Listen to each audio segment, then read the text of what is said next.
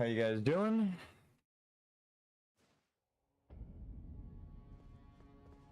Hopefully my internet doesn't go out again today. It was fucked all morning. And yesterday it was all weird, so I'm just gonna be watching the stream on my phone and also the OBS kilobytes per second down here and up here and up here. No, I'm just kidding. All right. We've beaten everything except Placidus X and the DLC. I'm saving that for the next run, which I know sounds stupid, but I might have discovered something. So we have every ending available to us though. However, we have the Mending Rune. There's only 6 endings in this game. There's Ronnie's. There's this Perfect Order, Death Prince, Bell Curse, the normal one, and the Frenzied Flame. Those are the 6. We also have Miquella's Needle. I don't know if you saw. We beat Melania. We can do the Frenzied Flame and go to Placidus X's arena. You don't need to beat him to cleanse yourself, so we can, after Horaloo, go adopt the Frenzied Flame, go beat everything, and then cure ourselves, and then also choose a different ending. So it's like, just because of this, we have so many options.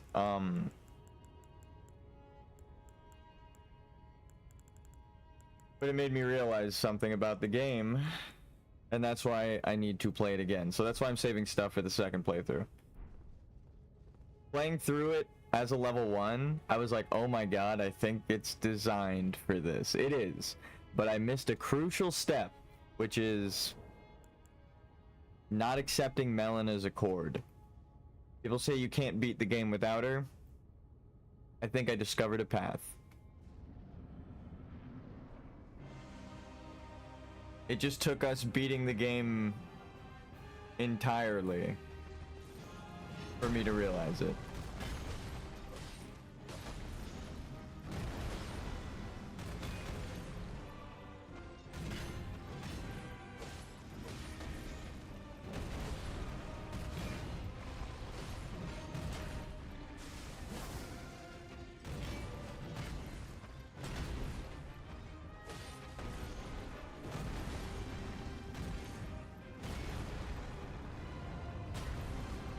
Stamina back.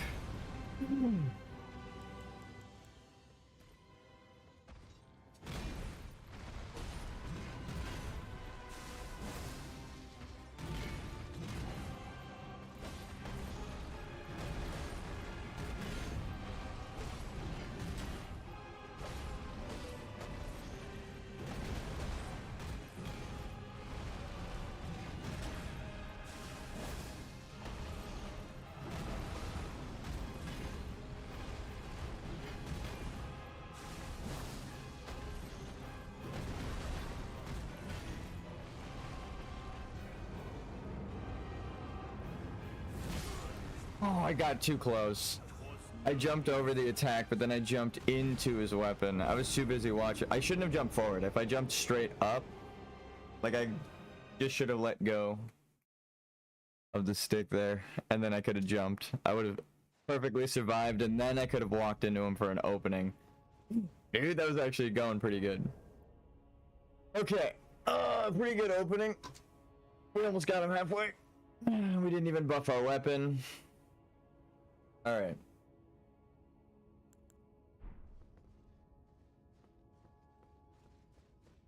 Let's warm up a couple times before we actually buff our weapon.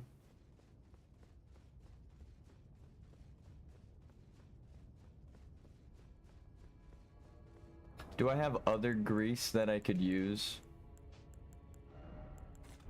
He's not weak to this, so I mean, might as well just use it. Extra damage. Practice run.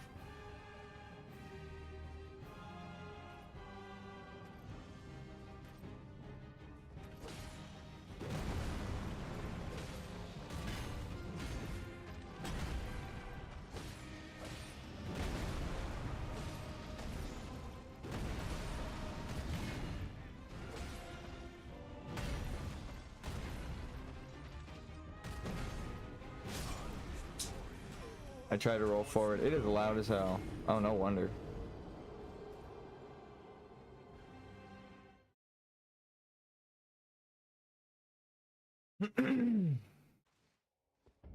It's not just about staying behind him. Say this is like his position right here, the top of this thing. You kind of have to stay like a minimum distance, like about this far. Because if you're this far, some of his attacks, this is a good rule of thumb for a lot of enemies in Dark Souls, not just Elden Ring, but they'll start up and you'll already be within the collider if you're pressed up against them. So they'll start an attack like that, but instead of even having to swing, as soon as they pull their weapon back, it's a hitbox, and then you take damage. It's pretty bad. You gotta be careful with like what just happened, where I jumped into him, and normally you jump over that attack and you survive, but I jumped over the attack and then into his weapon, which has a hitbox when he's bringing it down. So I actually didn't get hit by the explosion, I got hit by the axe.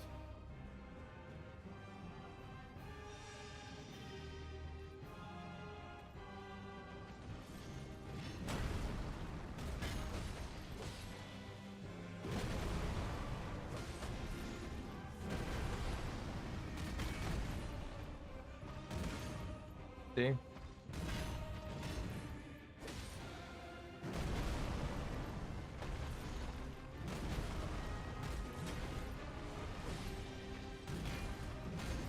I had my shield up, but we were like in the base of the weapon. He didn't even swing yet, and we started. Or like as soon as he began the swing, before the weapon actually swung, the back of the weapon was a hitbox, so it got me, right?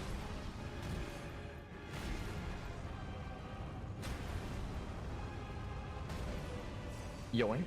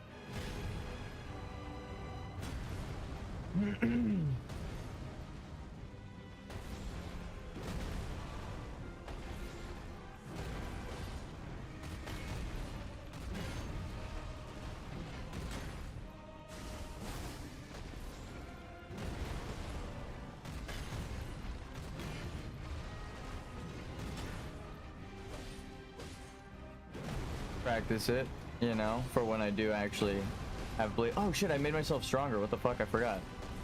I wish I could say that was coordinated on purpose. I forgot I had that talisman on. That wasn't my potion.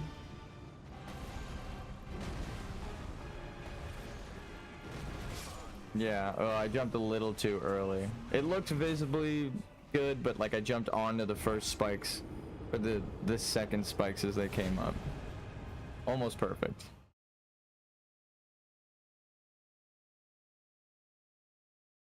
This is why I'm drinking coffee. Because I accidentally... But I mean, hey, I messed up a couple times, but it wasn't like a... like a... coordinated... Oh, the Godslayer. I've never seen it actually wielded. That thing's fucking giant. Anyway.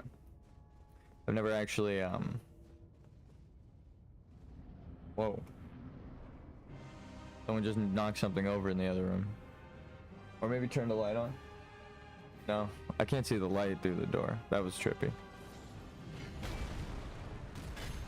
Or they didn't end up like, it was like the multi-attack thing, right? Like that. It didn't end up killing me like that. I was trying to trigger the successive attack thing. My character like sparks red and starts glowing. I do extra damage.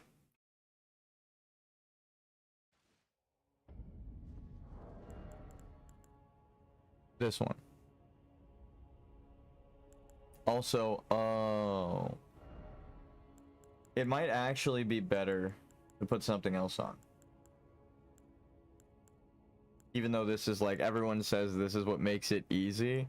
Our build actually gets stronger with the America source heal, and that doesn't give us health. It's actually not that. The Radagon build is not the one for us. We're forging our own godly path like America. And Mikola. Except we're honest with it. We're gonna Frenzy Flame and burn this motherfucking world to the ground. Because I need the achievement.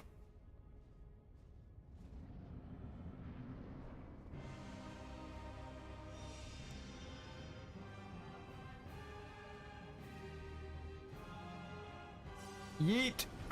Thank you. 424. That's actually 2 hits worth. That was actually not a waste. Yeah. I do like 200 per hit.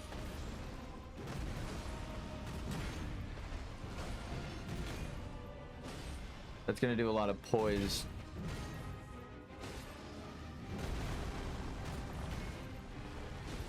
I might actually get him with a poise check really soon into the fight, just because of the two-handed attacks. Or not the two-handed. Oh, I should fucking two-hand. Yeah!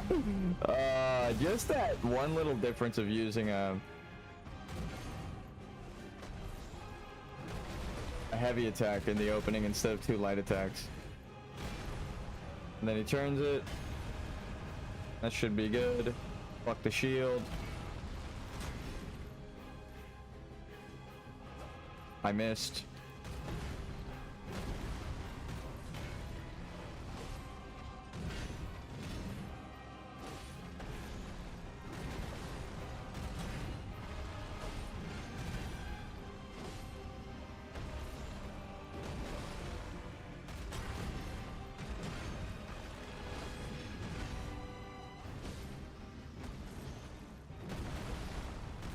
The successive attack buff is just always on. Fuck it. Oh my god, I was looking at the foot and not the weapon. Again, that is the trick. Do not look at the foot, because he puts it down like a split second before the weapon, which is the true explosion. And he kind of like does this thing where, like, say my foot and my foot's his foot, and the controller's the weapon. He does this. Ready? He lifts the weapon. He lifts his foot, right?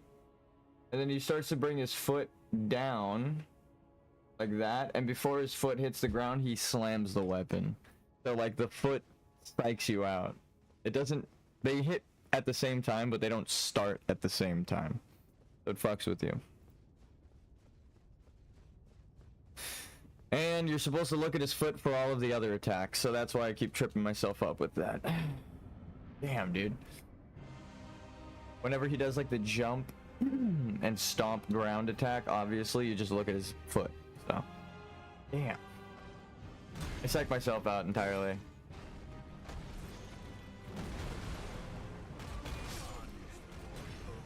Fuck me.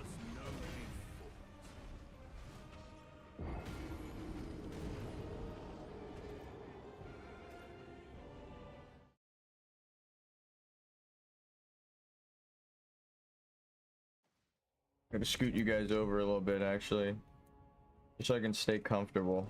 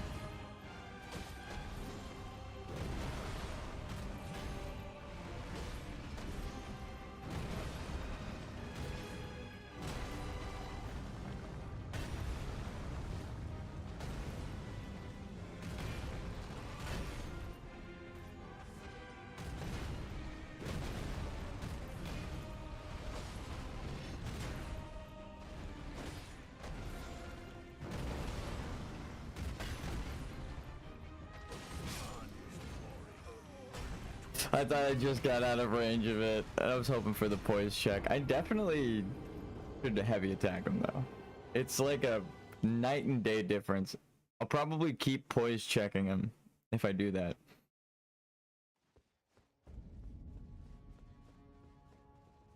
Heavy attack is the way.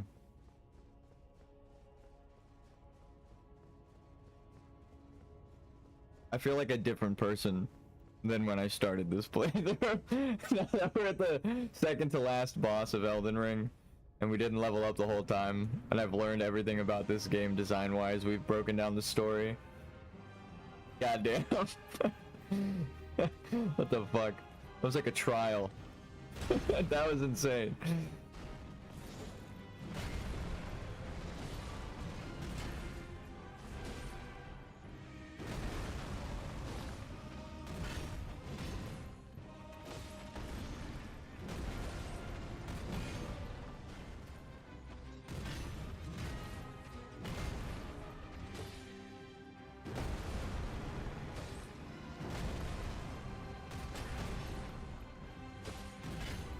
Oh my god, my shoulders tensed up so much there.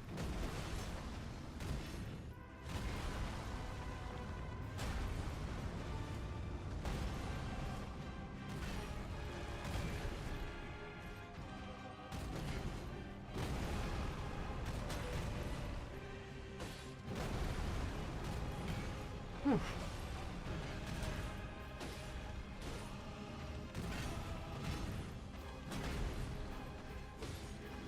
I should heavy attack. I'm just scared to. I'll say it.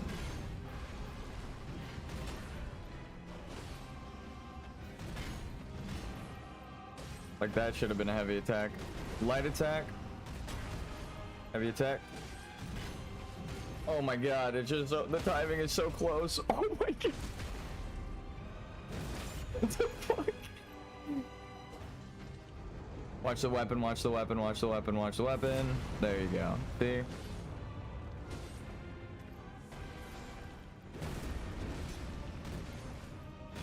Oh, I'm fucked. Oh, I'm fucked. Whew, I had to perfect roll that.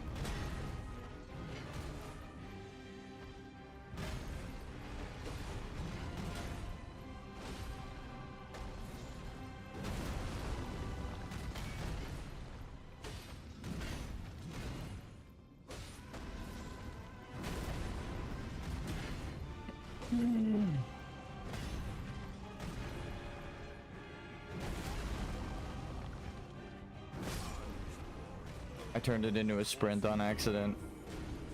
I pressed it, but I held it too long. Damn.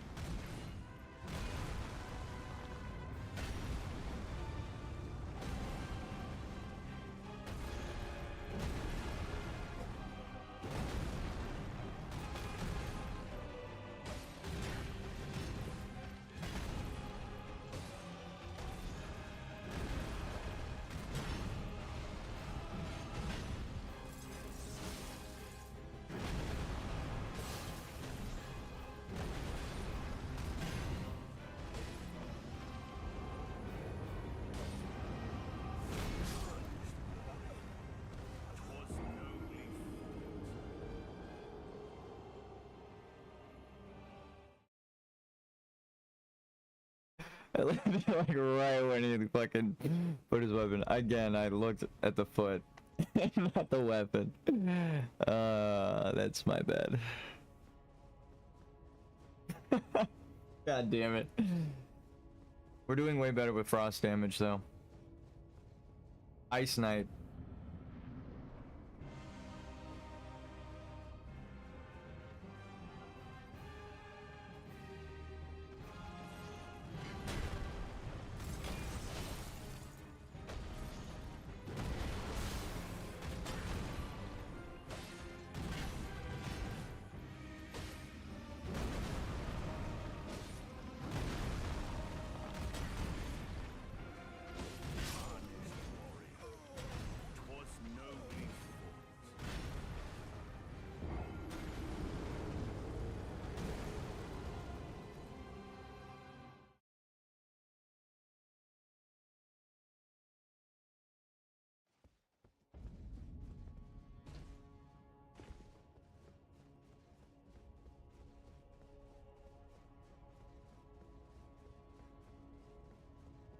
Only through desperate wild with the feral, or what is it? Only through desperate battle with the feral wild can one discover a god unique to oneself.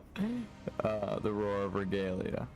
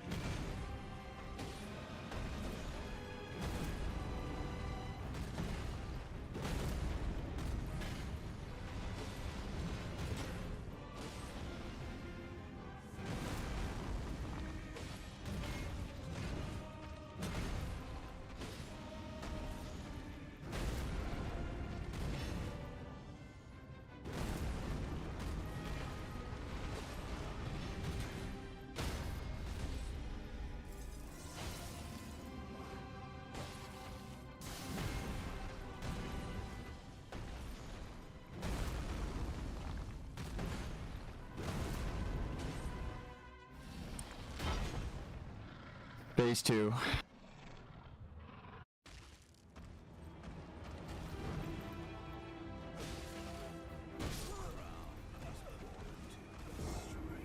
You kicked me right in the face. Oh man, that sucked. Again, I'm not even upset. I rewind that and watch me press that dodge button is all I'll say. Damn man, I felt like I pressed it. I knew it was coming.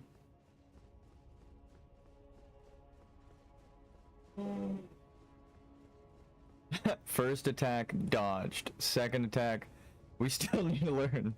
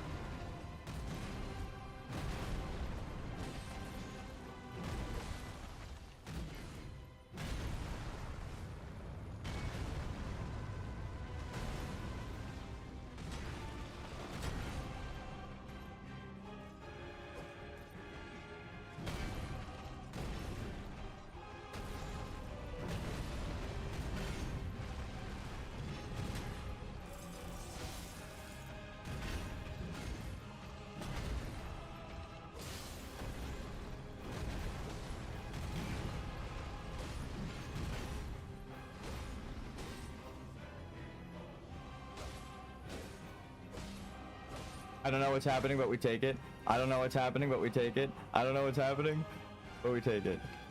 I'm letting my stamina refill. We're gonna poise break him. His AI just broke. His AI just broke. We take it. We take it. Phase 2. AI broken. Gone. Okay, you know what? I deserve that.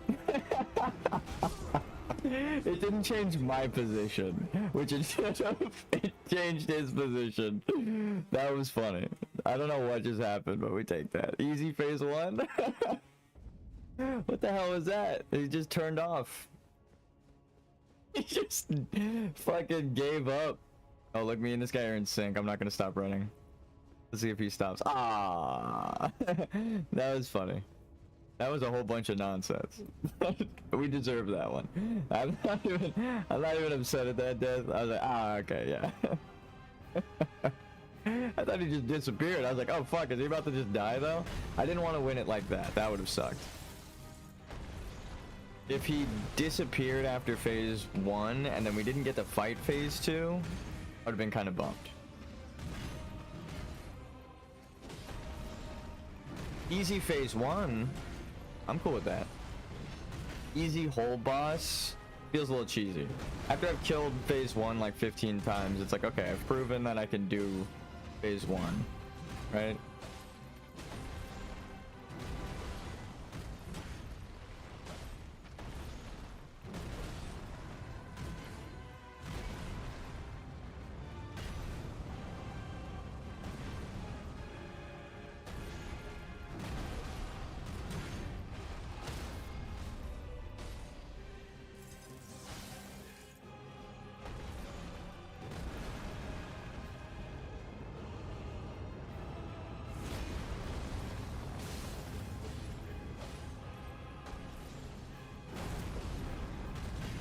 Right? Step forward, jump. Oh, I jumped super early on that. Fuck it. I'm so glad that I lived. Oh my god.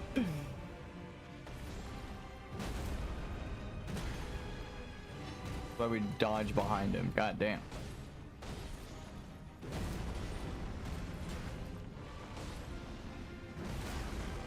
That's fine. Woo.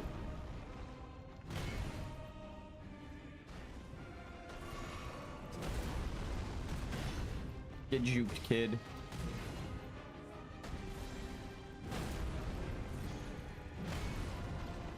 Phase 2. Phase 2. God damn, how much does it take to get him to phase 2? Phase 2. Okay, he's gonna run at me, he's gonna grab, we're gonna run backwards, then he's gonna kick me in the face. The shield out, run away, shield out, dodge towards him.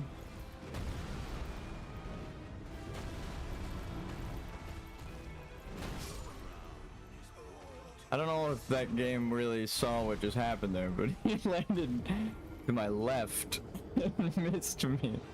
No, it's okay. He's a big dude. His aura killed me.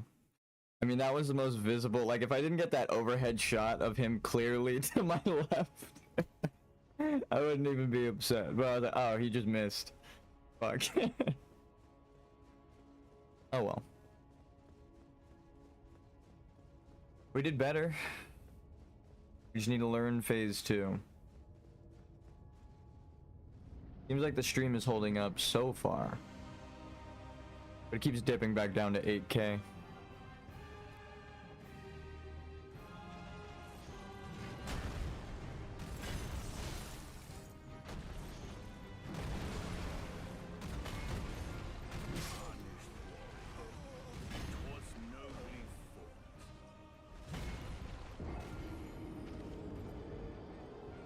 I think I got by the thing I explained earlier.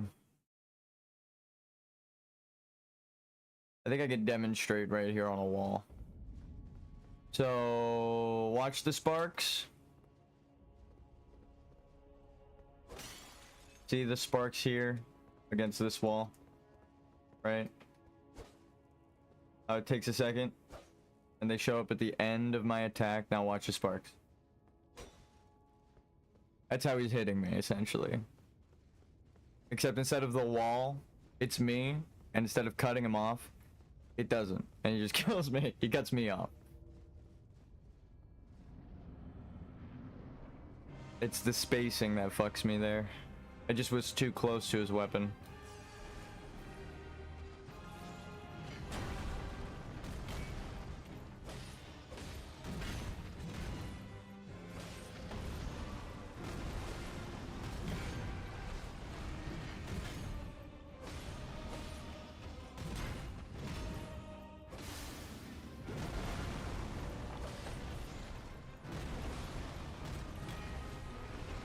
Does the boss slow down a bit when you hit him with frostbite? Because if so, I am going to be a frostbite bitch for the rest of my life. I'm like, oh, I could just make the bosses easier? I mean, if it's the same as you, they roll slower, right? Look, here's like recovery time. Oh. Never mind. He was doing a big move, that's why.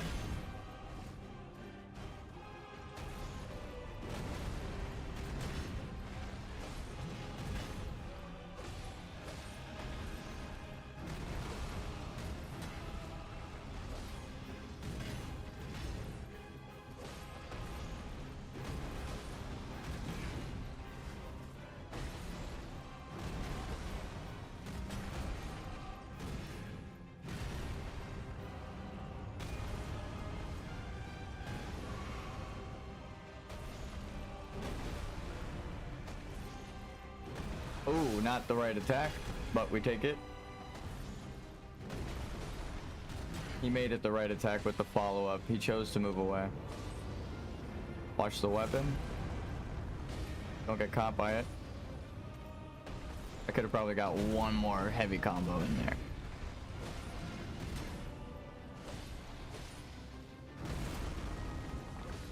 Keep your stamina above half.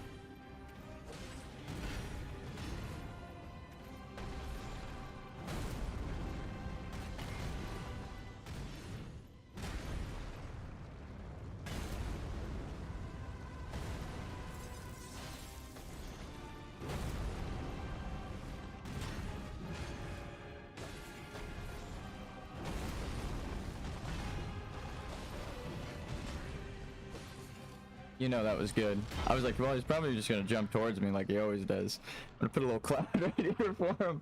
Get a weapon buff for phase 2. He kills his lion. He needs to go.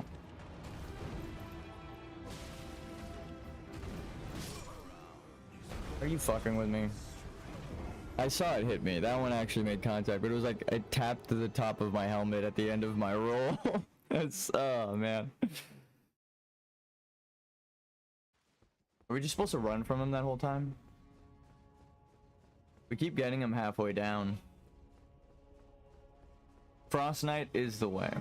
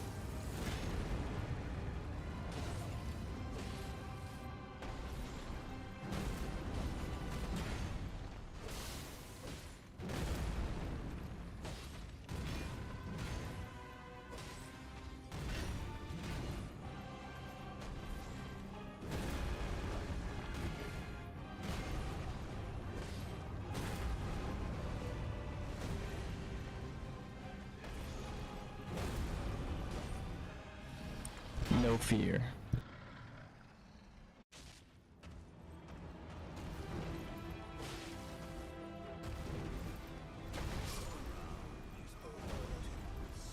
No shot is more like it. I was like in the air in my dodge and I died.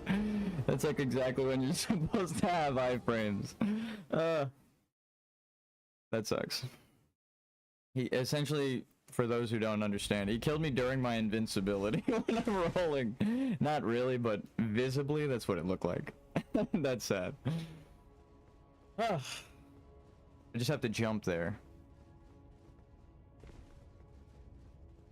I've just never really observed the combos in phase 2.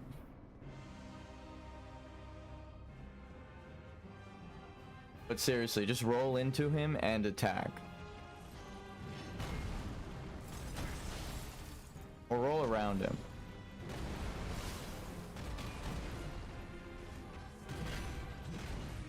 Heavy attack. Jump, light attack. Roll around him, heavy attack in the roll. Roll away. It gives you the timing to always avoid. Make sure your stamina goes back. Just walk, don't block. That's fine. I've discovered that it doesn't kill me even at level 1. So.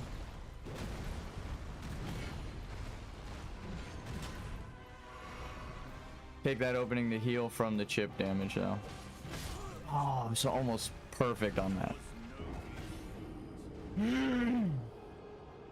That actually wasn't an input read. He attacked right before I did. So there's no way it was an input read. I just fucked that timing up royally. Damn. That was really good of him. He knew what I was about to do. I'm just used to Melania, who doesn't do a fucking thing. And then you let you attack her just like 6 times in a row. And then she does a waterfowl. Alright, let's go.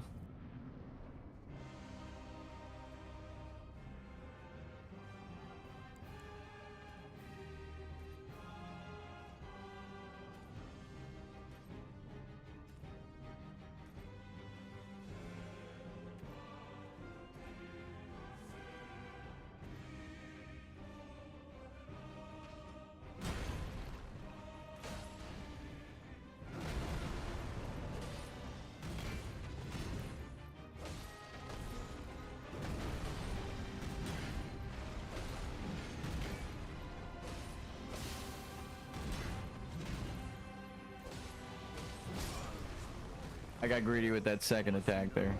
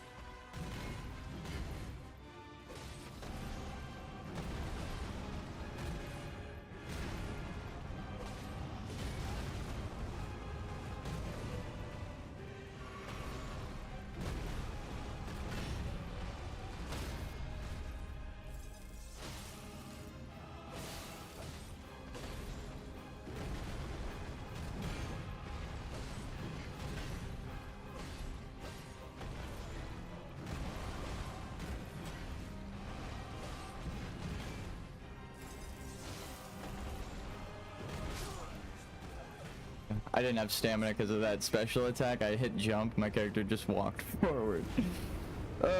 Dude, we're doing so much better though. I feel like phase 1 is mine. Even if it takes us a week to beat this first phase and then a week to beat the second phase, and then we're stuck on fucking Radagon till the end. This is the end of the game and we've done everything else. I mean, reasonably. I think I've seen a path through the game in my mind's eye.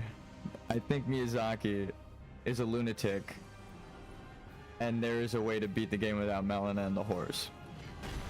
Is it really, really, really hard and stupid and you have to deduce the lore like we have done? Yes. But did they also give you a ring for doing the exact same thing before in Dark Souls 2? Yes. That's unfortunate.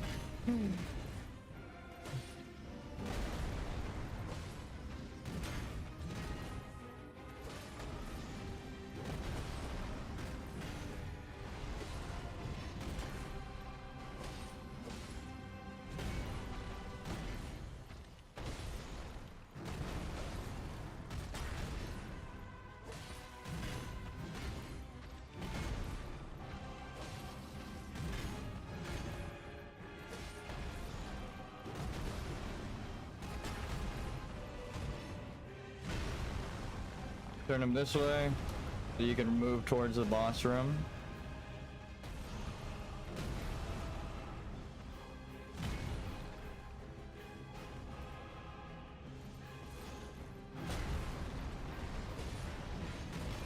Pull up your weapon now that you have the stamina to do it.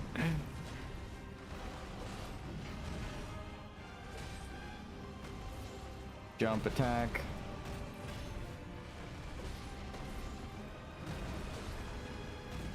You want to jump when his knee reaches the peak. He does a little flinch with his knee when you jump. Boom. Right? Watch his knee. Jump.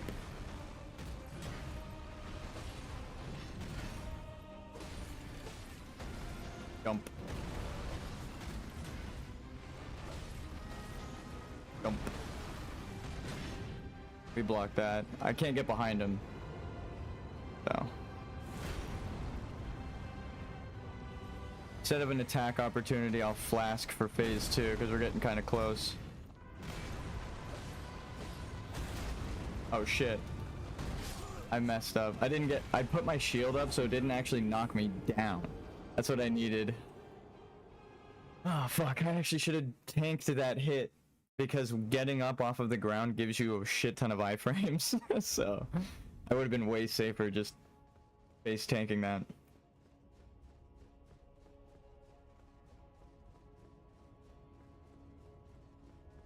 Fuck. Shield is actually fucking me over. It's good to survive smaller hits, but then you should like put it away for phase 2. Weird. You would think it's the opposite, but it's like as soon as he starts to transition to phase 2, put your shield away. With the big steps. When he's big stepping. 10 toes in. Nah, I didn't get it in time.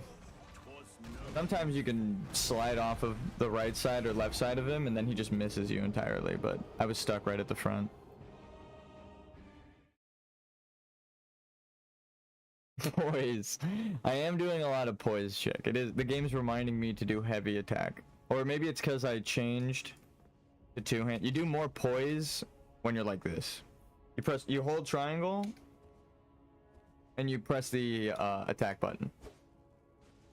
And then you can do, like, you'll two-hand your weapon. And then you can do it with your shield. Hold triangle, and then shield, and then you can block with 2 hands. It takes away less stamina, I think.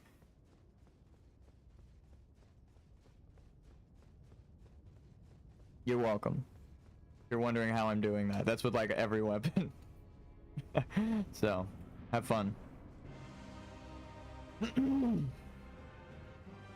You just discovered a new way to play. God damn it.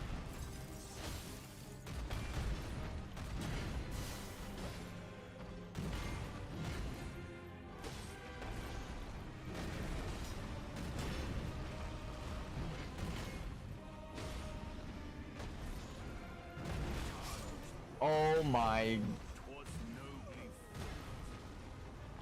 I don't even know what happened there. I jumped over the spikes, landed, and then died. that one hurt. That's what's been killing me? Bullshit? Dude. I felt like I kept dodging it. I was like, normally I dodge it. I don't know why I'm dying. Maybe I got too close to him. But he already was finished with his attack. And then I landed. And his spikes had passed. And then I died. That's the question mark I have there. If I didn't just fight him down to phase 2 10 times, dodging that exact move by jumping, I wouldn't be questioning it.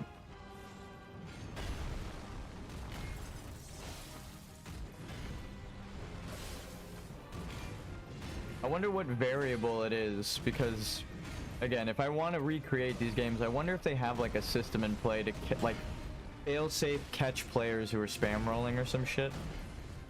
Like that should have got me. I didn't even press roll in time. That shit hit me in the face, and then I press roll. But nothing. And then he touches my head. He gives my helmet a little tap. I'm fucking toast. See, we take it. Watch. Look how many fucking iframes you get getting up. It's crazy.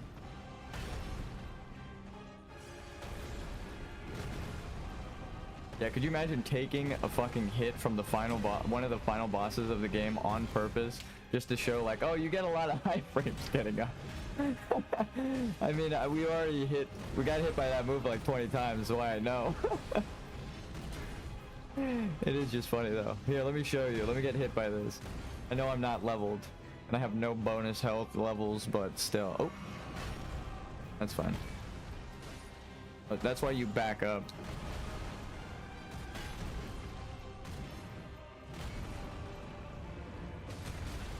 And then iframe. You get so many iframes getting up. It's fucking crazy. I think I'm just gonna tank that shot from now on. Use all of my healing.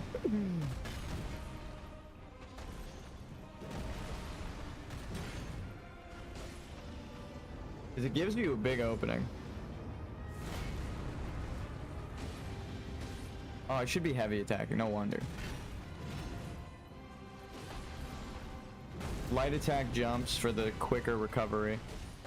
Heavy attacks when you roll behind them. This, you don't. You're level 1, you want to do more magic damage. That's what I've discovered. Also, he stomps a little faster.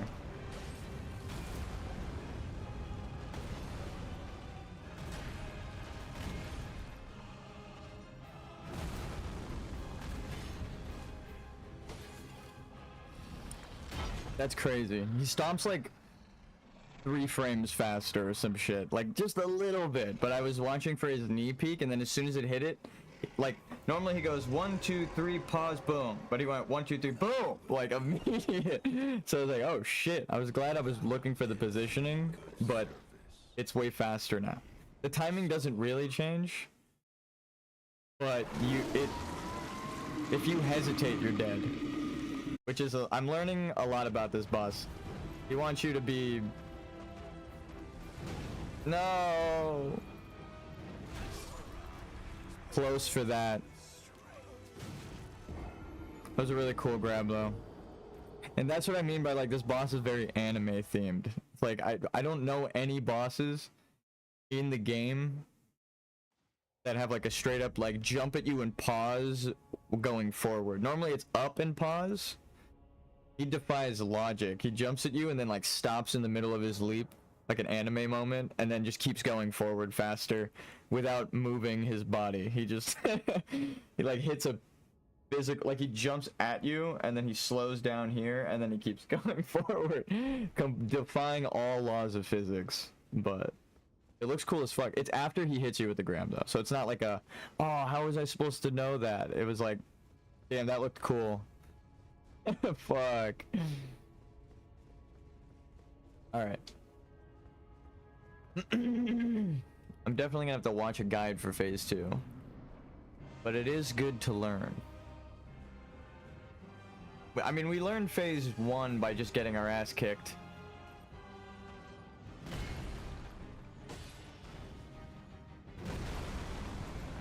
See how much slower that is to compared to like the I don't know what the fuck to call it. It's like a phase 1.5. There's a chance that he does a phase 1.5. Damn it, I got hit by the back of the weapon. Because we've gotten him down halfway without him doing that explosion move. Or we poised, checked him out of it, and then we killed him. Or not killed him, we took him to phase 2. And he just skipped that thing entirely, but...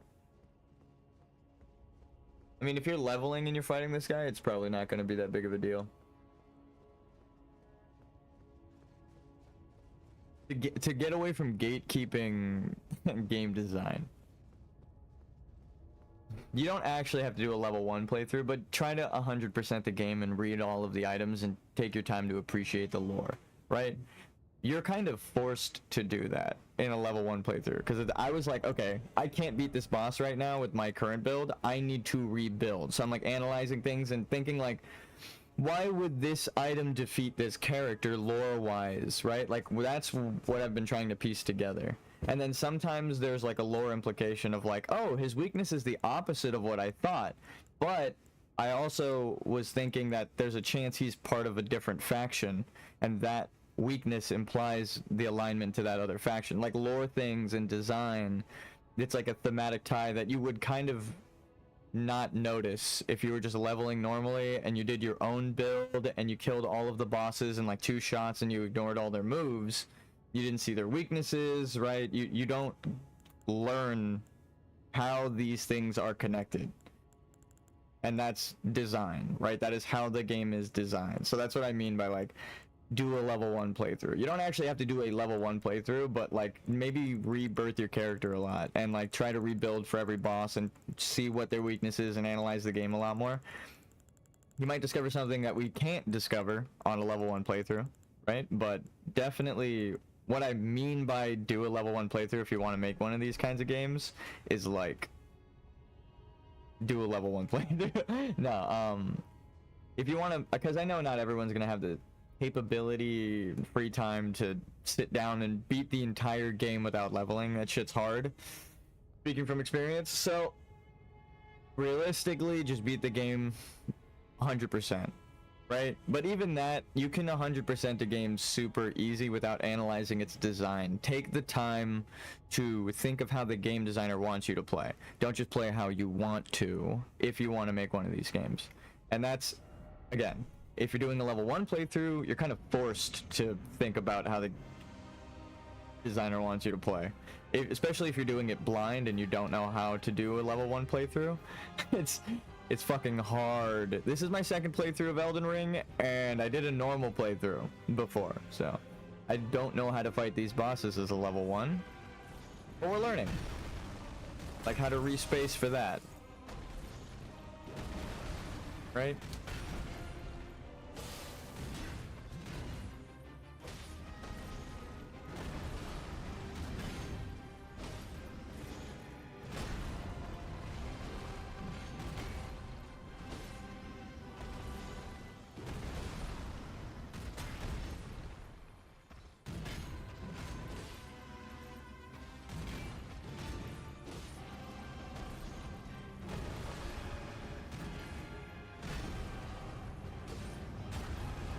Not this time, buddy.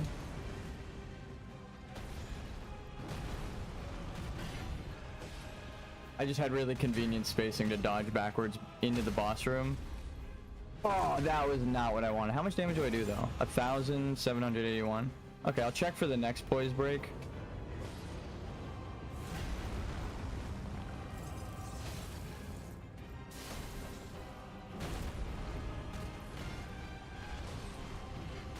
I'm gonna try to do just magic damage and see how much we do. I know I dodged, but it's okay. We get another chance at the poise break. So, 1,700 and what? I'm just gonna write down 1,800 because it was like above 50, whatever the fuck it was.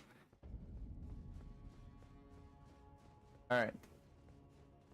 So if we can do more than 1,800 at the poise break with our frost and a beat down. That teleport distance was crazy though. That shit like, it was like a grab in phase 2. Just like blinked me in front of him. It was like, you wanted this, right? I was like, no. But, alright. Fuck. I don't do a lot of physical damage and it's entirely raw physical damage when you do that. Oh yeah, you immediately are gonna do more damage. You're immediately, I already know from that right there. I did 1,500 in the frost attack and 1 hit. Each attack afterwards does like 200 plus frost build up because you just buffed your weapon, but I'll still say only 200, right? So that's 400 on top of that. We're 100 over, and it can proc again, right? Later on in the fight during the poise break, so we can get a fuck ton of damage. Now that you definitely don't want to actually stab them. Poise checks are just a window for you to unleash all of your combo that you wish you could have the whole boss fight. Don't actually poise check them because you end up doing more damage the other way.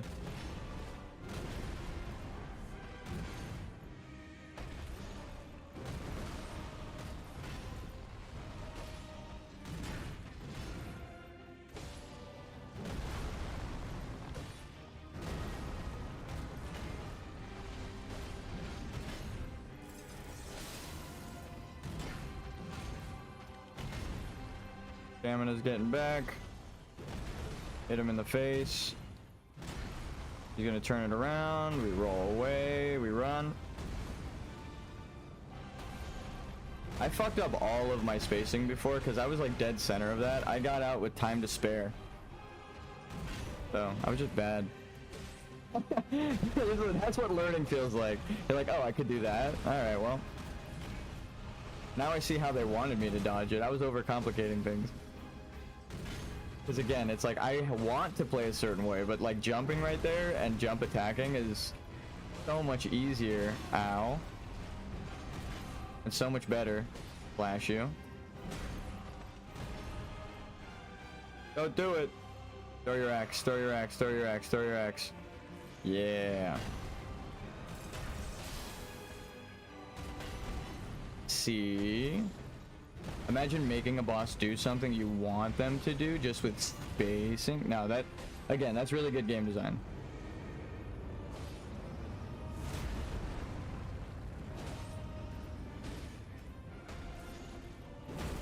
Yeah, 2 heavy attacks doing 900 damage with the frost buff. I can only imagine how much I would do during a poise check.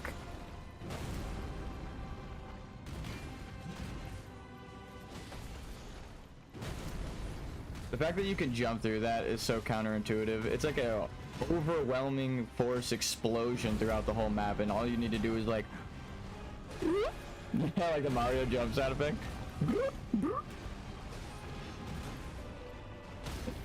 There we go. All right, how much do we do? Minus 400. Okay, that's fine. We got the proc.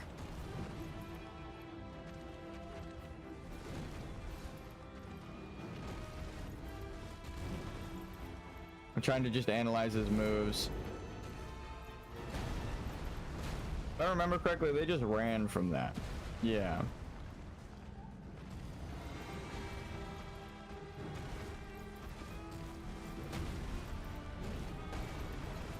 There it is. Isn't that cool? It's the grab move, though. It's not actually an attack. Oh, you can't roll through him there, and he backed me against the wall. I actually was dead no matter what, just because of my spacing. Fuck. I guess rolling to his right. I don't want to say seems to be the play, but it does. Rolling to his left, you get grabbed by the hand, and then the swipes keep coming out that way. But it seems like he's swiping with the other hand up and like over. So if you were rolling that way, he's gonna attack over you and just miss. Or you could duck. Could you imagine ducking his attack? That would be crazy. You got some fucking crazy boxing training if you can just be like, I'm ducking this boss's attack. I guess you would have to know that your duck height is a set height and see like, oh, I wouldn't even know how the fuck to test that. Like that right there, I know he misses when I go next to him. I guess it's the same principle but just horizontal, right? Or like their vertical height. Are they swinging that horizontal wipe above you like that, right? I don't think you could dodge over under that. That to the left, it looks like you could duck under it.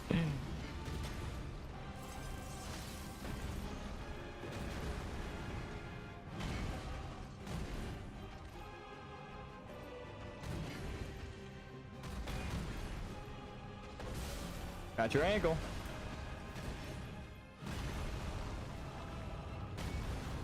Ooh.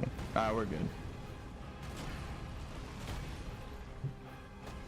Spacing.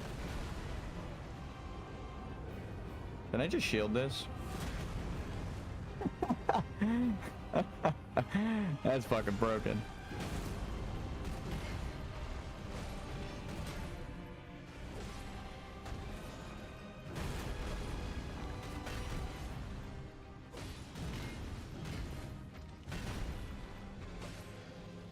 That took like all of my stamina. Back in the stamina. Do you have 10 endurance? Then you have enough. I barely had enough life to die there. I put my shield up too late. If you have 10 endurance, you have enough stamina to dodge everything in the game. I can't believe I'm saying that. Oh my god, you never need to level endurance. it's a fake stat. That's insane. You technically never need to level anything, but like I always wondered. That's like why I'm doing this. If I'm really breaking it down, dancing. No, if I'm really breaking it down, I always wondered like, do they give you enough stamina to dodge these fucking attacks? Yes. You just have to be good. It's the most painful thing I can tell my past self. Is you suck. You need to get better. That sucks. But it is funny. I'm glad I learned. I feel like a better designer, but it's embarrassing that it's like, all those deaths, all those levels, technically wasted. Because you don't need them. Miyazaki would be proud. He's like, yes, that's the whole point of the bear communion. You understand, believe in yourself, and you can overcome. You don't need the power of the runes, the souls of others to gain strength, right? Just nature, which is dragons. I understand why they're dragon smithing stones now to upgrade lore-wise, and thematically it would match the whole empower yourself with your own nature, your battle tendencies. Dude, this game is so well made, it's crazy. People want to make fun of the lore, and I'm like, oh god. It is so contrived and complicated, but that's the point. They know that people are gonna dive into it after like 7 games. People think it's like Elden Ring is the first in the series. Like technically this is like the 9th game that they've made, right? Like this. So they're pretty good at these games. They have, before Demon Souls, there's the King's Quest, but then there's 2 there, and then Dark Souls 1, 2, 3. Sekiro Bloodborne is 7. This would be the 8th game in the series if you don't count Armored Core as like a From Software Souls-like game. I haven't played it, so I don't know if you do, but that is just not, it's not even part of the list. There's so many goddamn games. So it's like, yeah, if you're like, oh my god, this is the first game in the series, like, I'm sorry. You have a lot of catching up to do. They tricked you with the simple marketing of spin-off. All you have to do is stop numbering the series and people will buy it. Bloodborne's directly tied to Dark Souls through the DLC. It's not a theory. There's a fucking Bloodborne NPC in the Dark Souls 1 DLC, and he's like, oh, I'm from the future. Like, not even like a guess. So, like, all the games are connected. That's my main theory, right? Is that all the games are connected. But I as someone who has been playing them, I understand Miyazaki. It's like the licensing thing. You can't connect anything to Demon Souls because then Sony owns it and it has to be a PlayStation exclusive. So they can imply connection. And Sony's cool with that because then it adds value to their game. But they are also gonna try and fight for exclusivity, right? Like Bloodborne not being on any other console, right? That's gonna happen with Sony. Or Demon Souls being the Demon Souls remake being a PlayStation 4 or 5 exclusive, right? Breaks my heart because that's Sony, right? Sony helped them publish. It breaks my heart, but if you're a game developer, that's why you know they're all connected. Oh, dude, I keep dying the same way. Sony essentially stole From Software's intellectual property with Demon Souls. If it were up to Miyazaki, this would be called Demon Souls 5.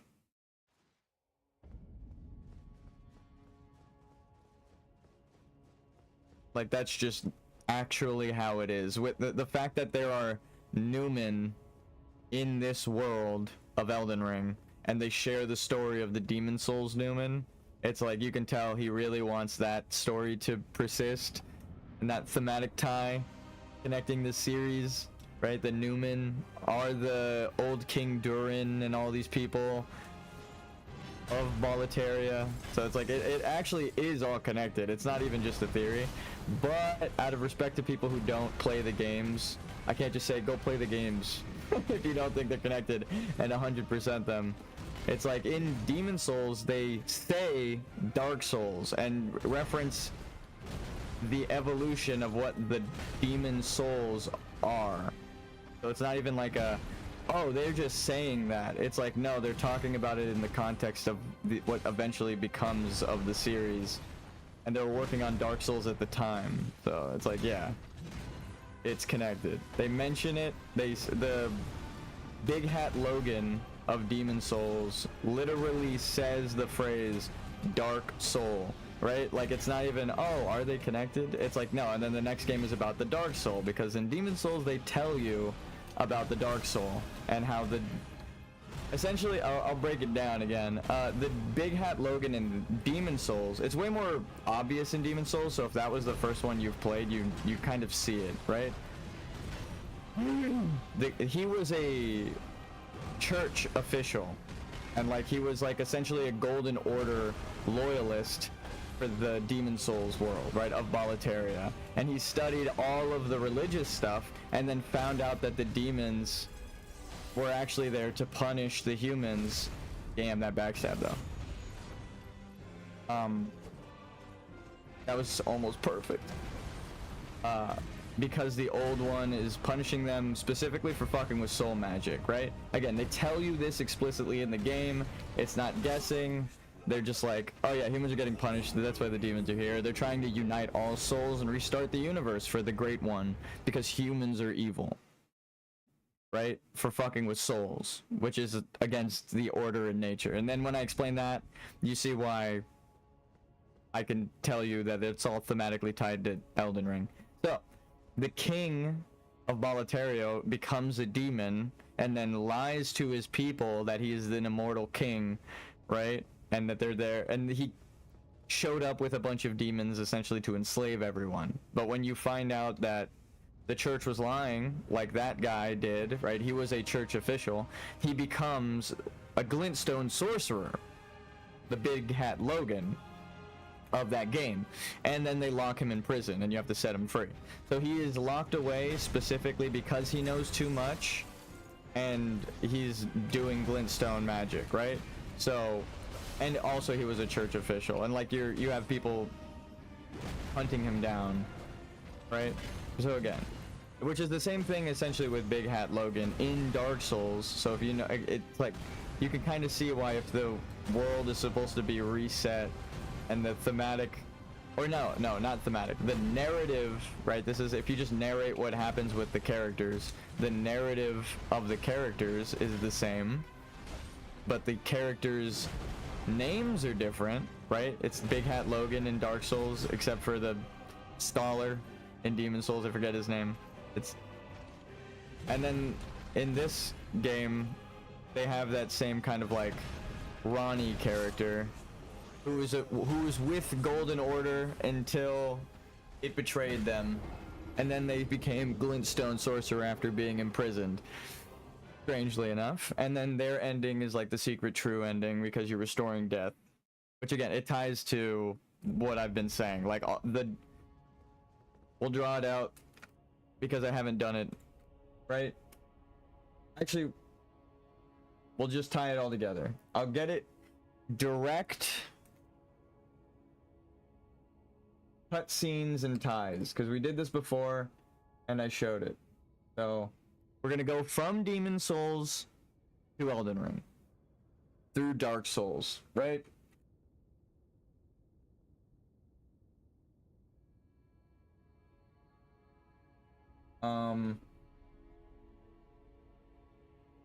And if I get the trailers up, we could do it really fast, because they just show you key moments that I'm talking about. It's like what I said with the whole Miyazaki shows you in the first 2 seconds of the trailer the most important thing, and then you don't know what the fuck it is, and then after you've understood all of the lore, you're like, I know what I'm looking at now, and I can't believe that he showed us at the start.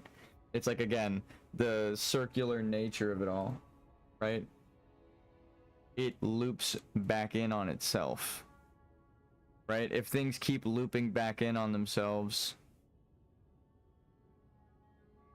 it just starts to make the Elden Ring. That's the whole point of the design. So that's why all of the stories eventually keep looping. But here, I'll do you one better. I'll draw it first, and then we'll watch the cutscenes in order, and then you'll see what I'm talking about. So you're playing through Demon Souls, and then at the end of the game, you have two choices, right?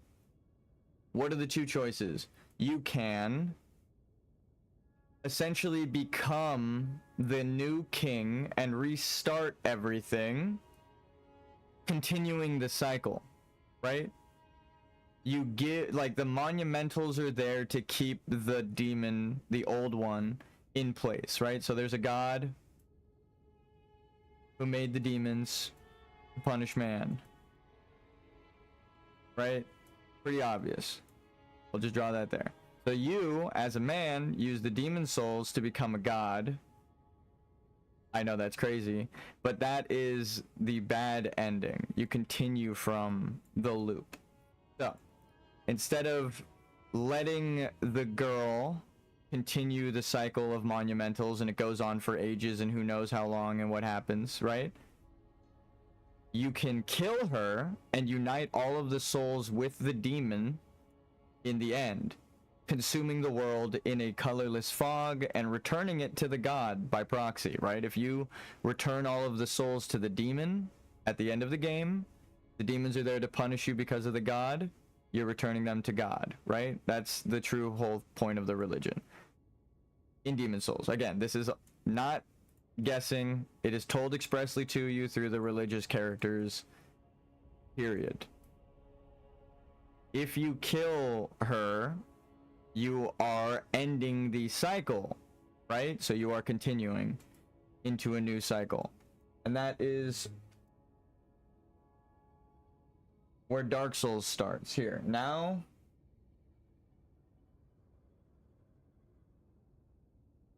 we'll pull up the Demon Souls cutscene and we'll end it, right?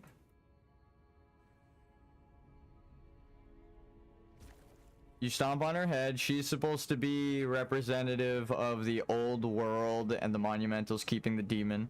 This is you entering. Right? The old one, created by the god, right? They're only fearing them and calling them demons because they are scared of humanity being erased, understandably, but humanity's being punished for their own crimes in this game world. So you are returning them to the demon, right? And actually, if you don't, and look here, and before long, the world will be engulfed by the deep fog. Look at the color of the fog in the gate, right? You are in the demon right now. It is a tree right? Bring more souls. So beyond the darkness, there are souls, right? Dark Souls 1 opening cinematic. So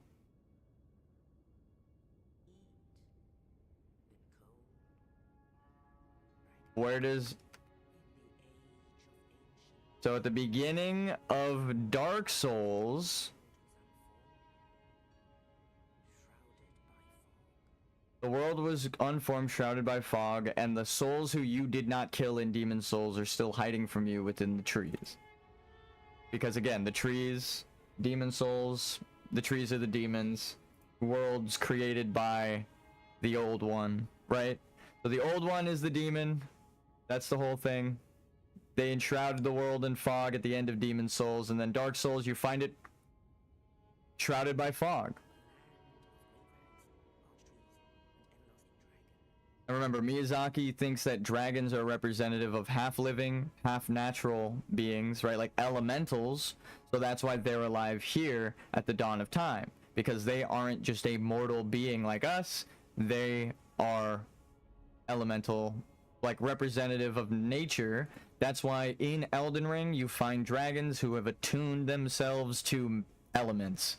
Glintstone dragons, what is it? Scarlet Rot dragons, death, ghost fire, what is it? Death flame or whatever the fuck dragons. Like there's dragons for every element because they are elementals. So that's why they're alive here at the beginning. Then you get the light and dark underneath, right in the core of the world. And this is where the furtive pygmy. So there were flames in the fog after the bad ending. So let's explain. They didn't get rid of man, they got rid of most of man. And then now Dark Souls. Let's draw a new circle. Actually, we got to draw it from the other end. You are the chosen undead because our Gwyn, you know, creates the Age of Fire so that you can... Well, there's a better way to draw the circle. Gwyn does everything he can to create the Age of Fire and does all that he can to cause you and other chosen undead to continue the Age of Fire. Keep the flame kindled until there's nothing but ash in the world, right? He didn't understand the significance of death. He feared it, so he kept having you link the flame and continue the time loop, right? That is why time gets more and more displaced with each cycle, right? And why there's time travel within Dark Souls. Because he is trying to continue an Age of Fire, period.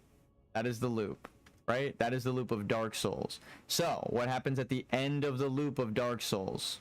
Dark Souls 1, you continue it. Dark Souls 2, you actually go to Gwyn's, you invade Gwyn's world to make sure you tidy up and end that one too. And then Dark Souls 3, right? There are many loops, many times that the people have joined together to link the flame.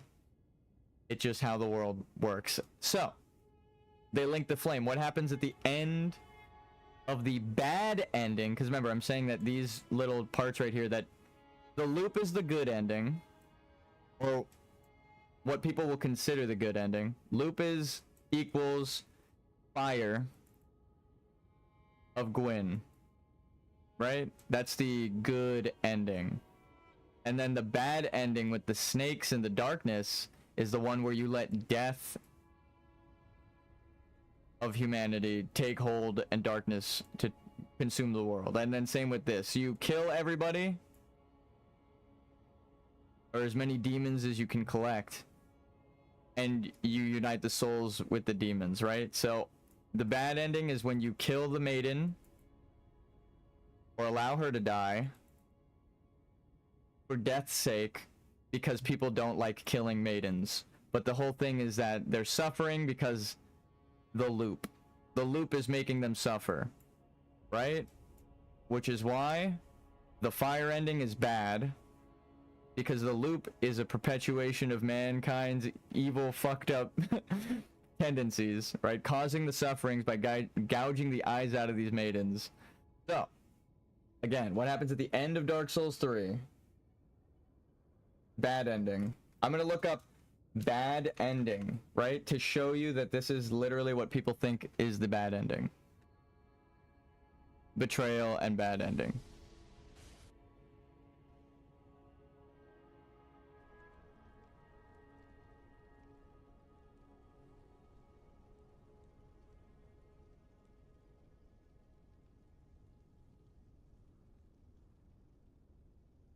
This one is even darker, actually. This is the one where you kill her. This one is the betrayal, not the just bad ending. But it's almost the exact same thing that happens. The first flame quickly fades. Remember, it's the bad thing. Yep.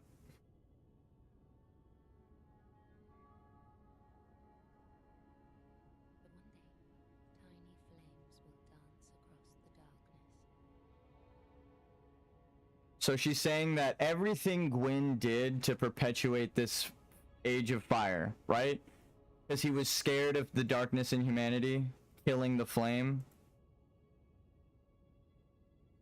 was useless. It was just his fear. He's a bad guy. Because he didn't need to perpetuate an age of fire. Beyond the darkness, there was going to be more light. Now, what happened? What was released afterwards? A couple of games, but Elden Ring. Tiny flames will dance across the darkness. Now, how do I know Elden Ring is the next one in the series? Like embers linked by lords past. Like, right? So it's somewhat like Dark Souls, but it will not be Dark Souls, is essentially what she's saying. But more so, aside from the betrayal, you kill her, yeah. So let's pull up the last connection. There is one element that is new to Elden Ring.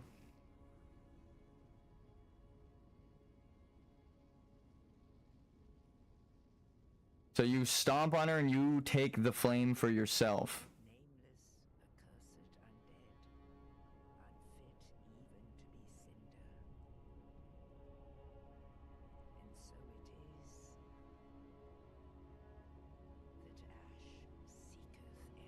And that is the prophecy in Dark Souls 3. Ash seeketh Ember. This is the canon ending. And what happens? You take over the world as a murdering fire god. Now, again, what is the one elemental type that is not within any of the Souls games? And they could have replaced with Frost and did not need to exist, and only thematically ties this with Dark Souls, the Frenzied Flame.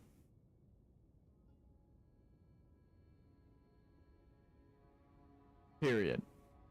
This did not exist, madness, in any of the other games. All of the, there's bleed, there's frost, there's death, there's poison, there's every single thing. Holy lightning, all of it. Fire, fucking every kind of magic except Frenzied Flame.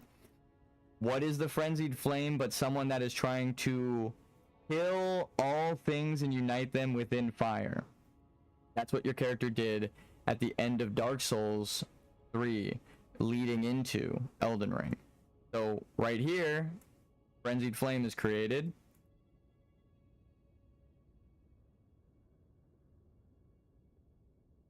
And that's Elden Ring. You're welcome. They're all tied together. Now let's go kill this boss. They don't even paraphrase or let you guess. They tell you that there will be more, and then there are no more Dark Souls games. It's Elden Ring now. But it's like people collecting embers and like the lords of the past, but these are different lords. Now we're the lords of grace and gold. And the only Lord of Flame that we know is a murderous lunatic. So, thank you for coming to my TED Talk. I already know I'm right. I'm a game designer myself, and I respect Miyazaki. I've also been playing these games since 2009. I have my original Demon Souls disc. Here, I'll show you.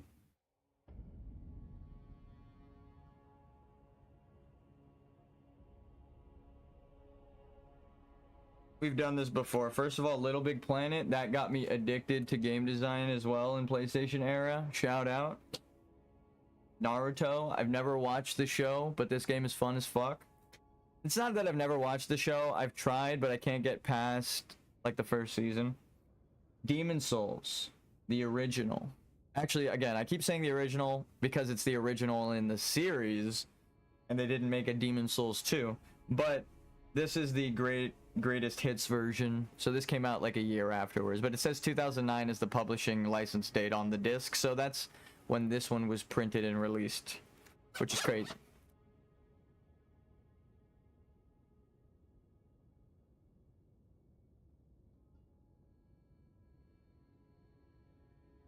All right, is my stream disconnecting though? My phone is acting weird. It says the stream is still live, so I'm gonna trust it.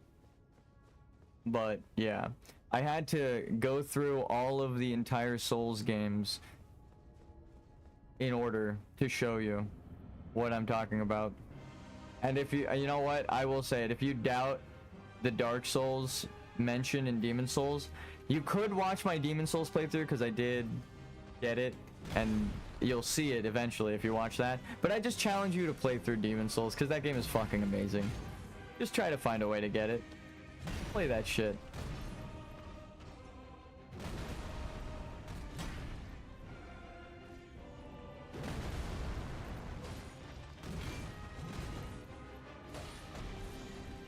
But yeah, this is like the 9th game in the series. They tricked you guys by just not putting a number by it and naming it something else. Sorry to break it to people, but if you don't like Demon Souls, you actually probably really like Demon Souls. It's the same thing. It's the same thing. Actually, dare I say, it's better, because the most complaints that I've ever heard about Dark Souls and Elden Ring is the lore is contrived. Demon Souls makes it very, very clear. That's also why I know what I'm talking about, because they just kind of spell it out for you.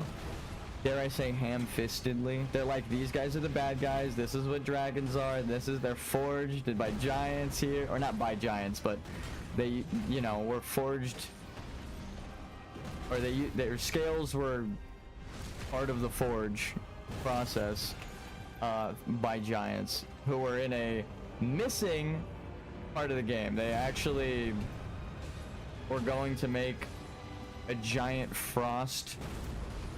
Again, when I explain what Demon Souls is missing, you're like, oh, that's just Elden Ring. Demon Souls was going to have a section of the game, one arc stone that's missing, and it was supposed to be a frozen ruin based around the giant civilization. When you say it out loud, and then you remember the entire last quarter of the game, you're like, oh yeah, that's 100% what the fuck. They know what, they just keep retelling the same story. Respect? Motherfucker, dude. I'm never getting that timing. It's better to go around his left side. We keep getting him about halfway. But we've gone through and actually somehow kind of avoided spoilers. Like, we went through and explained everything, but like, if you go and play through the games, like, all of the NPC quests and deaths and everything will still have impact. Like, we didn't spoil anything, but we explained how all of the games are connected. We even showed an ending, but it's because there are multiple endings. It's like, well, that's technically a spoiler, but it's like the worst choice, and the only way to do that is get to the end and intentionally murder her. So it's like, you can't really do that one on, you know, on The only way you can really do that one is when you really want to do that one. You get to the end and she's kind of there and you have the choice of walking out of the room or walking all the way to the end where she is and attacking her. So it's like they give you the 50-50 option, but it's meaningful. It's like this girl that has been leveling you up the whole time, again with why I think I know the way that you can beat this game without Melina. The girl that has been leveling you up the whole time ends up being the one that's perpetuating the age of fire, essentially, in Demon Souls. She wants the monumentals and everything, but she's kind of the same as Melina in this. She doesn't believe in the monumental torture and everything that has happened, but she also thinks that everyone deserves life, right? She thinks that people deserve to live, and she would sacrifice herself for it. So that's why she's kind of like, I'll hold back the demon. That was why I was like brought up. That is why I gave my eyes. But then again, she's perpetuating the suffering of others because when she dies, someone will naturally have to take her place. So they will have to gouge out the eyes of another child and raise her to be the maiden that takes that girl's place. So, and that's the monumental kid, I think, in the game. And that's why it's like the same thing in Elden Ring, again, and Dark Souls. There's ways to go about it, but they were way more like linear with the story back then. You essentially have to kill one to even get the game going. So you have to level up by talking to her. But again, and it wasn't until Dark Souls 2 that they started rewarding the player for getting through the game without dying, which is insane. Just the fact that I said that out loud upsets me.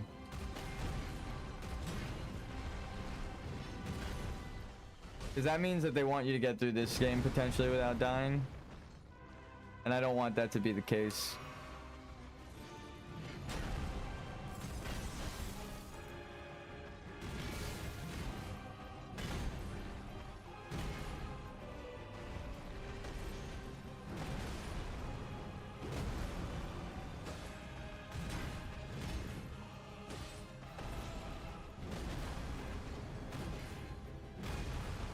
Bonk.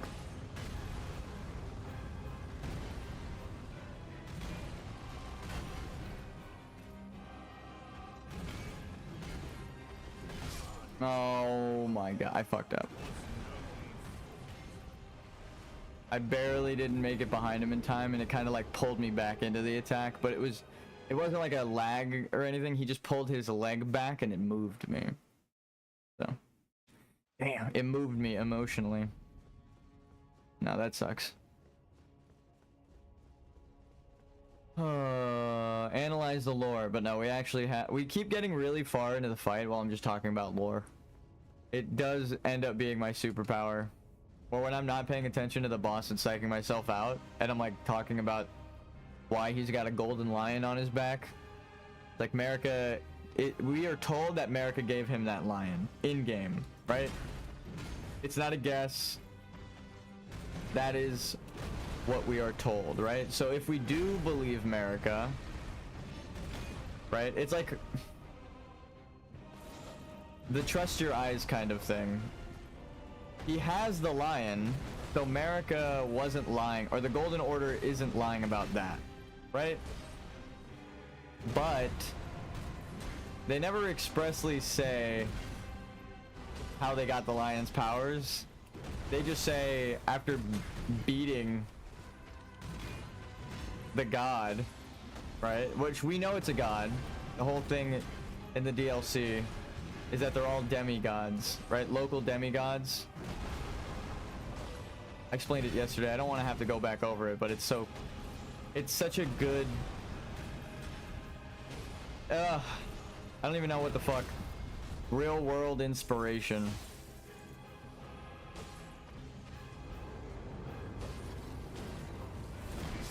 I almost got it in time. My character started the second roll but died. If I did it faster... I dodged with the first roll, and then if I just kept spamming it... If I did it like a little earlier and then kept spamming like I had, I would have went right through that. Fuck, dude. It's better to jump. I'm not even going to try the roll timing. Just look at the weapon and jump. If you're having trouble dodging that move, look at the bottom of his weapon. And then as soon as he's about to attack with it, jump. Don't look at his foot. Look at his foot at all of the times except when he's doing that slow ass build up. That's what keeps fucking killing me.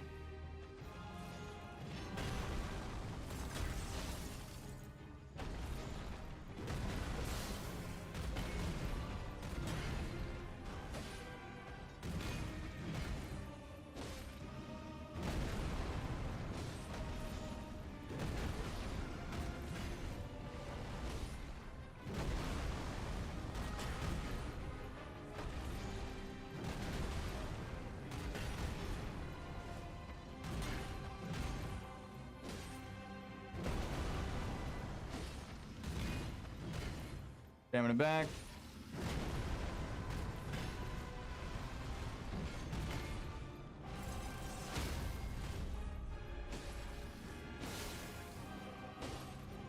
Oh yeah.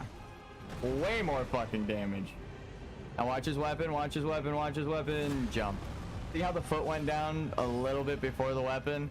That's what fucking kills me. It fucking kills me. I'm laughing at my way into the loony bin. As a diagnosed person with anxiety, I can make fun of myself with that.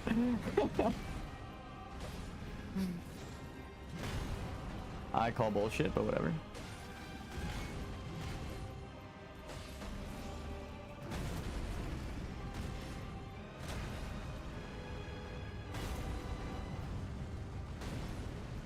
Back against the wall, praying that I was far enough from the attack.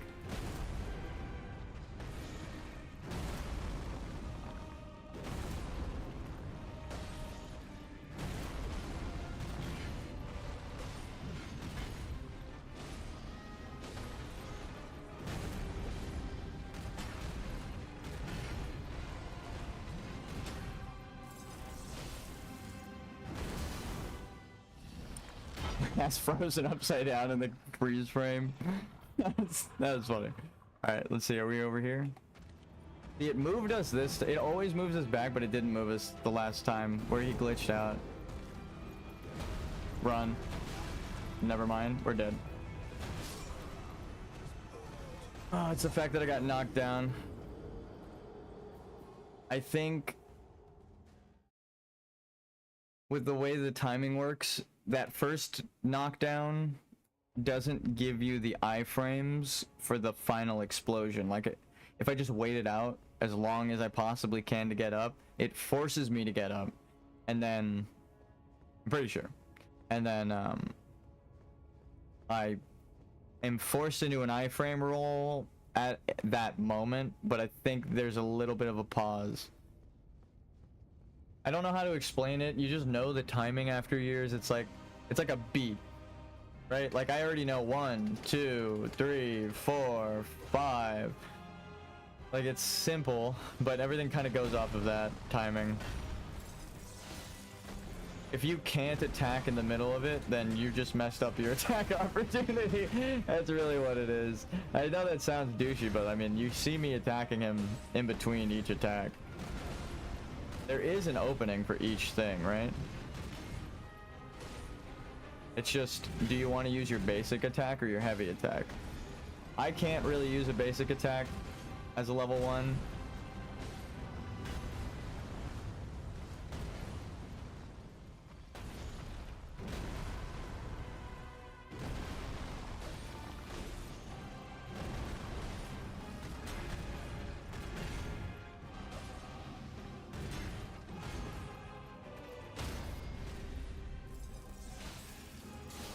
One, two. Holy shit, we do so much damage with that. The 200 from the previous attack went away.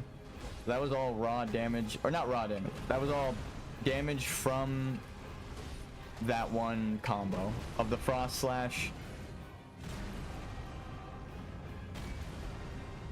and the attacks. Watch the weapon, watch the weapon, watch the weapon.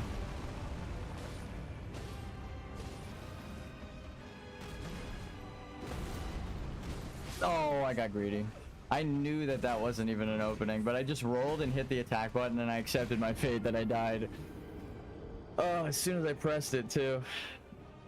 Essentially, when you roll an attack, you're locking yourself into an attack roll. It's a different thing entirely, right? Like if I roll and attack, I do that stab, but if I roll and then attack, I do an overhead. So the attack is different when you hook it with your roll, or you buffer it from your roll into the attack, but then that gives you the timing to roll away, right? You roll in, you hit, you roll away.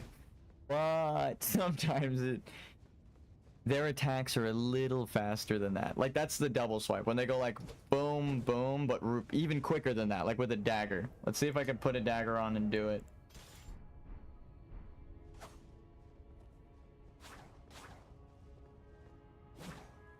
Hold on. Like that. Boom, boom. That is the attack speed that kills you. When you roll and stab, you can't roll out of that. You might be able to barely, but if you mistime it by like a microsecond, you're gonna get hit. Alright, I'll be right back. I'll get more coffee and feel like I'm doing better in understanding this boss. I've only learned how to dodge the opening move. Actually, that's not true. I'm getting better at phase 2. I'll say that. Because that last phase, I actually dodged a couple of attacks. Maybe, actually, I don't know if it was the last one, but we did pretty good at one of these attempts. We just gotta keep trying. Until we learn both phases. We went from not knowing either phase to now I know how to fight phase 1 better.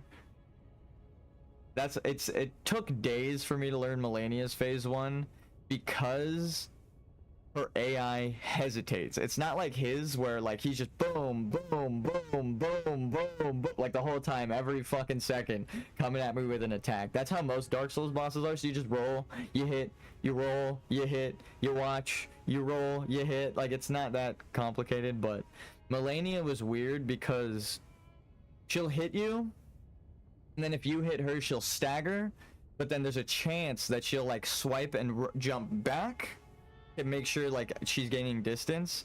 It's like that was a complicated fight, Melania, and I understand why they said that they themed all of the DLC fights after her, because Rolana of the Twin Moons or whatever is also fucking hard as hell. I remember just fighting her normally on my normal playthrough and it was rough, so I'll be right back, guys.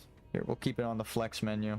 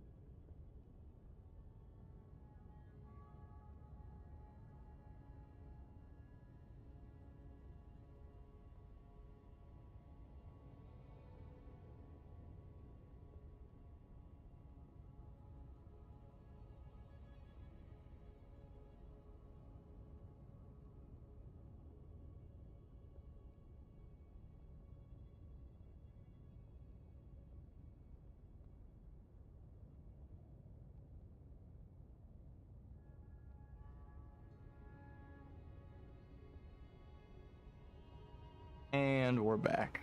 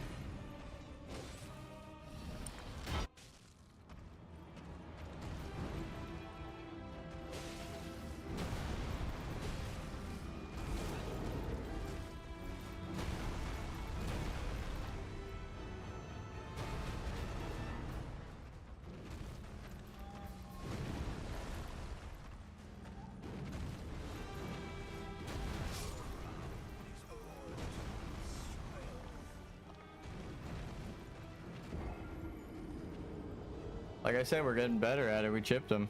Nah, not really. Actually, I don't even know if I made contact. He just has pretty low health. When we have to get about halfway through.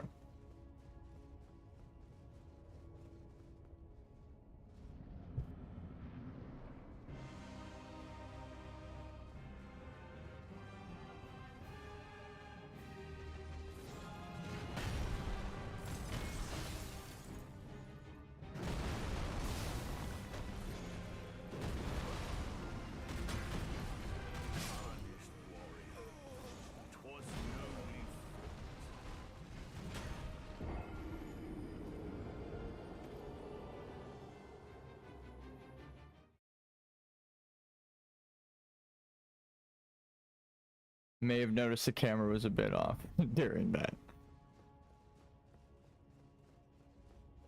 Distracting myself. It looks like the camera's good. I just readjusted it. I'm gonna turn the second monitor off and mute the mic. Just going in. Study mode.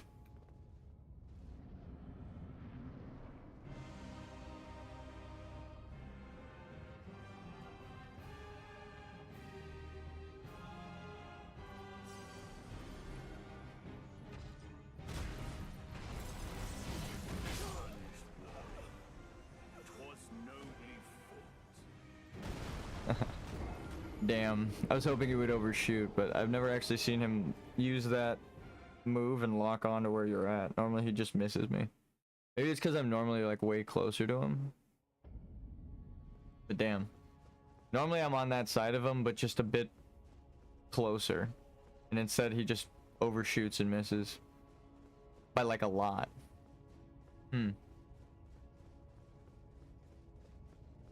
This is why I try to get him to do the jump attack.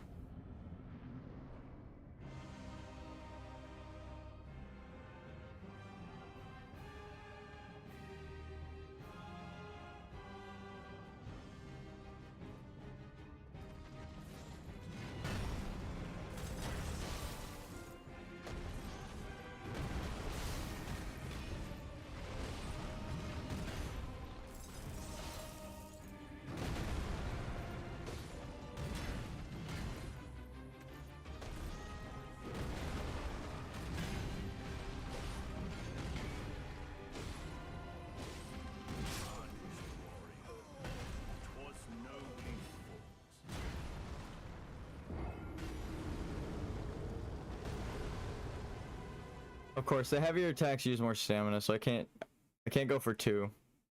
I have to use 1 in the opening. I see you, Miyazaki. I see your balancing games. That's actually smart. See, I wouldn't have learned that. It's one of those things. I feel the timing. I understand what the fuck the reason I died there, but why it's coded like that. And I'm not even upset. I'm like, oh, that taught me that I only need to attack 1 time per opening. But it looks cool when you do that, so it's like the perfect timing. Don't get greedy, just attack once. Some of them, like when you would use the frost, right? You can attack twice because the timing lets you, but other times you should just attack once. And don't charge it, so just like, you gotta tap it. It's so goddamn particular. But I see you, Miyazaki.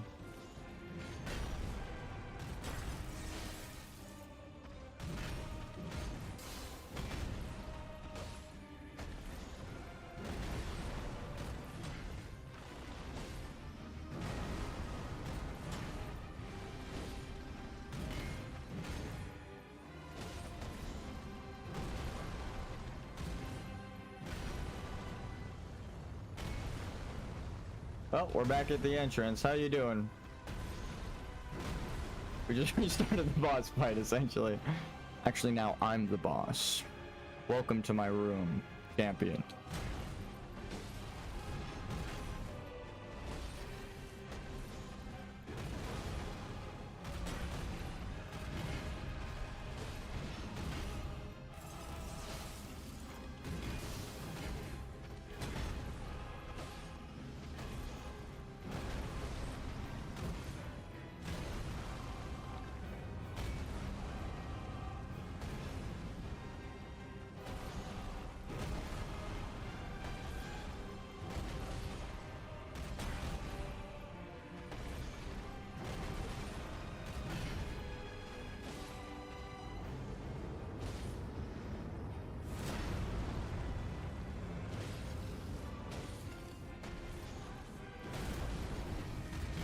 It does not look like you should jump through that.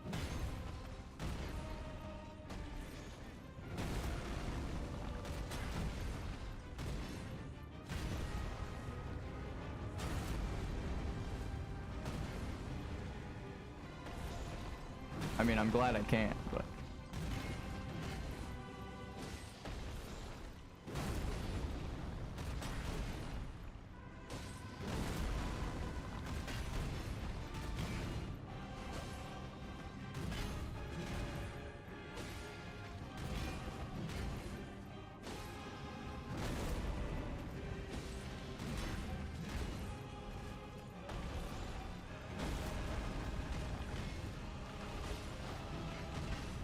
Oh, I'm out of stamina.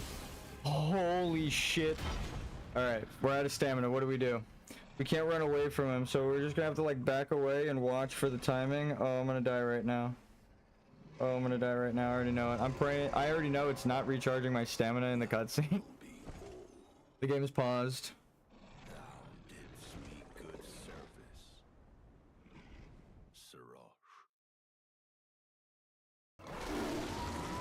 Alright, I'm accepting that I have to fight the boss again right now. Like, I'm already accepting it.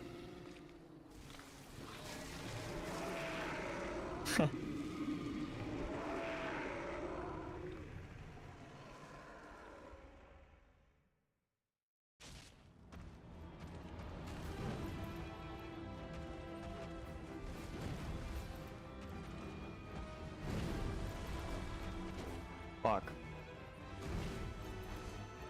Do we just run?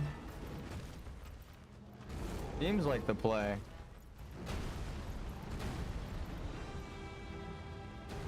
I should get the Opaline tier. That'll help me learn a bit. I mean, I already have it. I should just put it on. See? I wouldn't have died there. Oh, that's a combo.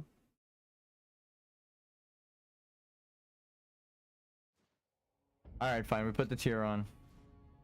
What do I even have right now?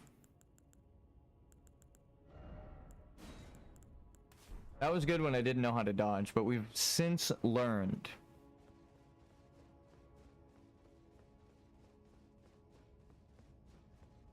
Your physics should be used to pick up the slack where you need to fight the boss, right? You need an extra physical attack. You need to take like 1 hit extra.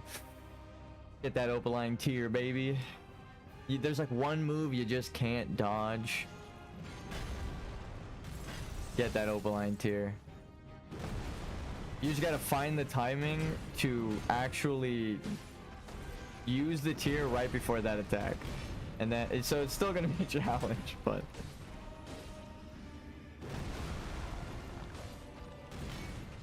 I believe in you. It's a way fucking easier challenge when you have an invincibility bubble, let me tell you. You might not need it, you might use it for something else, and then you kill the boss. And let's be honest, sometimes you get lucky and the boss doesn't throw a single fucking move at you.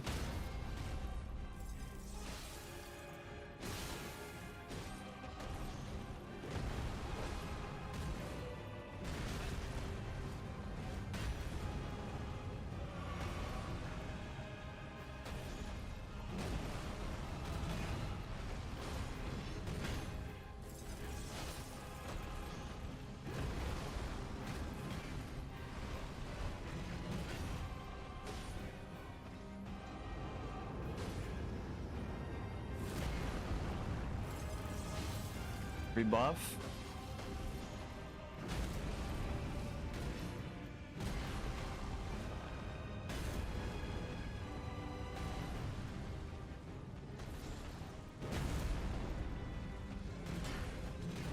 I don't know why I was guarding like that. That's like a fucking troll dance. It just makes me feel better, okay? There we go, that's why.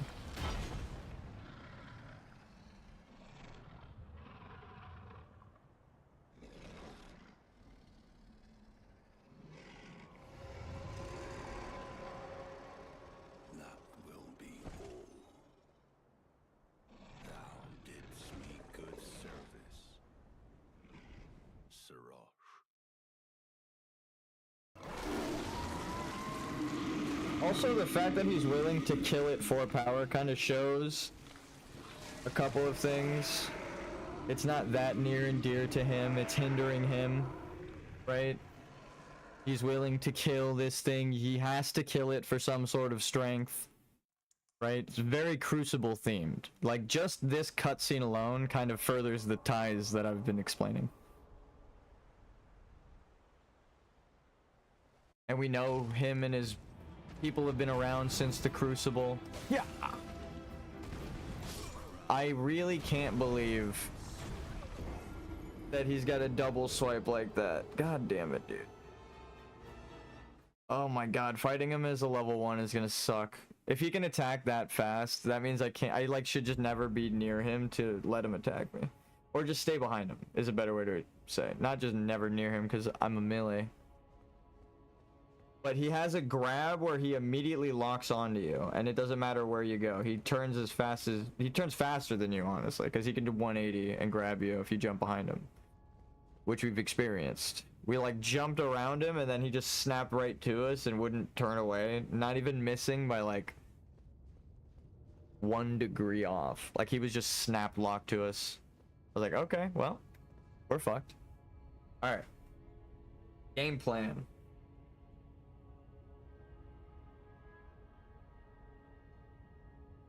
Phase 1 is done. Trying to analyze phase 1, we got it. Dodge to the left twice. Dodge forward to the left like this while you're locked on. And you will, very conveniently get behind him. Like this. And then if you're close enough, that should be the direction. Watch, ready? I just needed to buff my weapon. Oh, that was bad. Barely missed it. If I kept backing up like I usually do, I would have got that, but I stopped because I wanted to walk forward for a hit. Realized he was too far, walked backwards, and then he was stomping. I should have jumped. Actually, no, it would have still killed me because I would have jumped backwards and landed on the fucking hitbox. It's like a wave attack.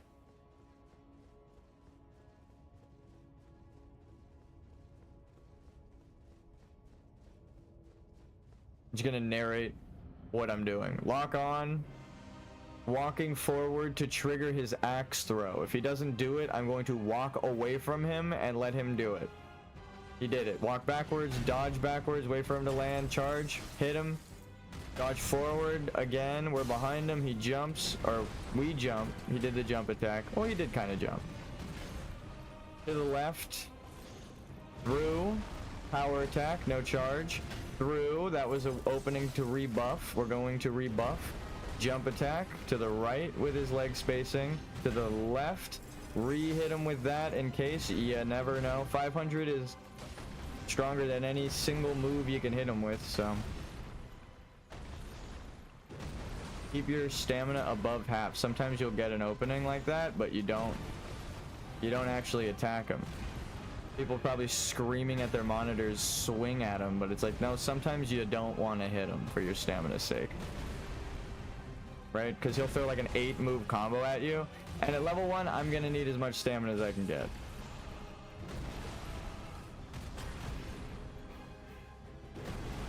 Keep walking forward to the left, your left. Heavy attack, frost, heavy attack, 200, let my stamina come back, jump, boom, behind him, he jumps, we jump, run behind him, because he can only kind of turn it 90 degrees and then just walk backwards. It is actually that easy. Just keep rolling behind him. Jump, attack him, roll behind him, rebuff. Phase 1 learned. Now I need to learn phase 2. Let your stamina come back in the walk. Don't block, because if you're blocking when he's not going to attack, you aren't getting your stamina back as fast, and you are dying because of that. I can tell you from experience. So don't block. Unless it's an attack you cannot dodge and you don't know how the fuck to survive, block. And don't run, because your character will turn the direction away from the boss even like 1 degree.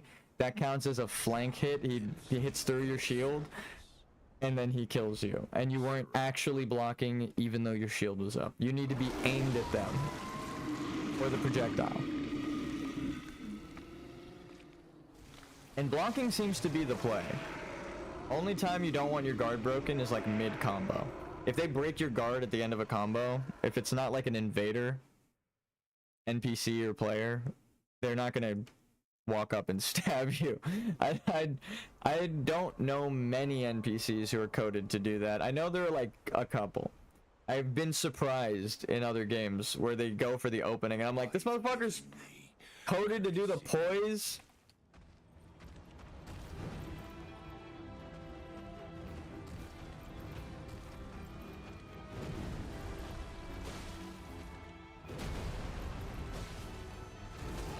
I'd rather go behind. We have stamina to run, so we run, and then we dodge, and then we flask, and then we flask.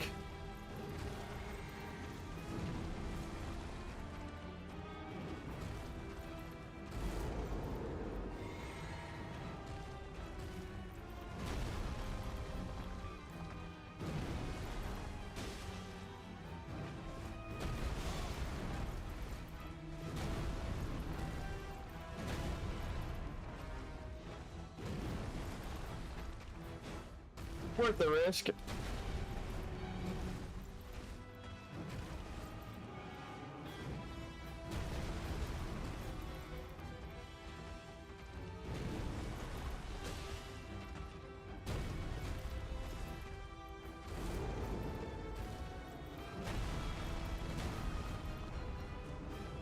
Walk backwards. Just not into a wall. Circle him, walk backwards. No, I dodged too early. We did good though. We did good. You know what I need? Drawstring greases, because there is not a fucking moment where he gives me time to buff. But actually he does. It's when he lands and explodes. But I can't hit him with that shit. No, I can't do drawstring greases because then I don't get the frost proc built into my weapon. Frost Knight seems to be the play. We just keep hitting him, get the build up, kill him. Dude, we're doing better. We're learning him. You just have to run, back it up, because you wind up where he is when he does that leap. The one thing that just killed us is the opening that I was looking for. That's why I was so sad that it killed us, because if I dodged at the perfect time backwards, I'd be standing right next to him and he'd just kind of be hanging out with his face next to me. So, easy attack. God damn, bro. Fuck, that was so close.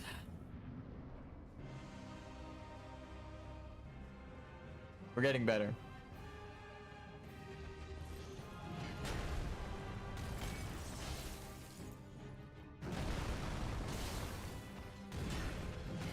Heavy attack. Dodge back. Half stamina. Heavy attack. Jump. Light. Roll. Heavy attack. I should just say charge attack, because it's different for everybody. Just one little charge attack. Boom.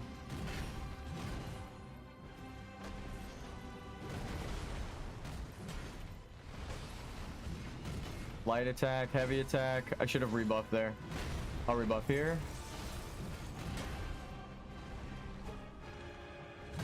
Make him step it. Oh, I sprinted instead of run. I fucked up there. I tried to get him to step into the frost so he would get build up just standing there. I did it, but then at what cost? Nah, he was only like 10% down. Oh, dude. My character turned around and sprinted in the wrong way. That's on me, though. I held it down too long.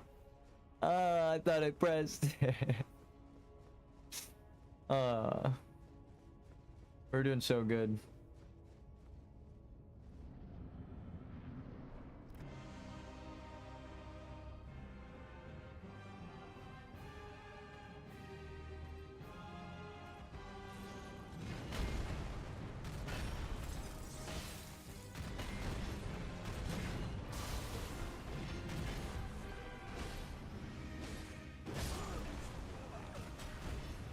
Greedy with the extra heavy attack. I almost did 2,000 damage though. That's only 10. That's like a tenth of his health. Like, I'm not even joking. He's got like 22,000 health. That's a tenth of his health rate. So we got him down like 10%. Easy. We got his health down with an F. God damn though. That's what I'm looking for. That's why the frost proc, I think, is the way to go. A little bit extra damage with ice. I know he's weak to lightning, but we end up doing better with the frost than the bleed for some reason.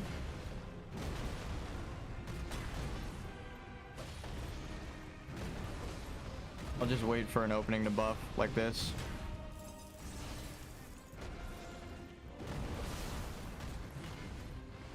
See, they just need to stand for like half a second in the frost. I'm watching my stamina. Ooh.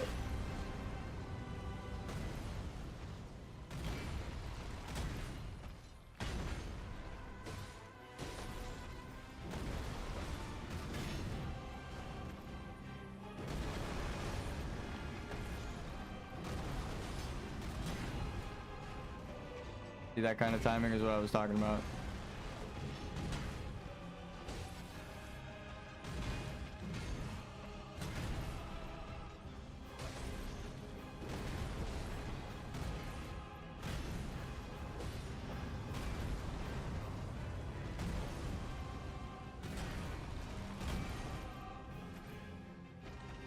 See how he does not stop attacking though? Like Melania kind of stops attacking for a second.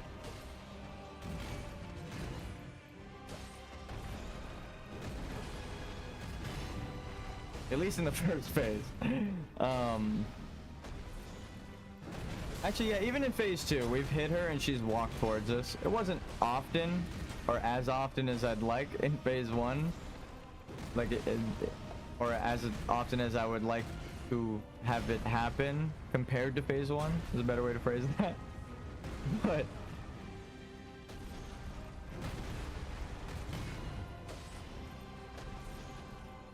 I kind of prefer a boss like this. It just goes fucking crazy. Doesn't stop so that I can keep pressing buttons. Jump, hit, dodge left, dodge back behind him. Oh no, I missed that last dodge. So I needed to keep pressing buttons. I thought he would have cut off his combo.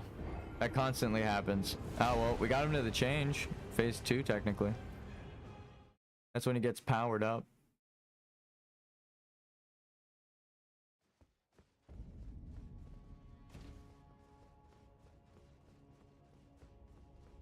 But we died.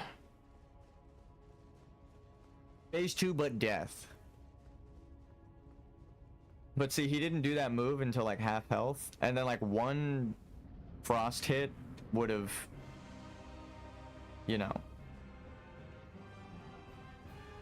brought him down to horror mode. How fast can we get Godfrey to horror mode? As in Horaloo.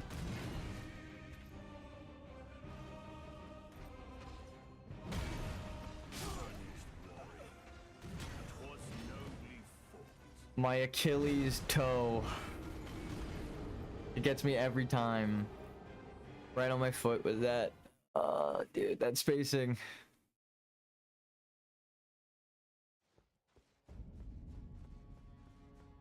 That just means I stopped there when I shouldn't have. I should have rolled and rolled. But the 0.1 second of stopping there was too long. Damn it.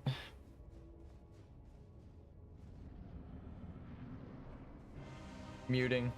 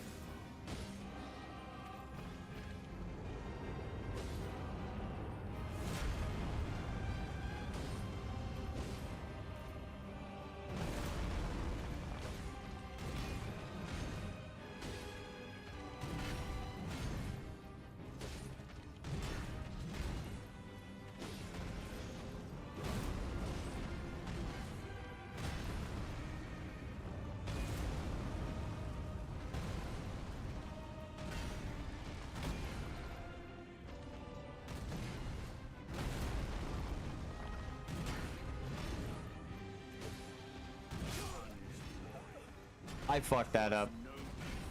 Oh, I hit the fucking attack button right before I rolled. I felt myself press it, and I was like, no. And then I hit the roll button, but it was already too late. So visibly, you'll see me hit the roll button, but oh, dude.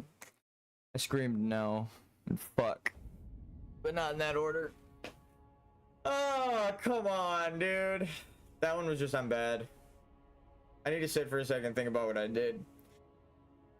I'm gonna open the window. Let the neighbors know I'm bad. Fuck.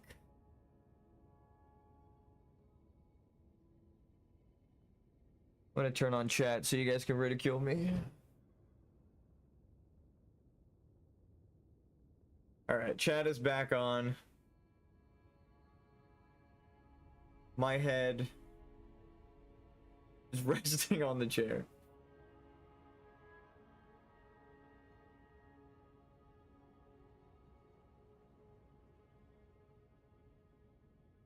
All right, let's get it. Remember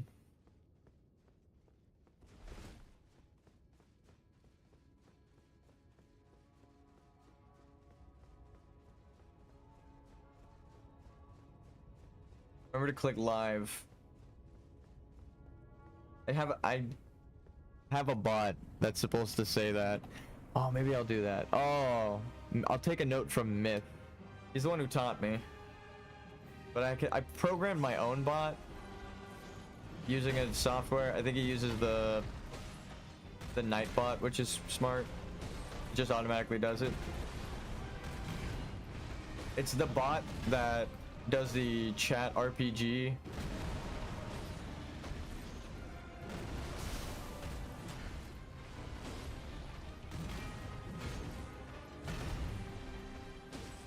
I could set it to like every couple minutes say something on stream chat with my own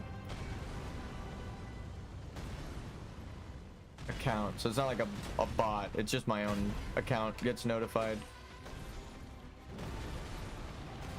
Essentially a bot, but instead of another YouTube account, it's just my YouTube account and it's running on my computer through this software. That's how the chat, that's why my YouTube account is the one that responds to you guys in chat with like the golden name when you do the chat RPG commands. Instead of programming it to like a secondary Nightbot account comes up, it's just my YouTube account. That's also programmed to be a bot.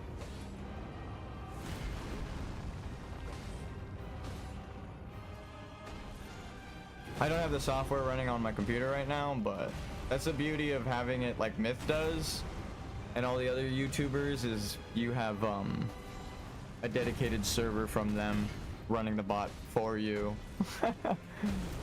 So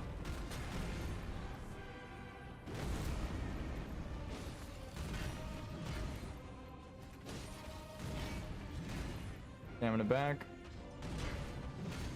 Hit.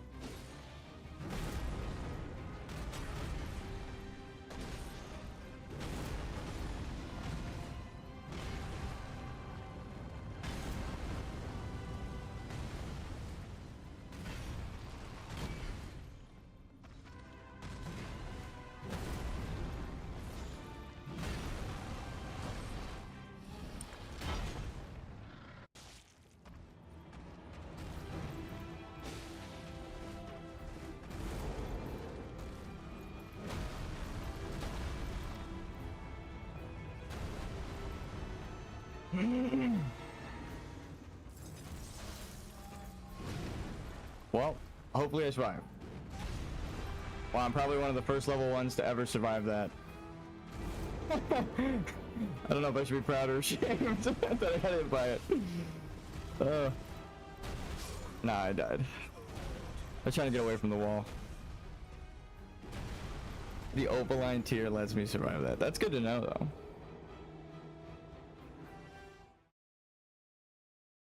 That shit makes you invincible. It does a little bit of damage.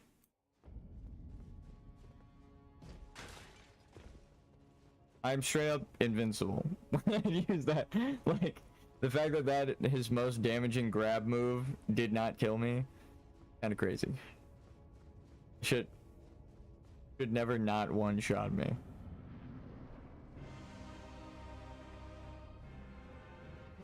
We're getting better though. If we keep dodging and we keep that tier up and then we get like hit by like one and survive like right before we die and then manage to get him down all the way. Ooh, that's what you want. That's what you keep the tier for, just in case, not to get hit on purpose. Unless you really don't want to use the tier in the middle of the fight. I have a suspicion that it extends my hitbox. That I walked the wrong side of him. Should have went left, I went right.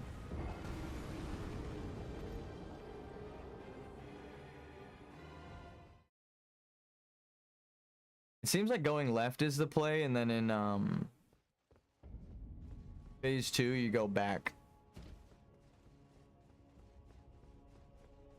Kind of just let him chase you And then when he does one of those diving grab moves that I just survived, if you can dodge it, I think running away from him might be the play, but I don't want to be the guy who's running away and then just gets hit. But I need to for science.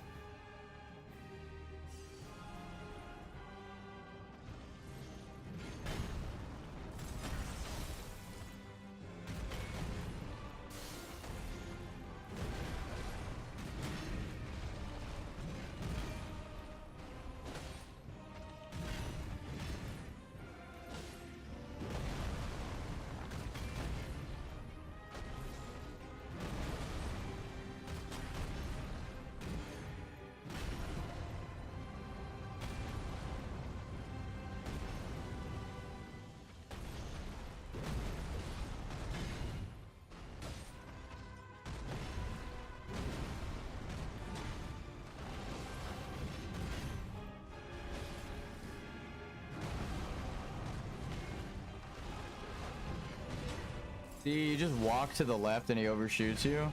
How did he do a homing attack with it at one time? He just straight up turned it over to me and slammed it down. Like, what the fuck? I've never seen that before. And it wasn't that attack. It was mid-combo.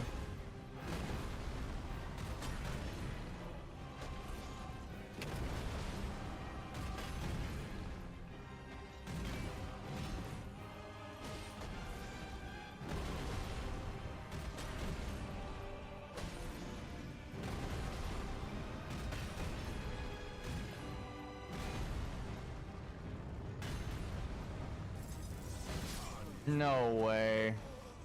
Forgot I couldn't turn it around because I was locked on. If I just dropped lock on and turned around, easy. I was trying to rebuff so my weapon didn't and I know it looked like I stepped right outside of the explosion and still got hit, but it's got a big ass hitbox. I already died like that. I knew that was a risk. That's why I was trying to turn it around there, but I just didn't. I was fucking locked on. It's a dummy mistake. Rookie mistake. Being locked on to the boss at all. People normally don't lock on. You can kind of force the boss into a position when you're not locked on.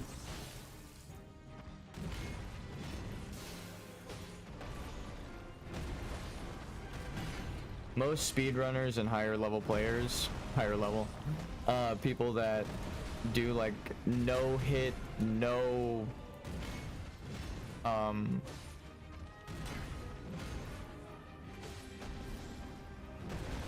it just occurred to me I essentially had to do a no-hit for this whole run.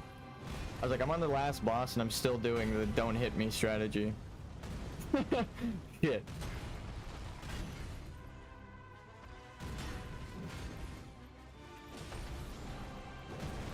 Now I understand why they were saying you should do a no-hit run. I was like, I can't do that. Oh, wait. I think I've been doing it this whole time. I didn't even realize.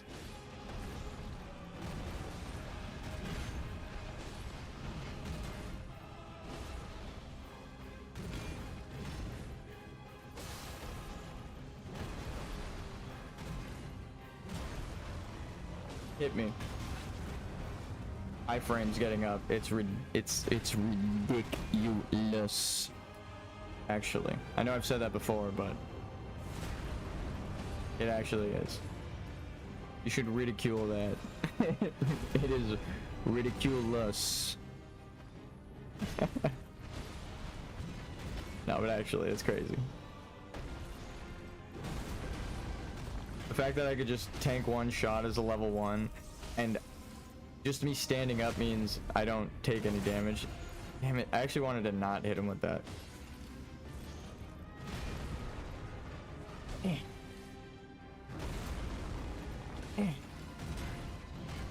I'll consider this phase 2 because all of his moves have like a bonus power up to it, and then this now Horlu is like a different boss in phase 3. Jump at me and do the thing. Yeah.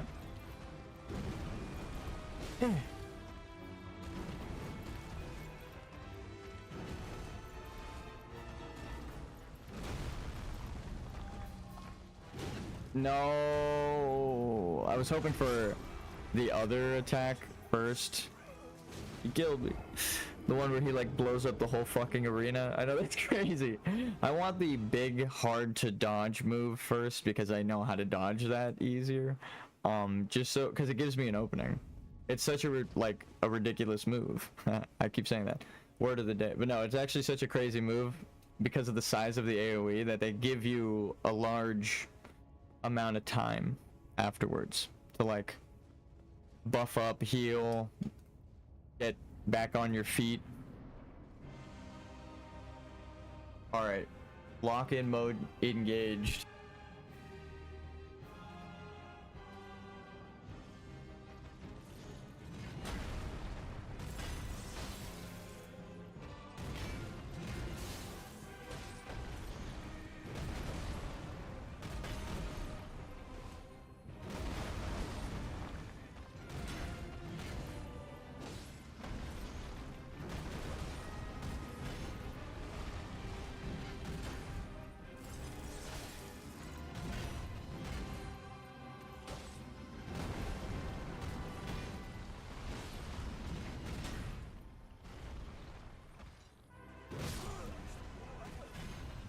I felt the camera sprint. I couldn't even see my character, but I know what happened.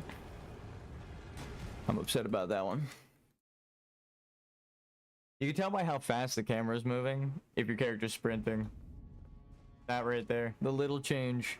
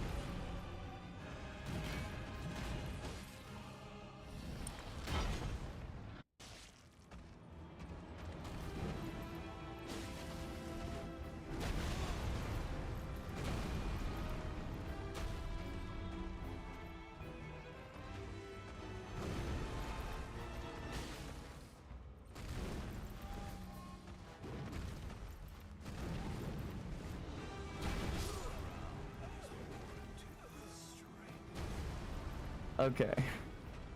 I need to remember that that combo has a stomp. I just forget about the stomps in this phase entirely. It's because there's one stomp that doesn't do this, the like wave attack, and then all of the other ones within the combos actually shoot a wave. I can't just dodge backwards, even though that's, I understand why they gave him a wave attack, because running away from him is the play, and that is how they catch you. So if you just watch for the wave, you should be fine. But damn, it comes out fast as hell. I wasn't ready for it, but now I'm catching on. I think we are learning phase 2, dare I say. Sorry, Horaloo, your time is coming. I keep dying again. I felt myself press that shit though. I implore you to rewind it and watch me roll. Sometimes when the game does that, there's not much you can do. I already closed all background applications and I'm making sure it runs perfect. I think the only thing is Google. Oh no, we got a pop-up. Ew. Steam, what are you doing? We'll close Steam. I don't know when that pop-up came up though, so it could have been whenever. It's not, I'm not blaming the death on that, but like it definitely having a GIF going in the background that is constantly changing to another slide to show you different shit, that is going to affect your processing power. As a programmer, I will tell you that. No, it doesn't matter if it's actually visible or not. It's the data on each slide changing is going to have to be registered and have an internet connection. It's bad. It's not actually an internet connection for each one, but for the initial one to connect to it. So again, I don't know when the pop-up came up though, so because I've had Steam open.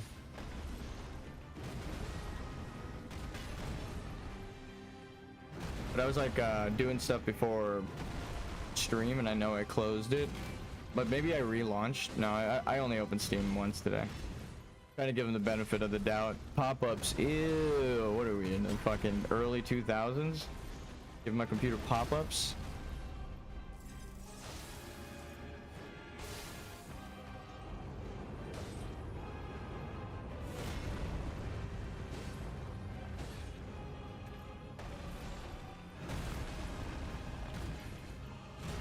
No, I know that's like supposed to be only on like when you launch the shop page and the initial Steam browser app.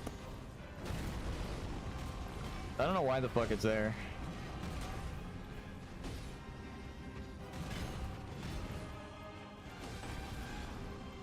Though, honestly, Steam has been killing it lately. I'm happy with the, like, I've always complained about, like, we don't get good games anymore, like Elden Ring, because every company, not everyone, every company, is that, I don't want to generalize to be like every single person in the industry is like this, because I know it's not true. I'm playing a game that specifically is not like that, right? So, but most companies, I jumped forward when I was too close. Should have jumped up or to the left. I'm noticing a lot of to the left, but yeah, they focus on loot boxes and like, here, I'll draw the progression to make it make sense. You're going forward, I can even do it upside down because it doesn't matter, right? Each stage of development, say it's like design, right? Then you get your art assets and layout, and then you test and you actually make the game here, right? With beta testing and making the game. If in these stages, right, these two stages of, I know it's upside down, but don't worry, of design, or not design, of like making the artwork and shit, you have to now take artists aside to not just go back and redesign for loot boxes, but then you have to take time out of making the art and layouts to add the loot box design, right? So that's bad. We don't want that. We're gonna put a big X over that. But then when you get to testing, you have to also make sure it works, and that's like the biggest thing is marketing and money and stuff. They don't want this glitchy, so a lot more of the testing for the actual gameplay isn't going through from the design to like the fun. It gets taken up by the loot boxes in every aspect. So it doesn't matter if you have a good game designed around loot boxes, you'll never actually make a good game with loot boxes because you hinder yourself. No one likes them anymore, right? They're illegal. We've understood now as a society that they're scummy. So it's like the only people who still do loot box, or like the people who play games with loot boxes are still victims of loot boxes. So it's like, yeah, if you go into a casino and you try to talk to the casino leaders about gambling addiction, they're gonna be like, you're crazy. And then when you talk to the gambling addicts, they're gonna deny it, right? So it's essentially the same thing. They turned my once beloved video games into a casino for children, which is the most illegal, immoral thing you can do. Did you never watch Pinocchio? Some motherfuckers need to go back and watch the old classics. That's kind of like the worst thing. I don't know how else to describe it. They have like a whole allegory for like what's the worst kind of people you can imagine in society, and that's almost exclusively the type of person that would make loot box video games for children. So, don't do that. And if you hear people trying to make your game into that, maybe speak up about it. Be like, you know, other countries made it illegal. We should just not do that so we could sell it in more countries. And then point out games like Elden Ring or God of War or literally any other of the fucking Game of the Year games that do not have fucking loot boxes, that show that design is important and people give a fuck about these kinds of things. And then be like, yeah, don't you want to make money? Or are you gonna let greed get in the way of making money, ironically, right? Make a good game, people will want to buy it. Right? If that's your fucking goal. I think making a good game is important. You just release it for free. People play it. I always grew up on like free-to-play games, but I mean, like, if your goal is making money, you're shooting yourself in the foot doing scummy business practices. Because then when people see that they're outlawed, no one's gonna go touch your games anymore, because they're gonna be like, oh, well, I don't want to fall victim to their next scummy business practice. Fuck that company, right?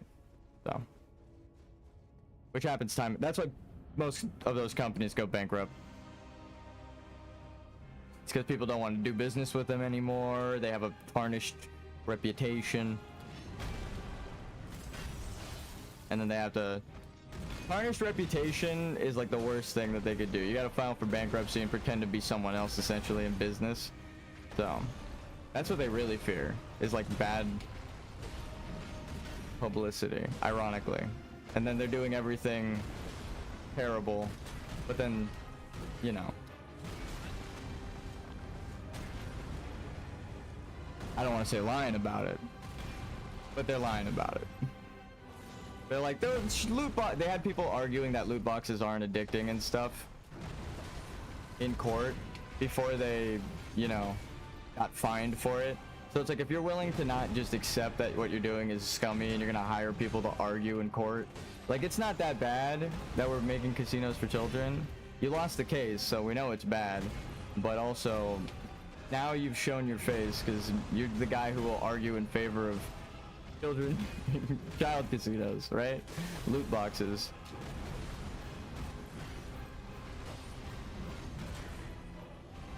They're spending, like, people have gone bankrupt because of their child spending money, all of it at once. So it's not like oh, how did you not notice? It's like, well, one bad act, like them stealing your credit card information, which is what those companies can do. Of course, it's like, yeah, you gotta be careful with that, but you can't blame them for like raising a kid. Kids are gonna make mistakes. It's like, yeah, credit card fraud sadly is one of those things that we've seen happen. It's scary to think about, but it's like, watch your kids. But also, the games let them do that, right? They facilitate that. They're like, yeah, spend $20,000 on loot boxes. We have a button so that you just click it 3 times and you've paid for a house in these games. Damn it. I needed to go a little more left. Star Citizen.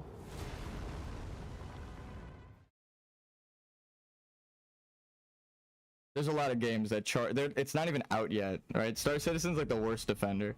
Game's not even out yet. Hundreds of thousands of dollars. Go look at how much those ships cost in that game. That's not out yet. Actually, I think it's out now, but when I played it, it was buggy as fuck. So hopefully they fixed it, but I literally returned it, and in my return complaint said that this is a scam. Like, I was like, you guys are scammers. It's fucking scummy what you're doing. Like, hopefully somewhere along the chain of command it gets sent up. Like, look at what people are saying, you know? And they just see that one bit of feedback from me of like, this is the scummiest shit in gaming. So, again, there are a lot of people, like, it sounds like that's not that bad, and then it's like, oh no, it's even worse than you thought. You go to Kick and all the gambling sites and stuff that use crypto so it's untrackable. Because they know they're gonna get in trouble for what they're doing. It's even worse. That's why, again, I'll say it. We're getting into the hot topic. That's why I mute. That's why I don't like watch XQC or any of those streamers that collab with them, because I'm like, you're complacent in that stuff. I have like a young nephew that would suck if he was just watching these YouTubers and then they promote that shit. And he has a gambling addiction at a young age because of these fucking morons. Yeah, right. You know?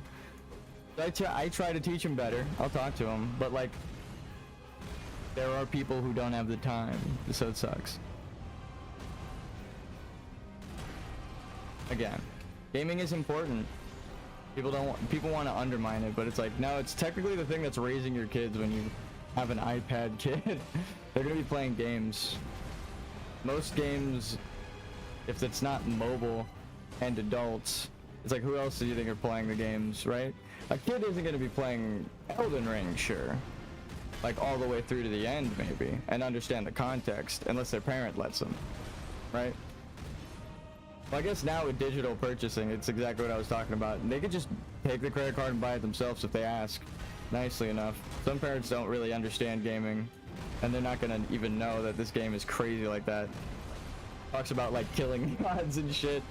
Sacrilege. Who is it blasphemous to is a whole topic in these games. Imagine trying to teach a kid the morals of Elden Ring. They're like looking up the Five Nights at Freddy's lore most of the time. Like, child looking up the Elden Ring lore. God damn, I feel bad for that kid.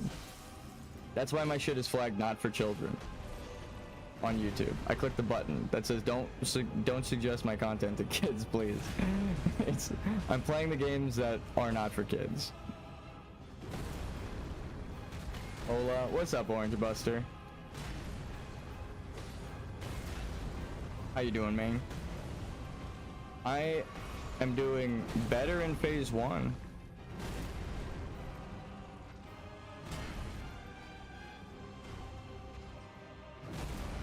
Are you still in the other Discord, by the way? I kind of wanted to know how that place has been, but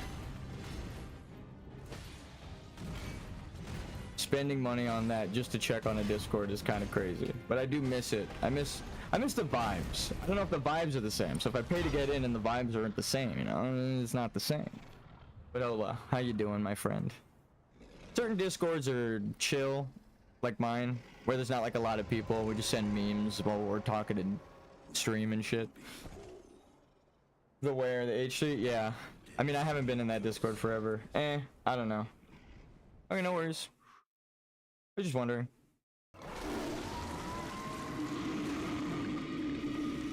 I've heard they vibers aren't there. Aw, that breaks my heart.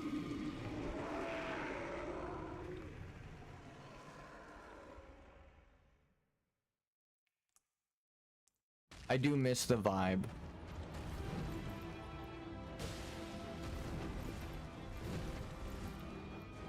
No, I barely missed it. I've heard the vibes aren't there. I spelled bad, sorry. No worries, no worries. It's kind of the same thing though. Maybe actually the vibes are off if it's the same people. It's just like all you need is like one person to get introduced, right? That aren't as vibey.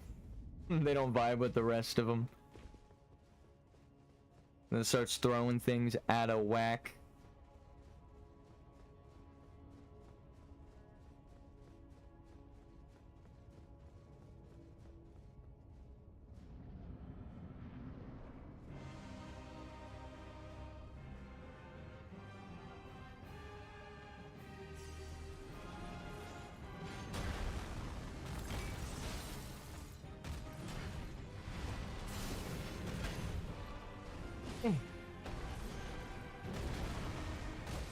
That one was bad. I sprint jumped, so it fucked everything. What about...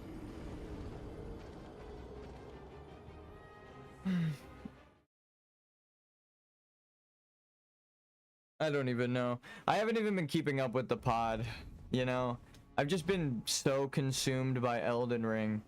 My every waking thought is trying to beat this fucking game just so that I could start my own game development journey.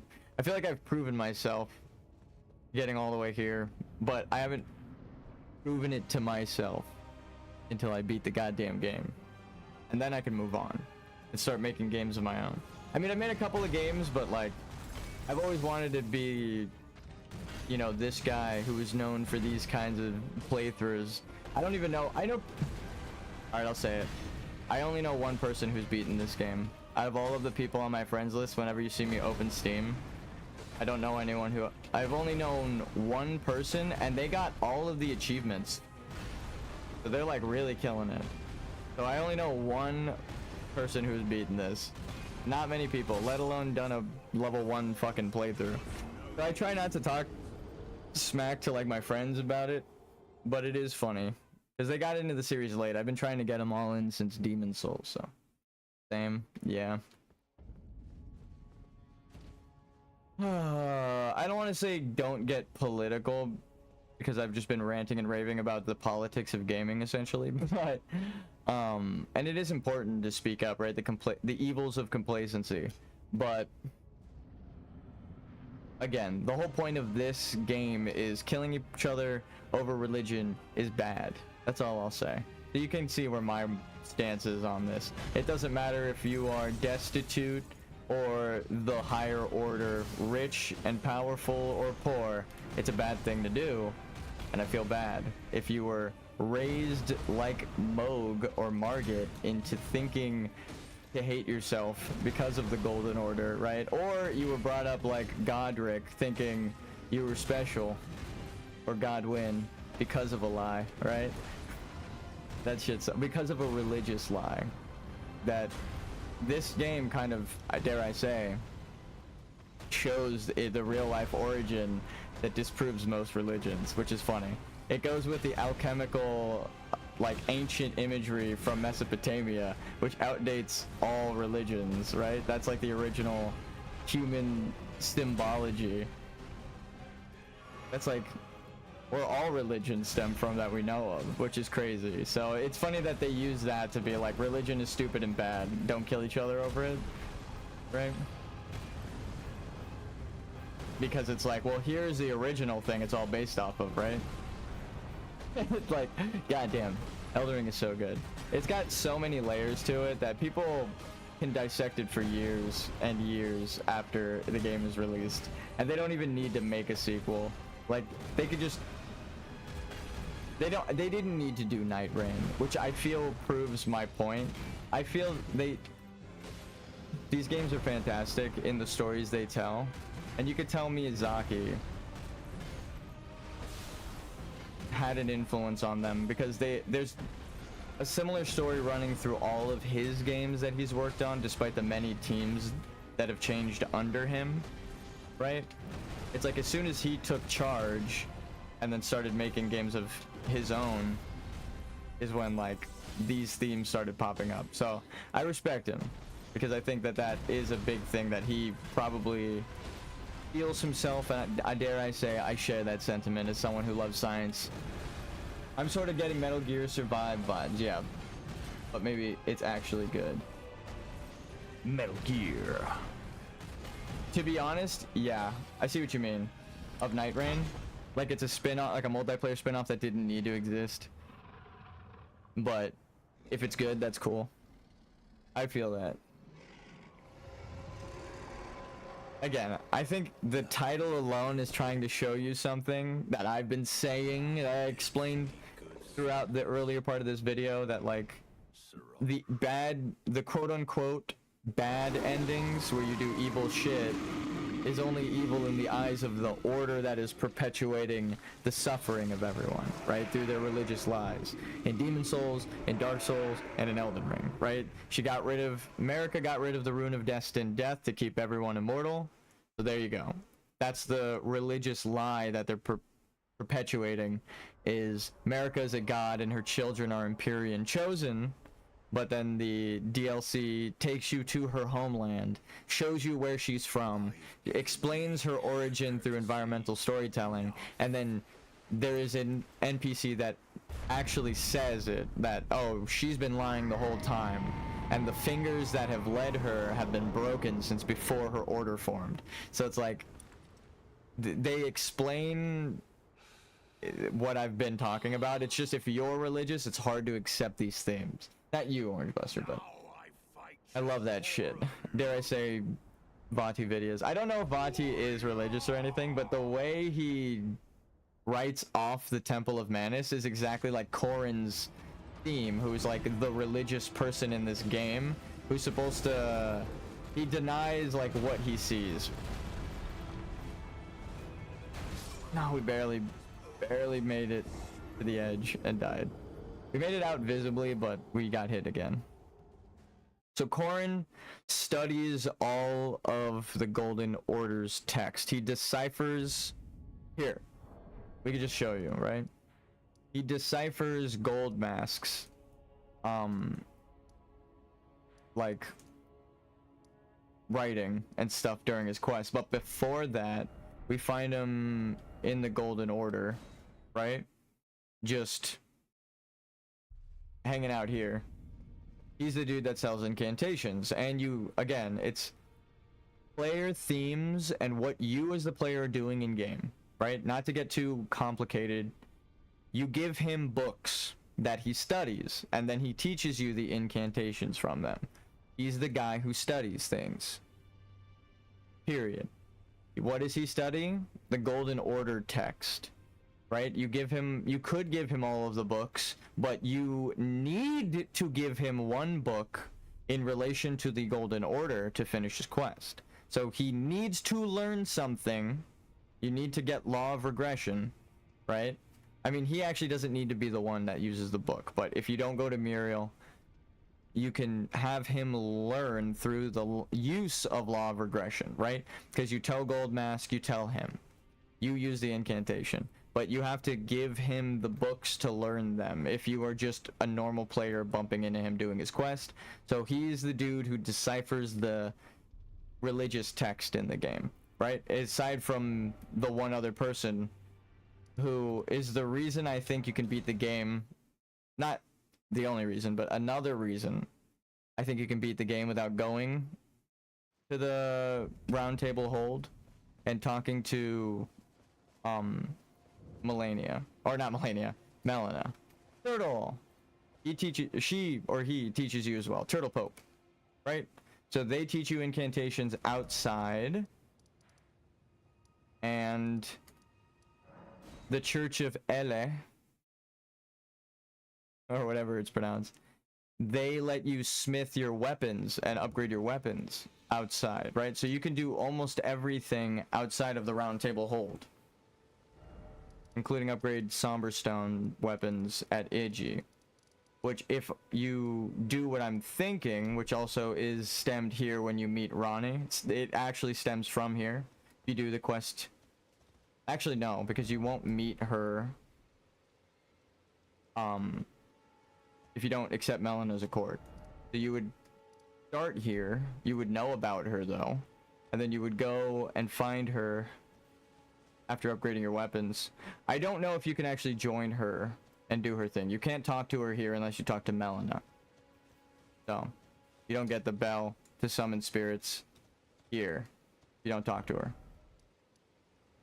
But you can upgrade your weapon. So Melina cuts off a lot of things that make the game easier, right? Like the horse, spirit ashes, but we did the game already without all that shit. So if I just don't accept Melina's Accord, I might do it in New Game Plus, but to fucking beat... Am I crazy? Am I gonna do the game over in New Game Plus because I want to wear the night set. That is deranged.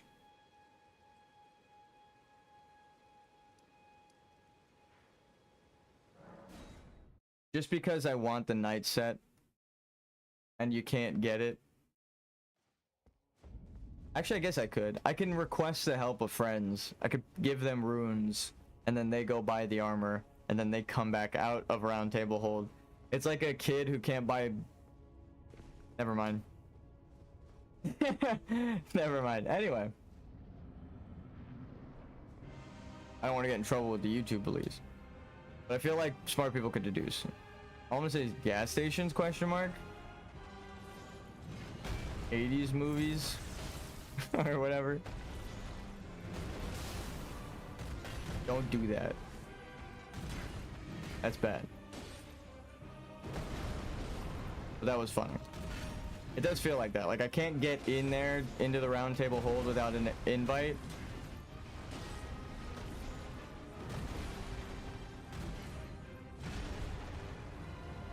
So I have to ask someone with an invite.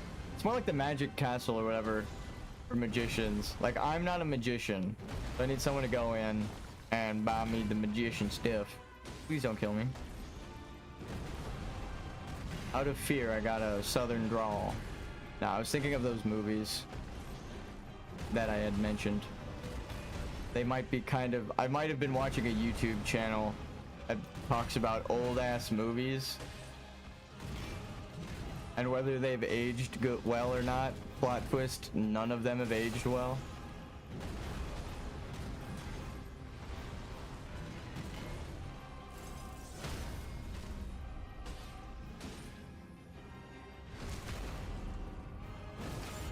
Damn, 3,000 damage.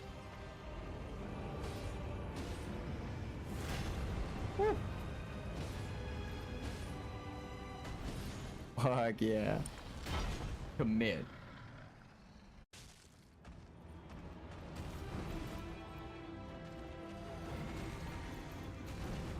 I knew he was gonna do some shit. He did a quick swipe. I actually can't dodge that second hit, so it was bound to make contact if I'm dodging backwards.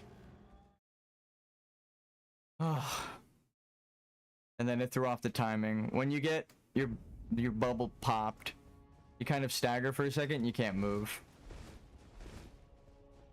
It's good to survive the grab, but it's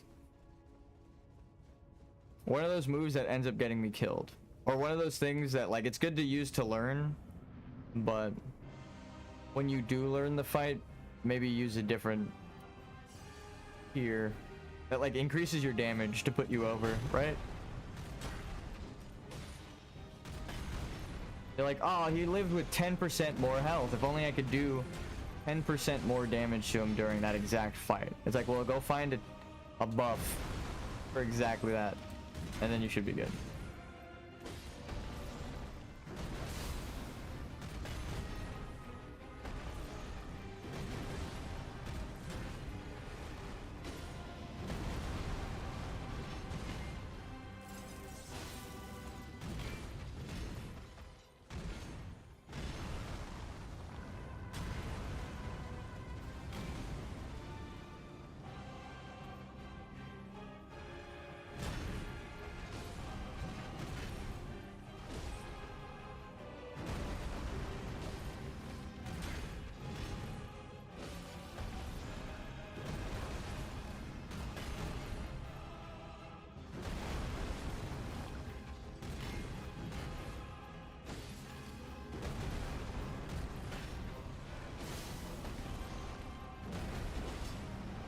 I was hoping that would poise break him. Oh.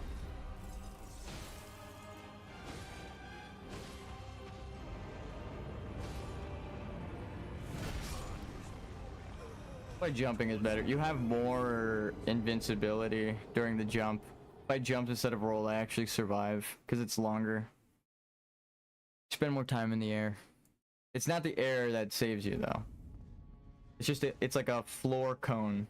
So this jumping wasn't a thing in Dark Souls for a long time.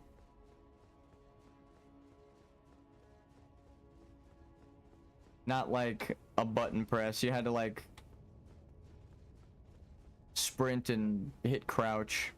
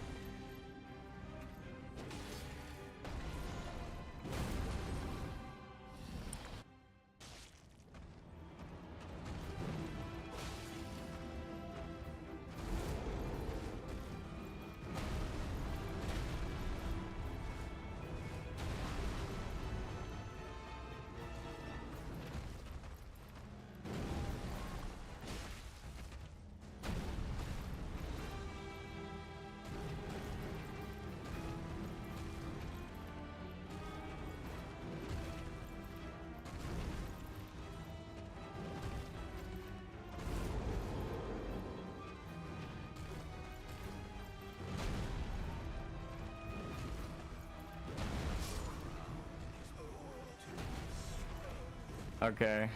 Again, we're learning though. He normally doesn't use that move as an opener. He's only ever killed me with that after like 2 hits of a combo, so. Roll! I know, I'm doing as best I can. I'm sorry, guys. I'll be right back. I need an emotional break after that. No, I just need some water. BRB bio, too. God damn it, dude. I feel like we got him. We've learned phase 1, and we're learning phase 2. It's just, I know it's going to take days. I just want to get started on my game already. But I can't give up right at the fucking end of this playthrough. Especially because I know there's another boss after this. It's going to be a pain in the ass. But I'll be back.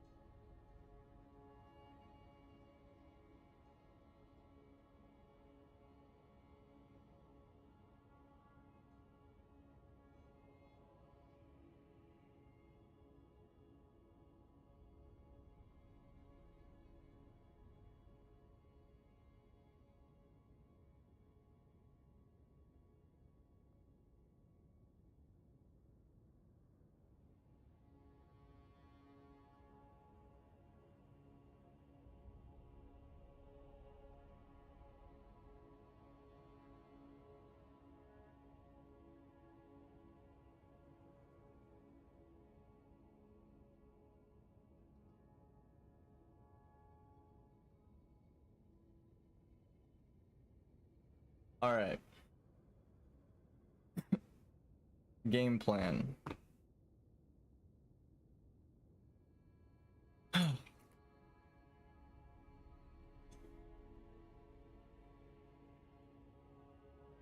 Keep my shield up. Keep backing away. Well, he can grab me. And he can most likely break my guard.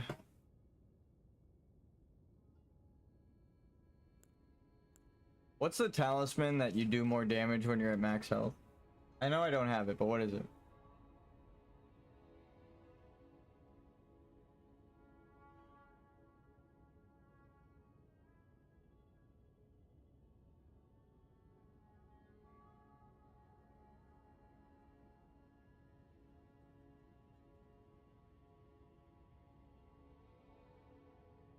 Say less.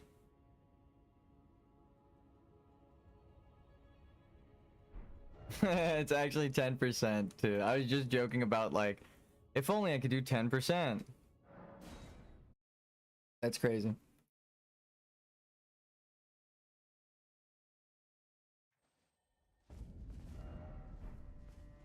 This game is beautiful. In a tragic, Shakespearean sort of way.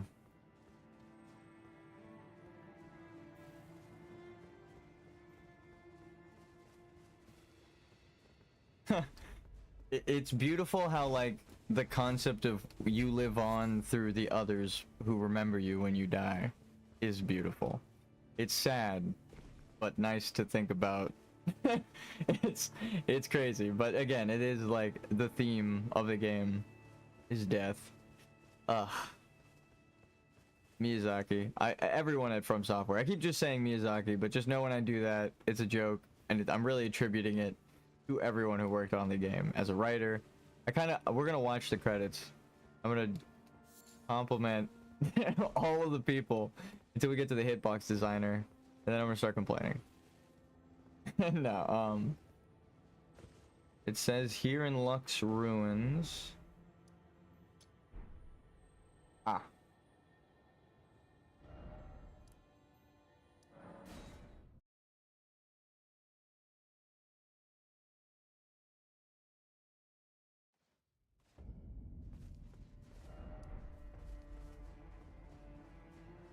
Let's walk the distance without the horse, just to see what it would be like. I guess we're gonna get so much lore. It's gonna be painful. Ambushes of demi-humans against tarnished warriors, because there's golden runes there.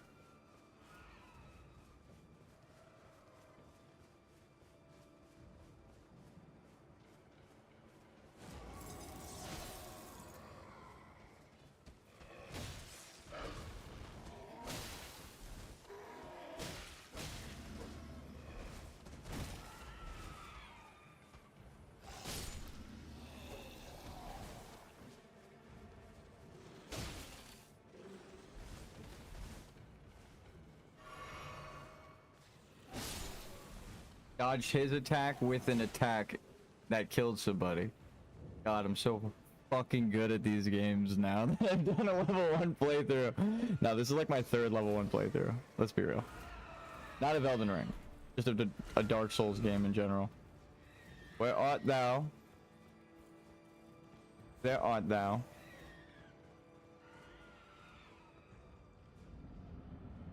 Hello. I'm here to slay you. I want your trinkets and baubles, man.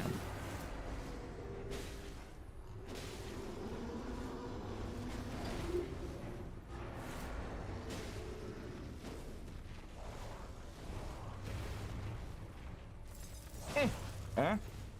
Uh-oh. I'm against the wall, I'm dead. Stamina back.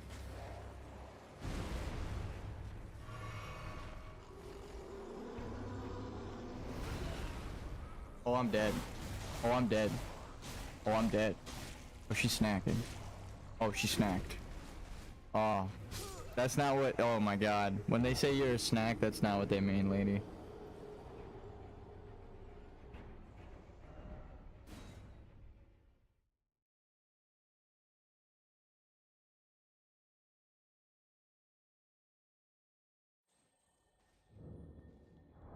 Well, that was painful.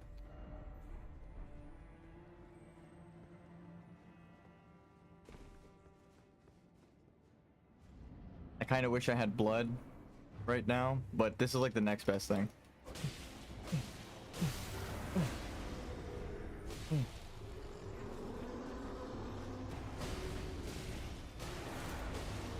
What's her name? Demi Queen Gillica. We just had to hit it from behind. Hey yo.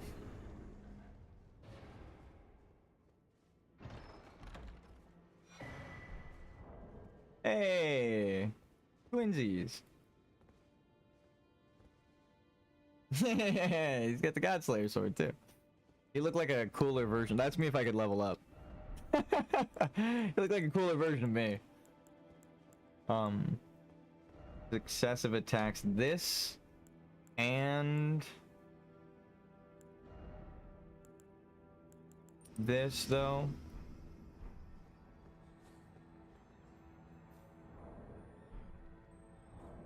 Yeah, we should be fine.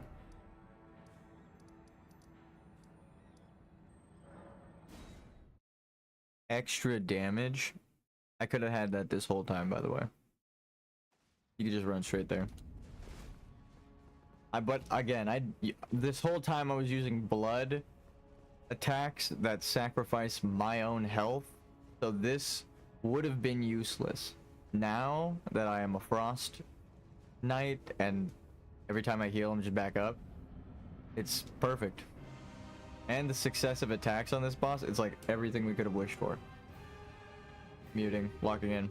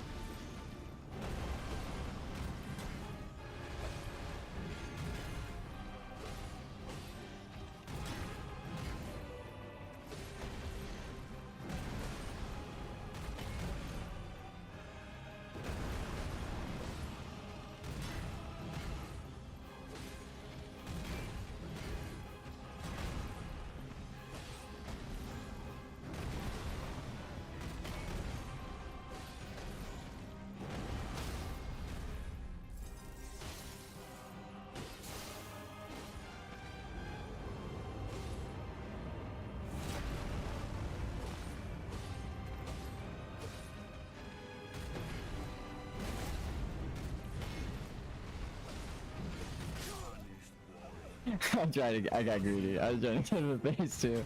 That's fine, dude. We did so good. I'm not even upset. We're getting way better at phase 1.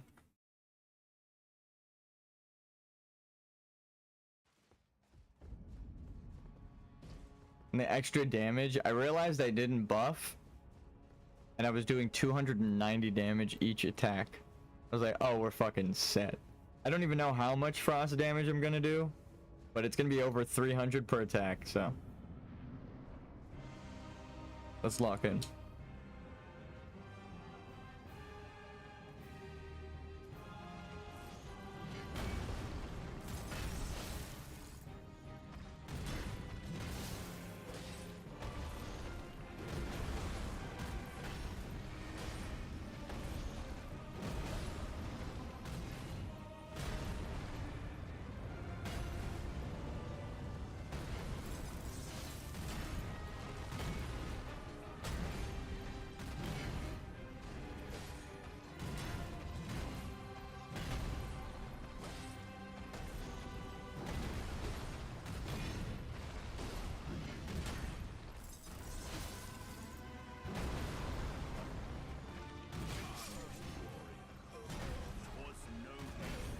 I'm stupid.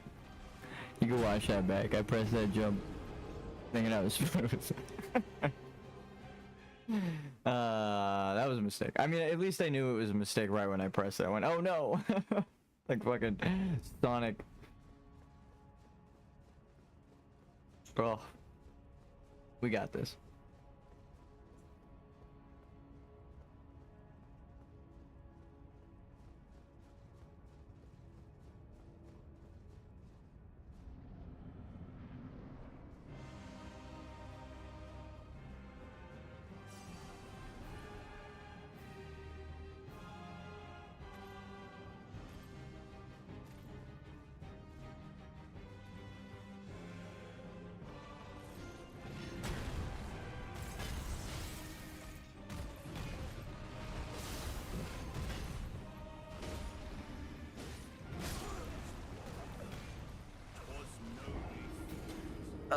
Again, the second attack with the heavy attack is so slow. I can't get out of there.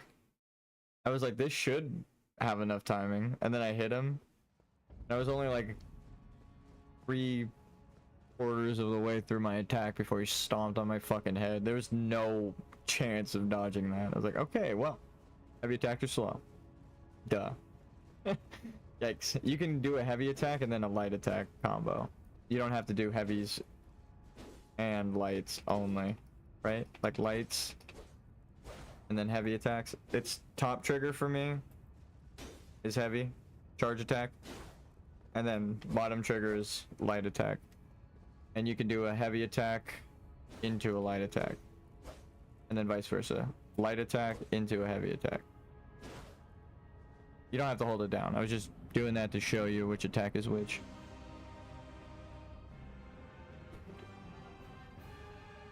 And it actually changed the animation, you saw.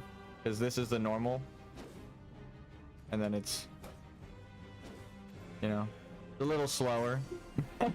There's very obviously a whole fucking attack in front of it. But no, there's like a little bit of a delay. Especially when you charge up. Between each attack. Like if you're going from one to the other one, there's gonna be a delay. Oops.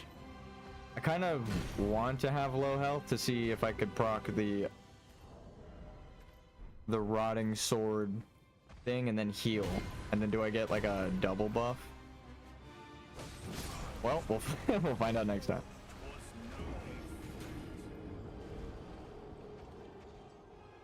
I'll just check it out.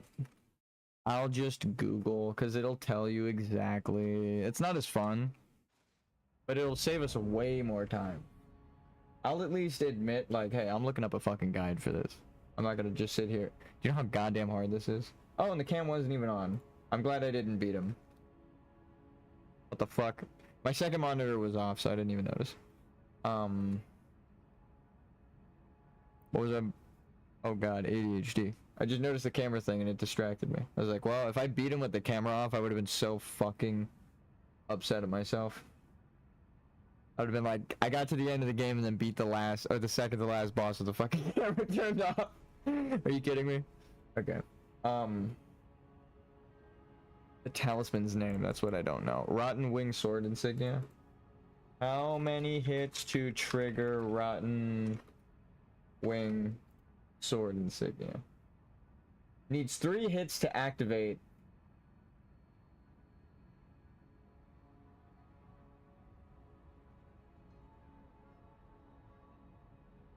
Okay, here's the math. This is the programming. This is what I want to learn.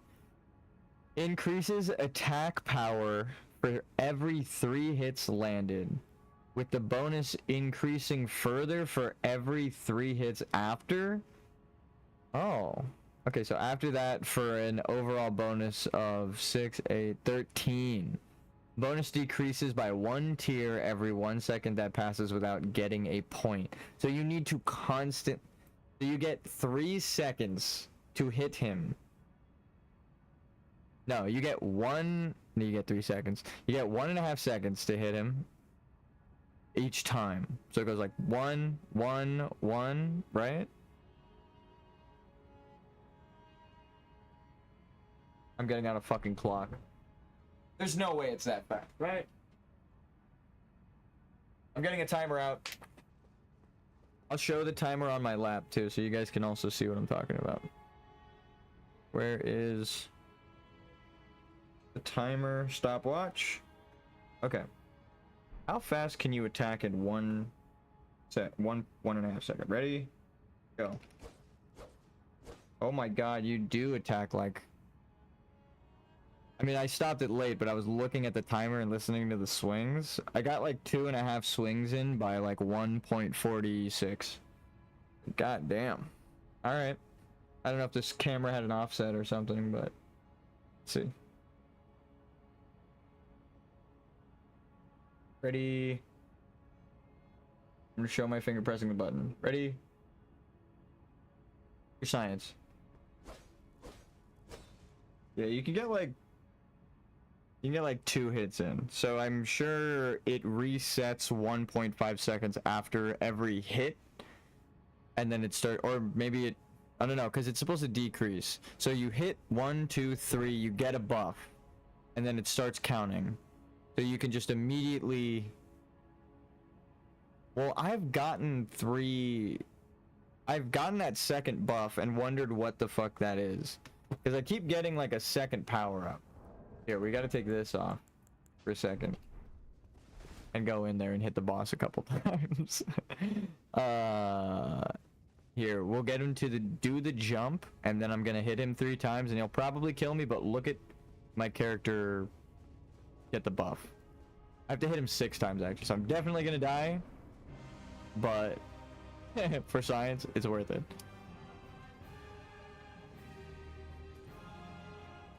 So if he doesn't jump at you, run away and then run back, or just walk back.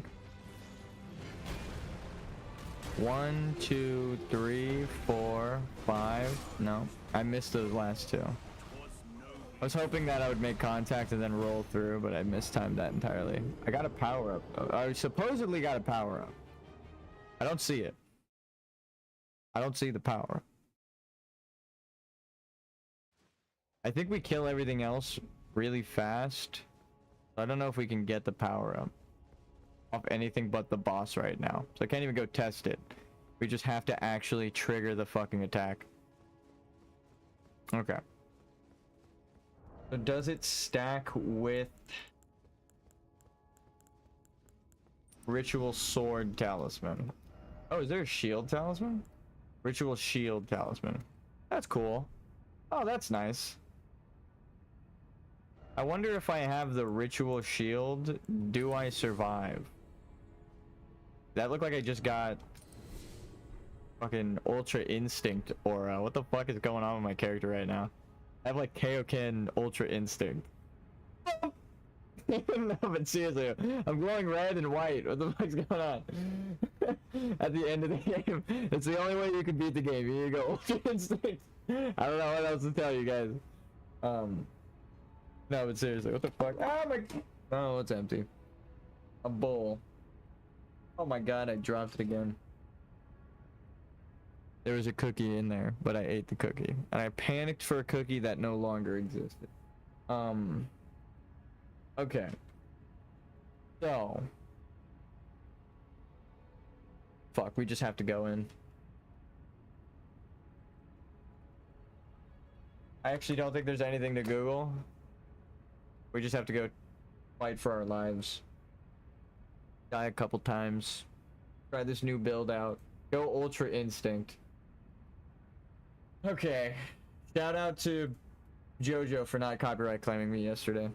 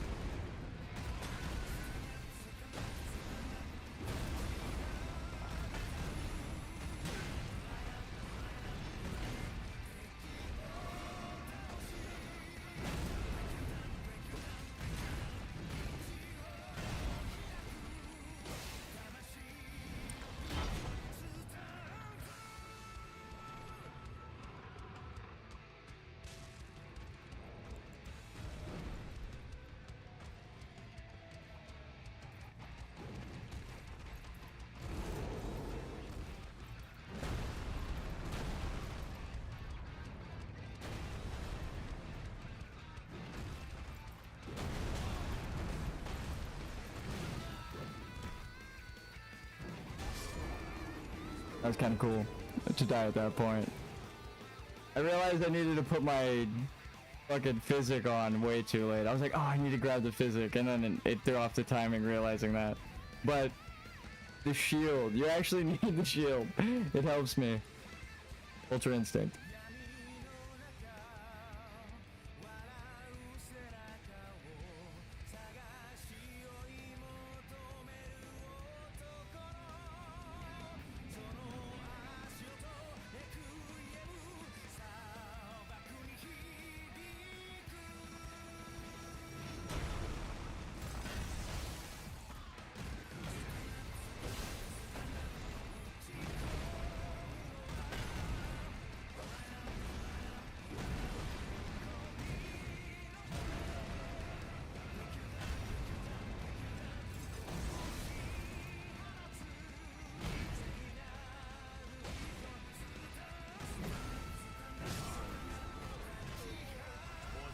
I definitely pressed that, but I think I held it for like a half second too long. Oh, it's alright. We have to reset the song in a second then.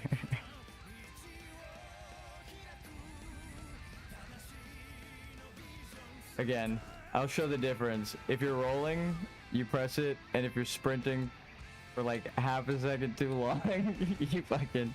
You don't roll. See that? That little difference right there. Of holding it for like half a second is killing me. That's what keeps killing me. Because I press it, but I hold it down, and then I die. I'm laughing because it's killed me so many times. Nothing. There is a thing I could do about it now, but originally there wasn't. Now I'm used to this way. Unfortunately, be better than me. Go in the settings and change that shit for yourself. Yeah. Oh? Okay.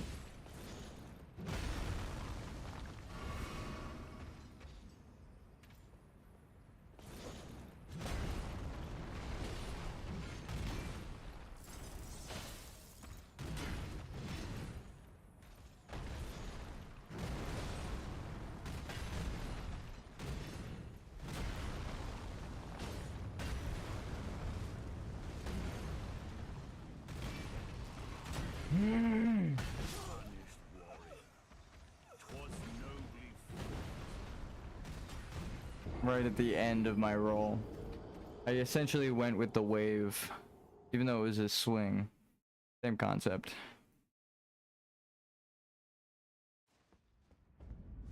I actually survive if I roll backwards this way instead of that way. A little difference.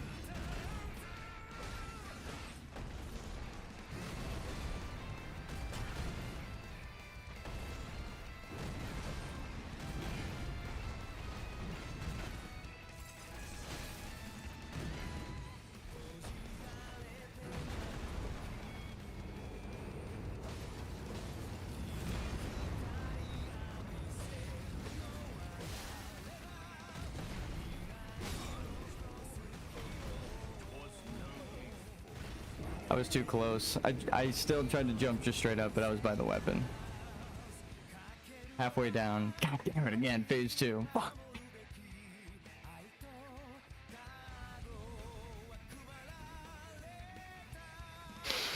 The ritual, the shield ritual is helping a lot. Ritual shield talisman. It's preventing me from getting one shot, even with the little bit of, like, hold on. This gives you a lot of health, which helps you survive. This gives you a lot of defense, enough to survive. But the defense is actually better, because it helps you survive more attacks.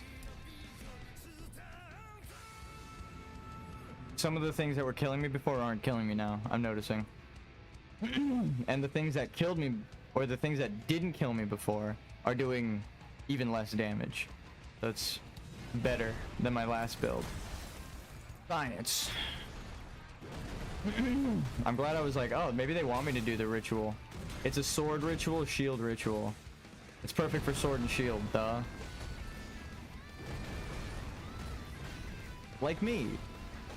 Frost Knight. Now I just need an ice talisman.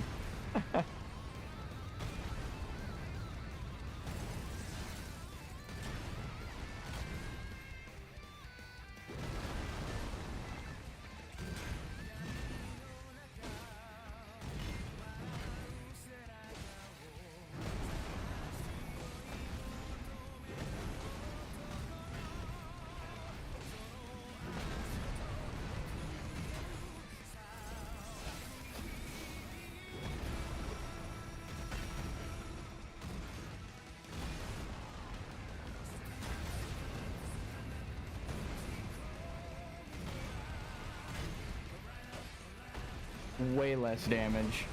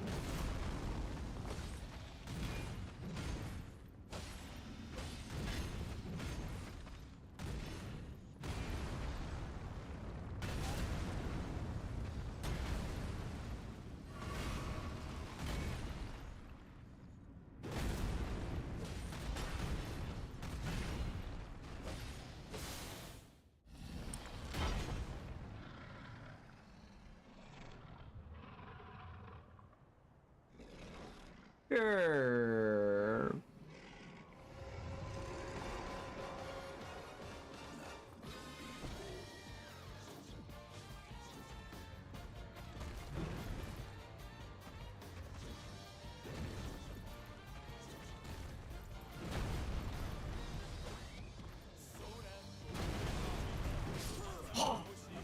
Barely got me on both attacks. No, he hit me definitely, but it was like, oh, right at the edge.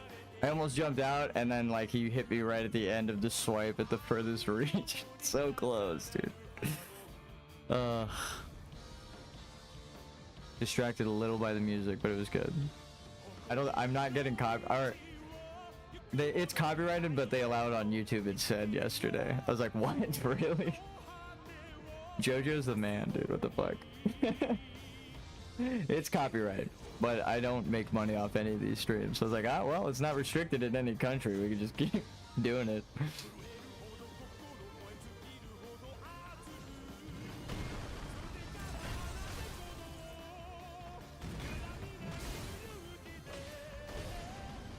It is a JoJo reference.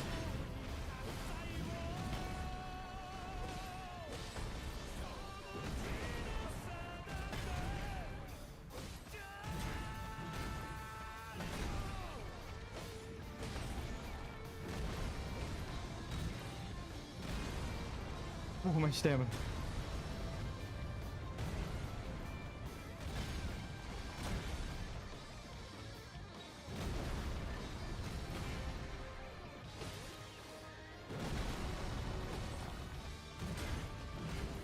Phantom. Phantom.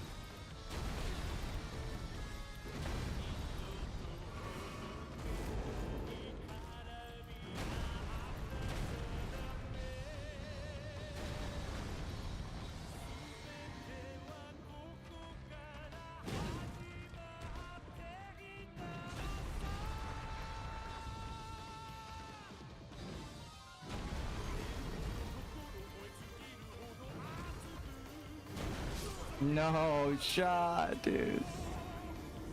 He just rolled back. I didn't think I had the spacing to, though. I am getting better at fighting this, goddammit. Also, why did the music strangely go to that whole fight? I will at least acknowledge that. I couldn't coordinate that if I tried. That was crazy. That was fucking nuts.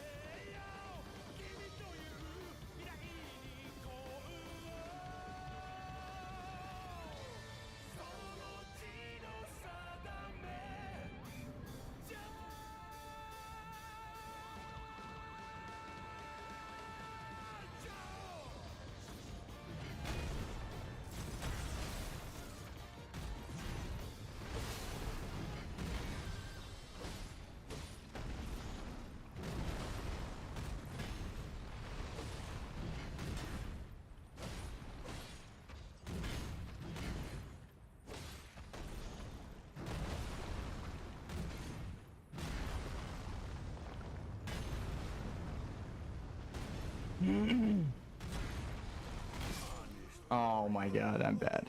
I just rolled too early. The music stopped too. It was cool. Damn it, dude. That was intense.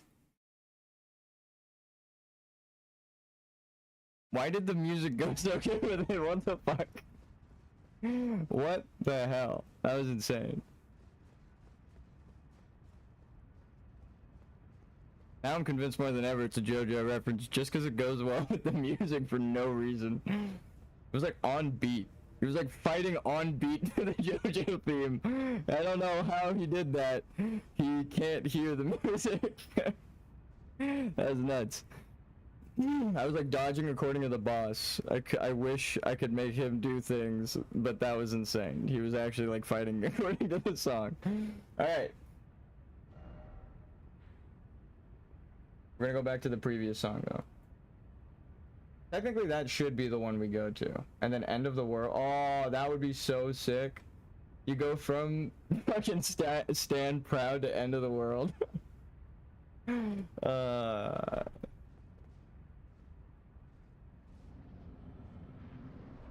was so stupid. I'm gonna distract myself with the music all day, but no, that actually went really well.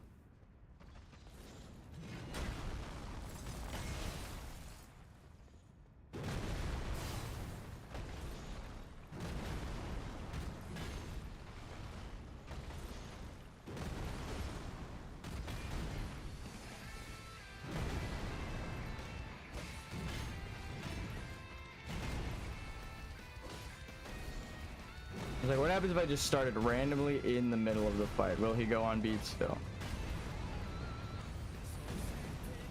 Not as much.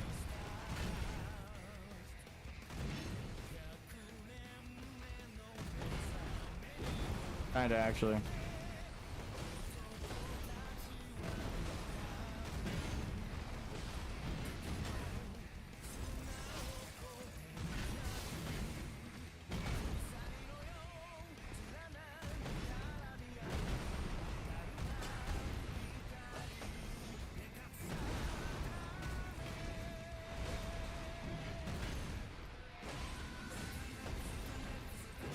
No way, I jumped too close to him, barely. Actually, like, guessed his positioning on accident, like, too well. So I jumped and I was like right in his hitbox already. Yeesh. Actually need proper spacing. I can't just hold W, as we say in the industry.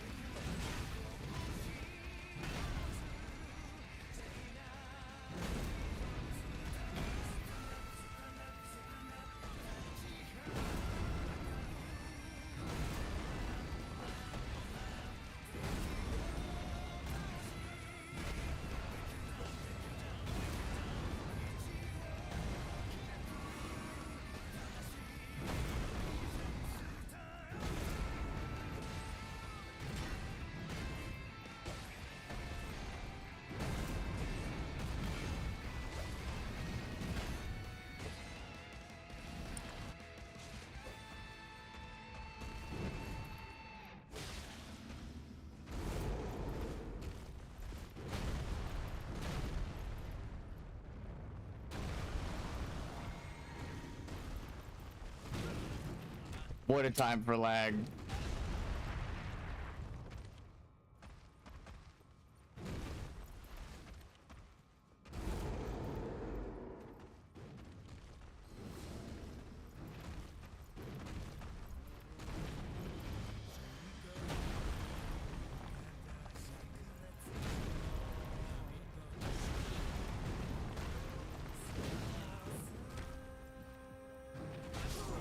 He can't dodge that like that. You have to actually wait. He homed at me, as you saw. He jumped, I moved, and then he was just kind of floating in the air and just tracked me perfectly. I was doomed there no matter what. The music actually didn't even fuck me. It was just the tracking move. Damn it. He psyched me out. I can dodge that move, I just haven't been able to.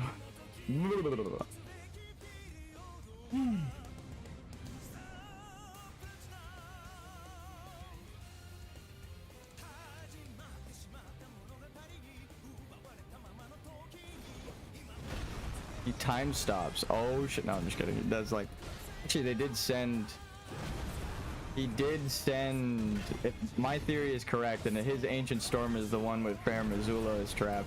He trapped them outside of time using time magic. He's the world, dude. He's Dio, holy shit.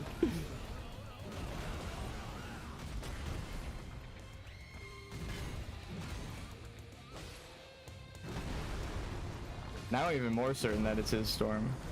Not just that there are birds there.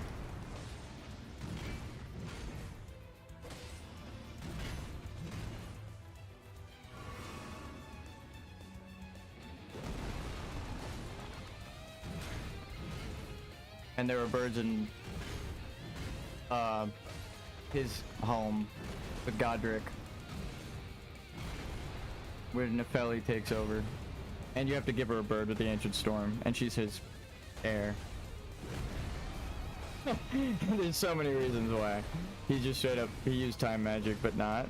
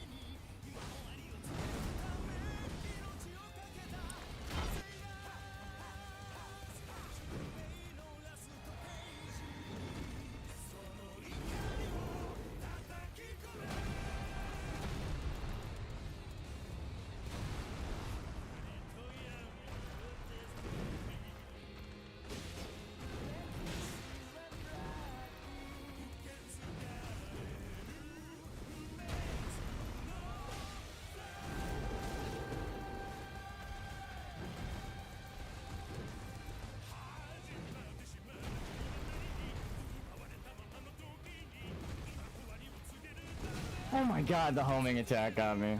I just needed to back up. He approaches, you wait for him to do that, then you attack. I'm seeing. I'm seeing.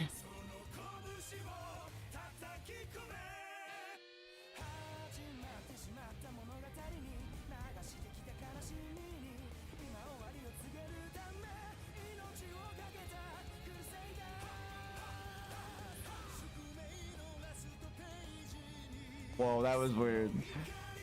What the point of this? Staircase. That's a JoJo reference. No. I'm joking. They put him at the top of the staircase and he keeps sending you back down. You gotta walk back up, you guys. That's a JoJo reference. No, I'm just kidding. He sent people outside of time with his tornado. Outside of the world. No.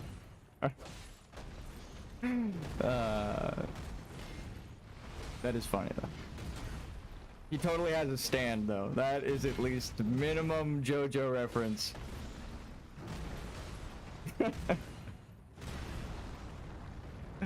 I mean, what else is Siraj?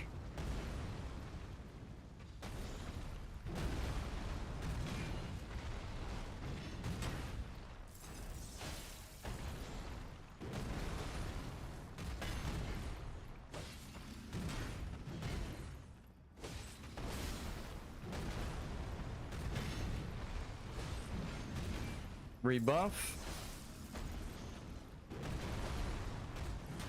Heavy attack. Oh, fuck.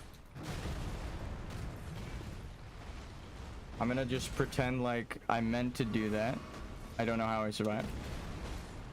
Actually, it was the shield talisman, because I'm at full health, I have extra defense. That normally would kill me, but I survived. I lived, bitch.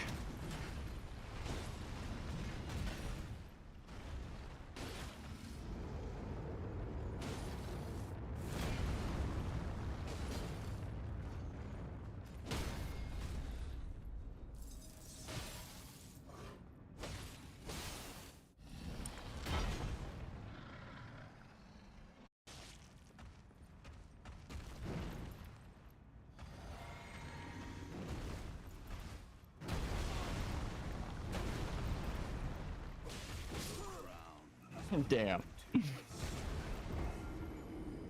was just seeing if that was an opening because I already got chipped. God damn. I mean, you took the bubble, which is hard to...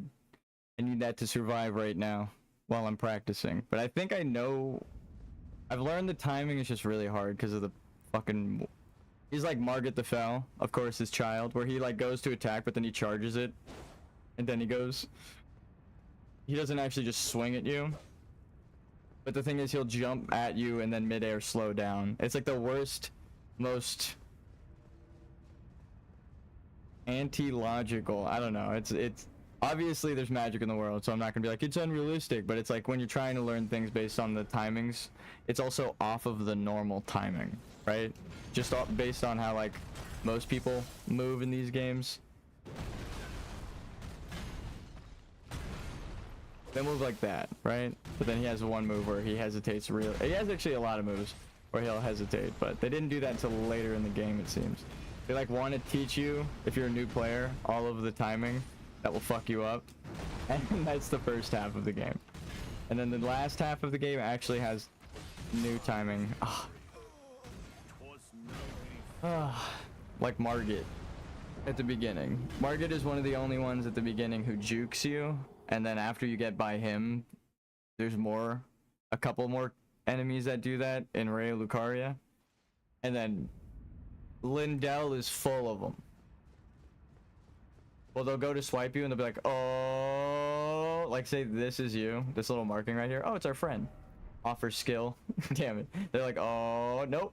Oh, nope. All right, I got you. Like that's how they attack. Or where it still go like 1, 2. And that second one is too fast for you to dodge. So you'll dodge the first one and your positioning screwed you over. You died just because of the direction you rolled. It's so fucking hard. Trying to find every direction that you need to roll from every attack in the correct chain. Mostly behind, but if you get caught off guard, you have to roll like left, back, left, forward, right. That one's best to go forward. Left here. Jumping there would be advised, but I had better spacing to roll into position. Hit him here. Go down the leg angle, right? You don't want to get caught between his legs, so just... Unless you do, that's on you. That's your prerogative. I'm trying to kill him, though.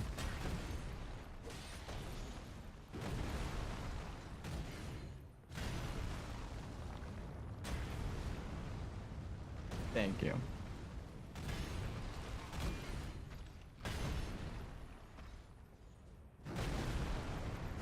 I should be using heavy attacks, but I'm noticing that like you got to sneak them in there. You shouldn't spam them because your stamina.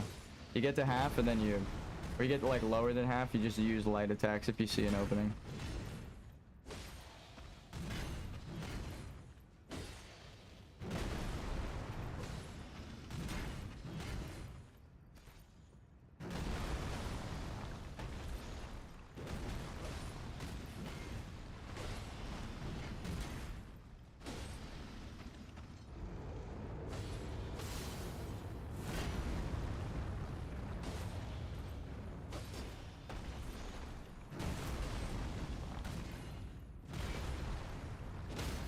Yeah, right. Like, I'm gonna let you do that, punk.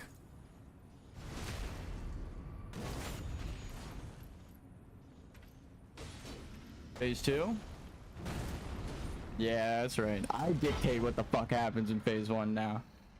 It's my phase. This is my boss room until you turn into JoJo. And then you beat the shit out of me.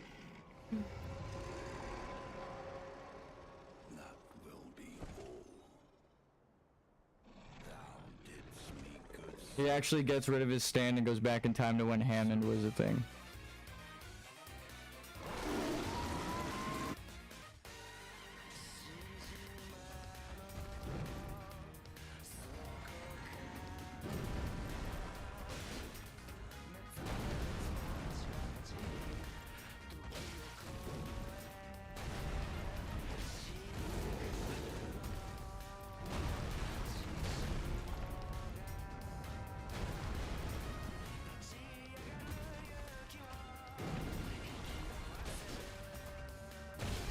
Okay, yeah. Need the spacing.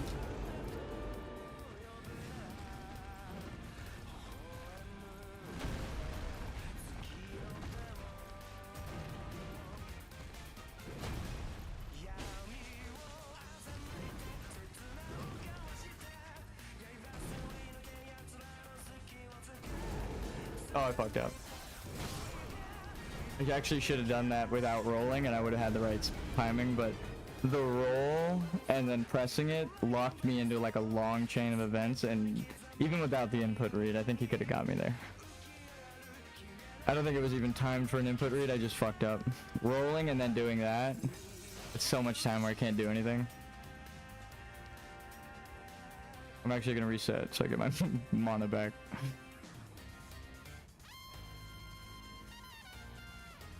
We're gonna get copyrighted by every arc of JoJo, but I'm okay with it.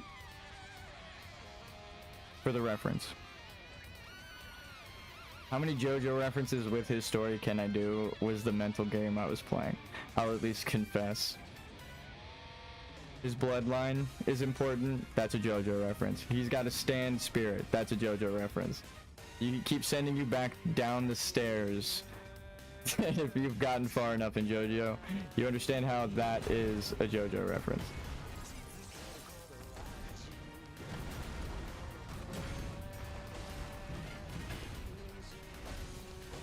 Actually, I can do a direct tie to the lion and time stopping magic because Marika gave him that lion, and even if it wasn't him, Marika sealed the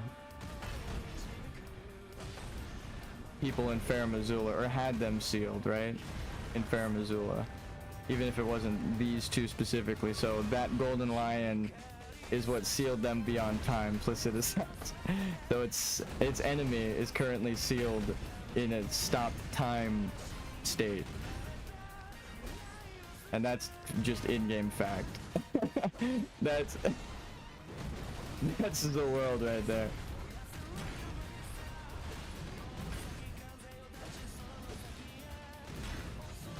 God, it's so good.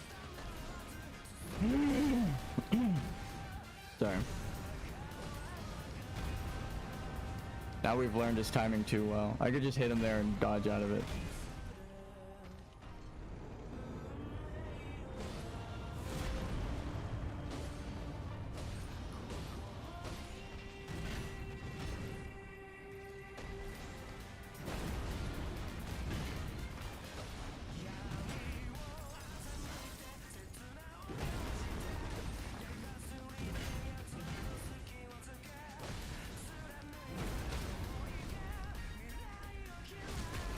I didn't need to do this to him.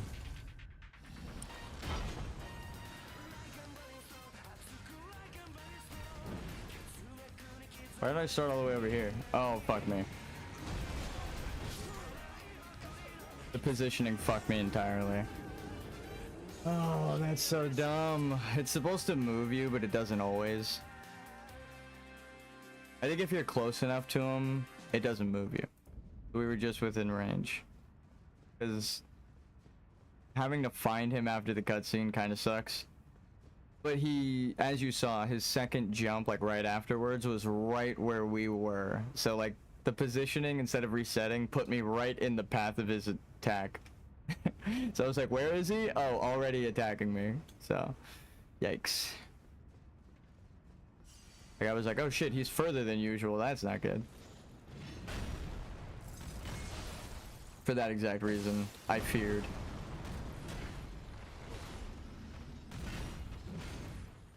Stab you in the ass. That's essentially how you have to fight this guy. You just keep stabbing his ass.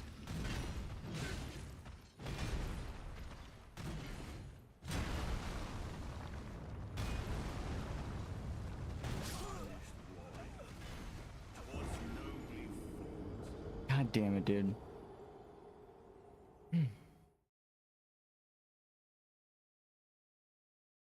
Ayo? No, but actually, I'm switching chats just in case. You never know.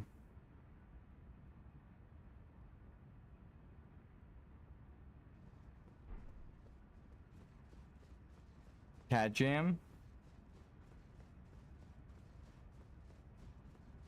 All right, how else are we gonna make a JoJo reference? We should play the English version. Now, I don't know if those people will copyright me. I already know these songs are fine, or at least one of them is, because they said on my stream yesterday that I didn't get, like, they're like, this is permitted on YouTube. I'm like, okay, well, there you go. That's all that matters. They let me do it.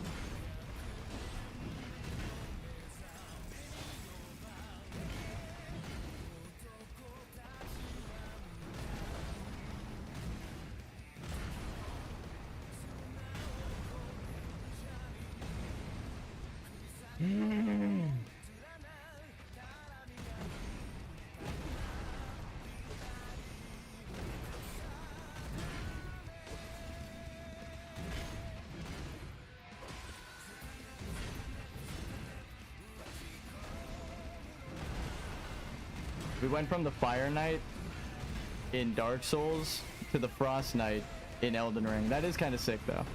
We went from pyromancies to now we use frost attacks. I will acknowledge that. We're at the end of the game here. And we're using the opposite element from before. Kind of dope.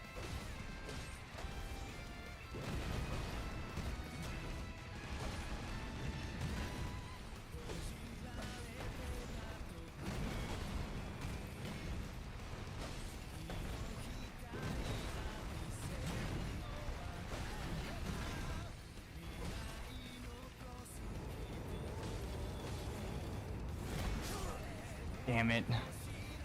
I just rolled a bit too early. Do the beginning half of the explosion, but not the last half.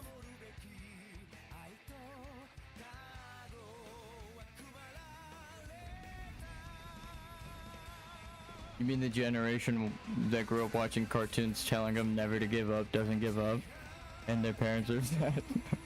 Damn. No, I'm just kidding. My parents are fine. But some people's definitely seem that way. Good luck, Samurai Man. Whoa, he just blinked. What the fuck? Did you see that? Whoa. That was weird. He used the world, though. It's just the world. It's actually based off the tarot cards.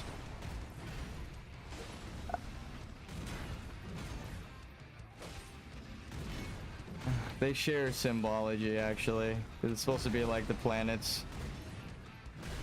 Symbolisms and stuff with alchemy. Like how Mercury is the feminine traits and alchemy. Okay, I definitely pressed dodge there. And they all represent like sun and moon. And the whole High Priestess cards. A lot of the imagery in the cards that JoJo uses are actually also replicated in this game, like aside from JoJo. It's just, again, like Elden Ring, the loop, it's all based off the same shit.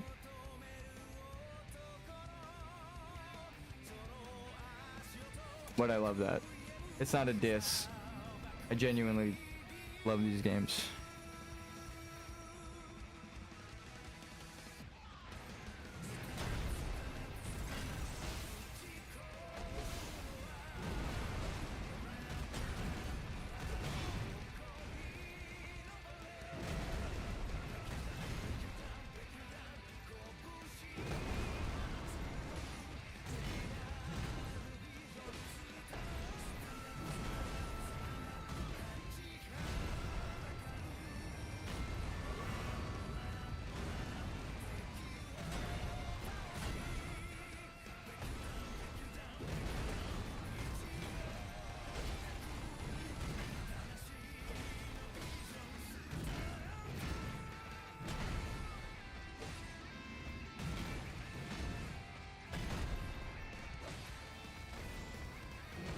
The game is like lagging. I will acknowledge that. I don't know what the fuck is happening.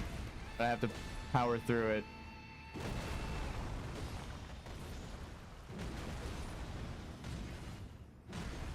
Just hours of fighting this boss. Taking a toll with all these particle effects. Actually, like, I can feel it slow. My computer's slowing down.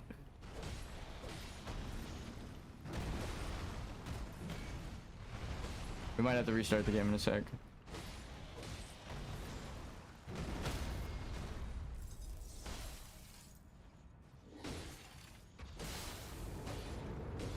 No, you don't. Skipped. Straight to phase 3.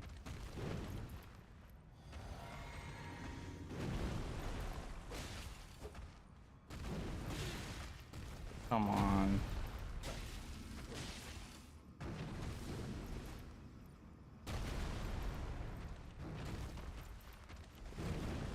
You can dodge under it. What the fuck?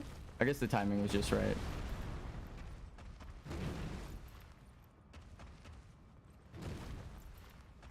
Get a good lineup. Thank you.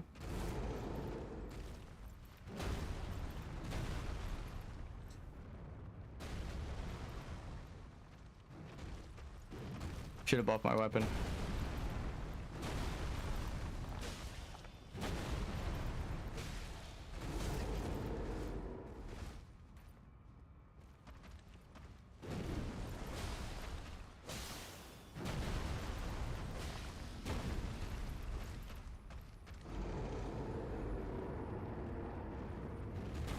No, that's not it.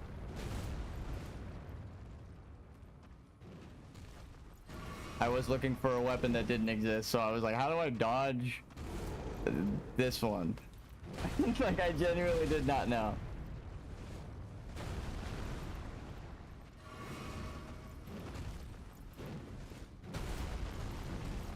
Okay, so there's 4 phases to this boss. Good to know.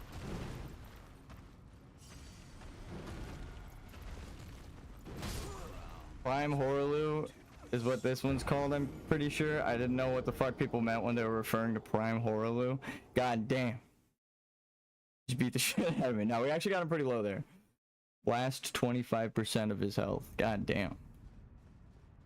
If there were any doubts that I was learning the fight, I feel like that's the perfect time to get a refill. Get yourself a refill. Stretch, get some popcorn. We're gonna fucking kill this boss. I don't care how long it takes.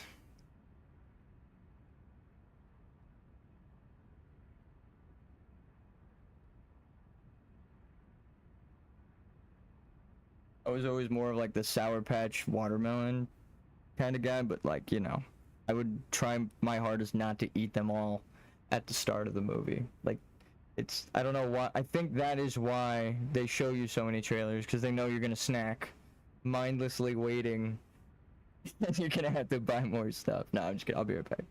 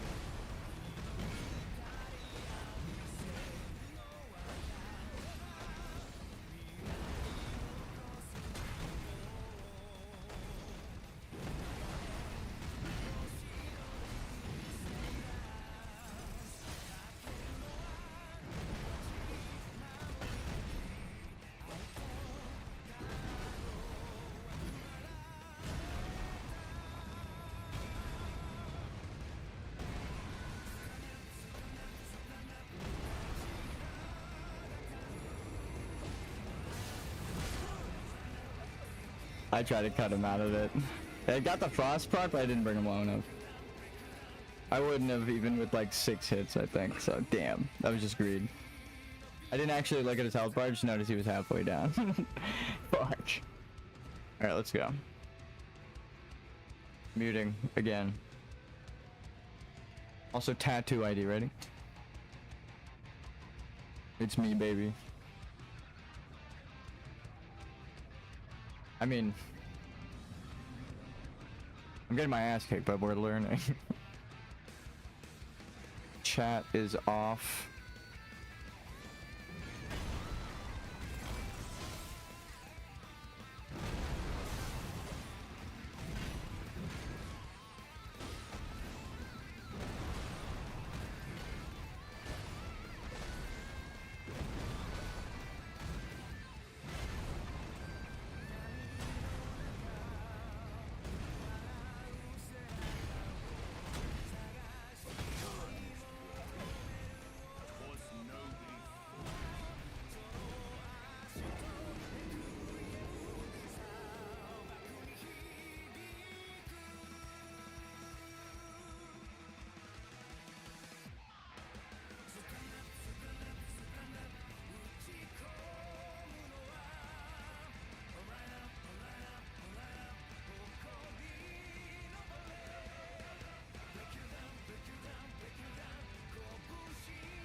Also,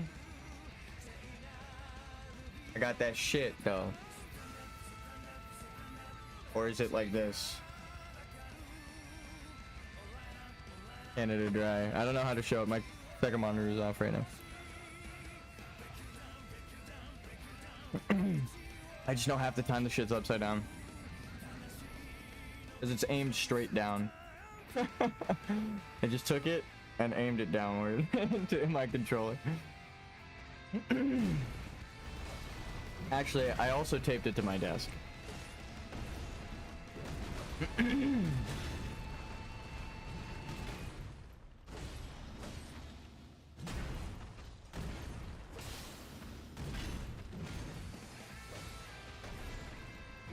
Oh yeah, I hit loop on YouTube, so. No, I should have rolled a bit more to my left. I would have got it. Imagine this is the AoE. I rolled this way instead of rolling this way. Straight out of it. I thought he had more rotation to him.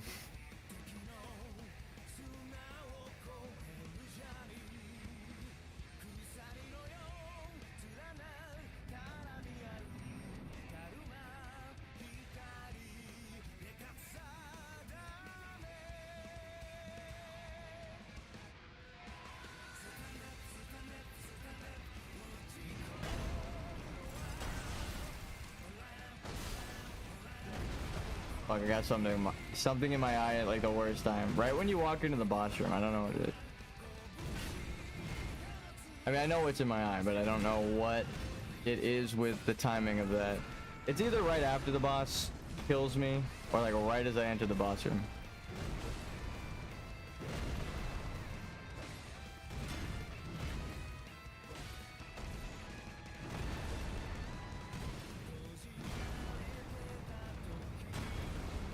Huh. You turn the other way. That's cool.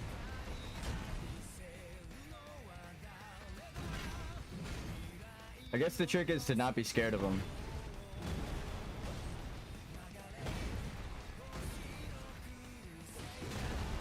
Well, ow.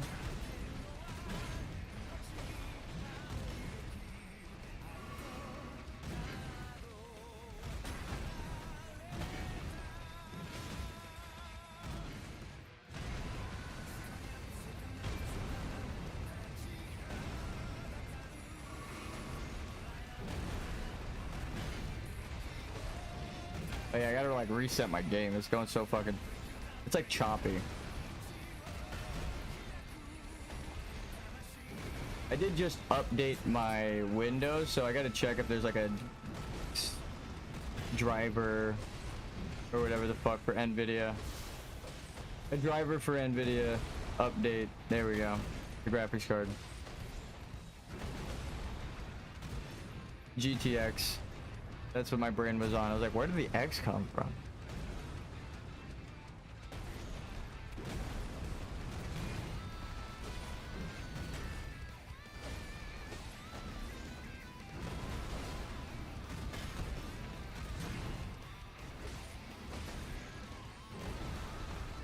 No. Okay, well, I'm alive.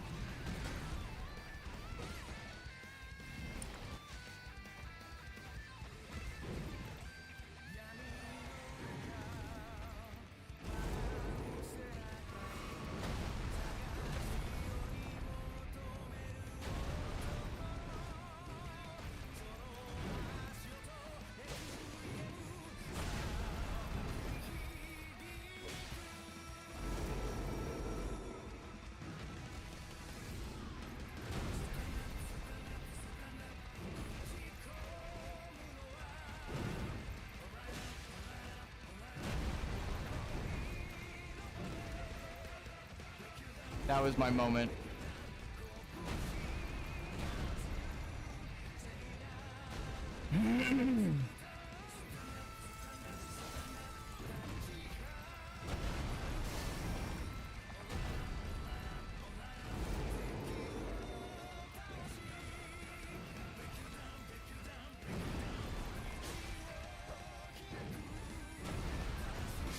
You gotta be fucking kidding me. I should have rolled right instead of left, but I didn't know. Actually, it might be tracking, so I kind of maybe I have to jump over it and roll back. Oh, it's so much to try. Oh god, there's so much. The new combos are like completely different because he doesn't have a weapon. So his animations are different. Not even close. He goes from two-handed weapon to bare fist claw attack. It's so fucked. It's cool as hell, but goddamn, it's hard. I'm getting better at phase 2 though. I'm gonna take the time to get this fucking stuff out of my eye and then maybe we'll be good. Oh, this actually looks like fuzz. Okay. It's actually not what I thought it was. It just felt like my hair was poking my eye.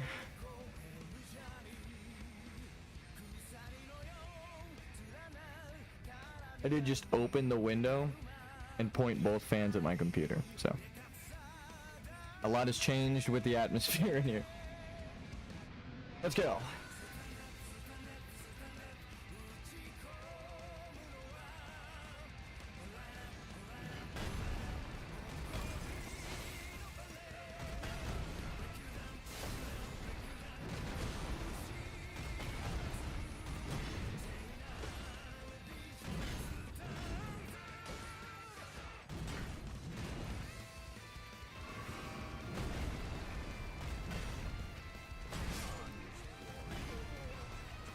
How did I survive the healing? This is why you roll behind him to cut his combos off, because they suck.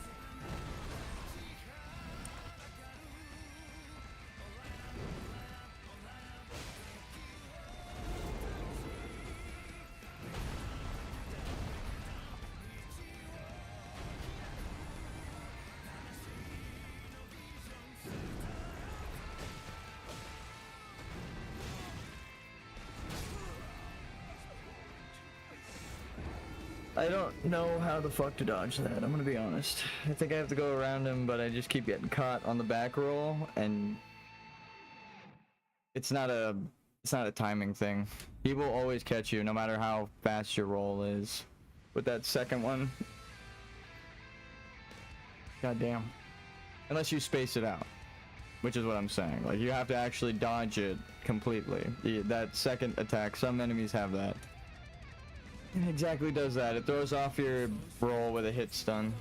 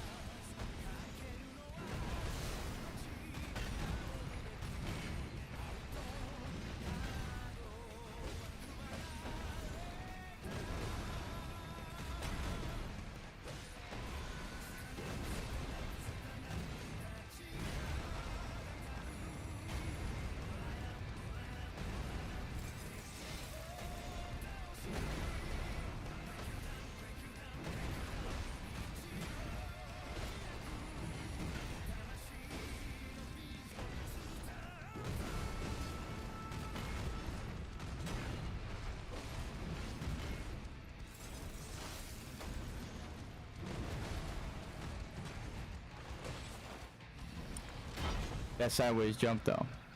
How about that? I knew not to jump at him. I learned my lesson. At least with phase one.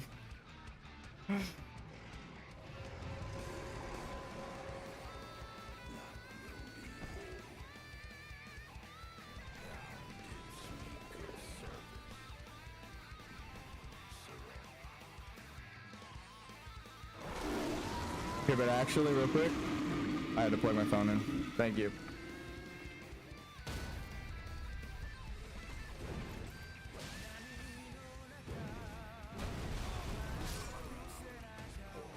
I thought I'd get far enough away, but I almost escaped it one time, but I guess I was just backing up the whole time. He does get really close when he jumps up to you, so the spacing is hard to tell, because he just immediately resets and is like this close, like I am to the wall. He just jumps up and he's like, hey, how are you?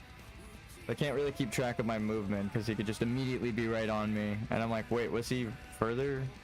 He's also in the air a lot, like jumping and pausing. It's a lot to keep track of. We gotta keep close and dodge around him, I think.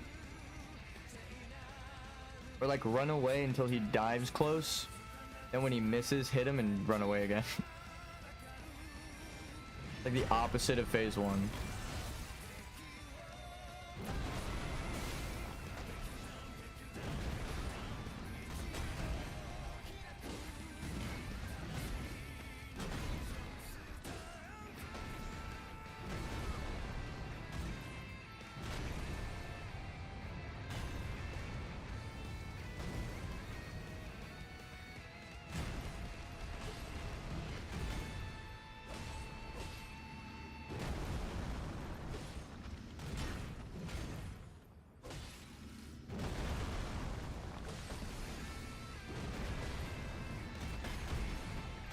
Actually, Placidus X is Fucking stopped time, I should say exactly. I just realized it's another. It's exactly what I'm talking about, which is funny. He's not just stuck anywhere, and not just outside of time. His arena is paused. It's storm beyond time. It's frozen beyond time. So he's stopped. It's so stupid. JoJo reference? Question mark?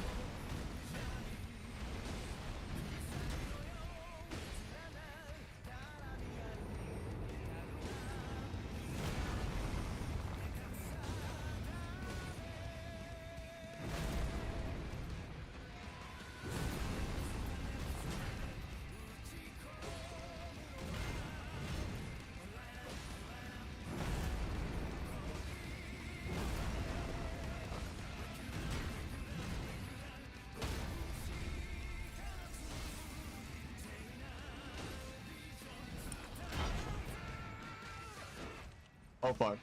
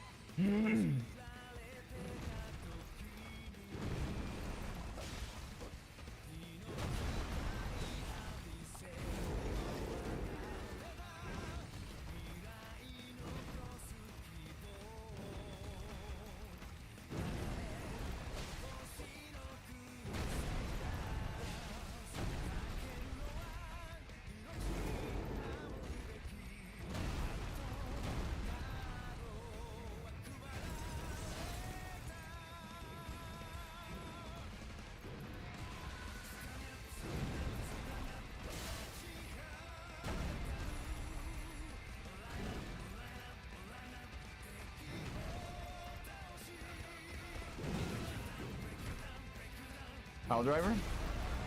All right, that was kind of cool. Everybody gets one. That was my one.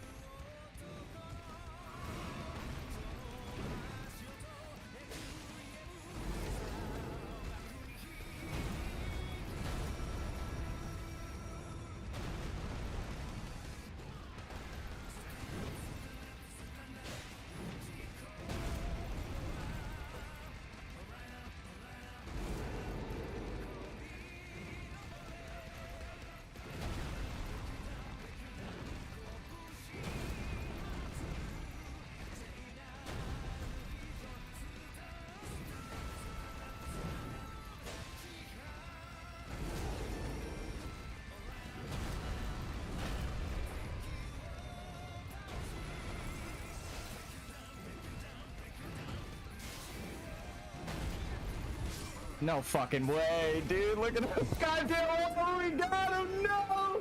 I'm taking a picture.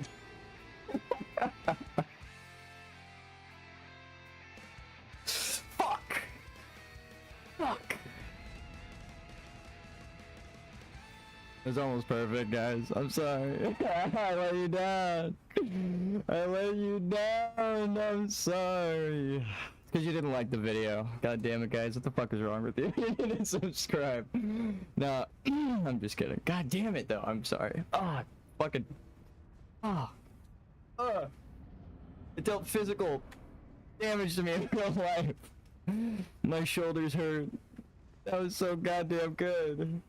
It was so goddamn good. We know. The training arc is over. Now we kill him. Two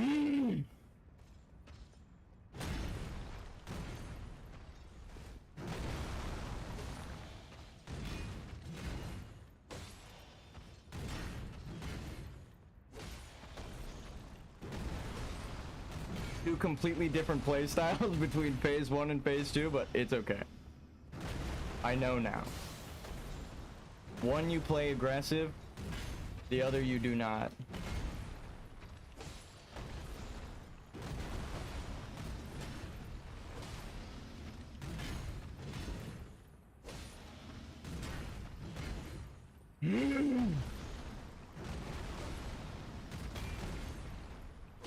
I believe in you. If you're watching this, you're like, how the fuck do I do? You can do it.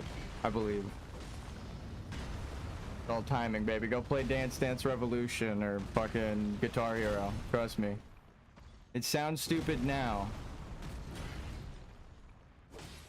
What's a name a timing game that has to do with timing more than a fucking music rhythm game that's all about timing, right? If you're trying to learn timing of bosses, you really just look at it like it's notes coming down the Guitar Hero track. It does help. Now, I'm just watching it. It helps you with anticipation and, you know. It's not gonna help you with spacing. That you're gonna learn playing, but... Fuck.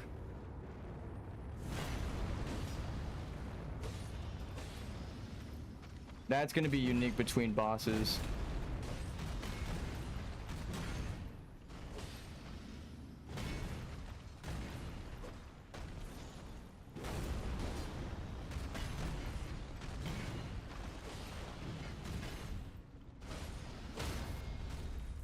I needed to buff my weapon. Thank you. Huh. Voice crack.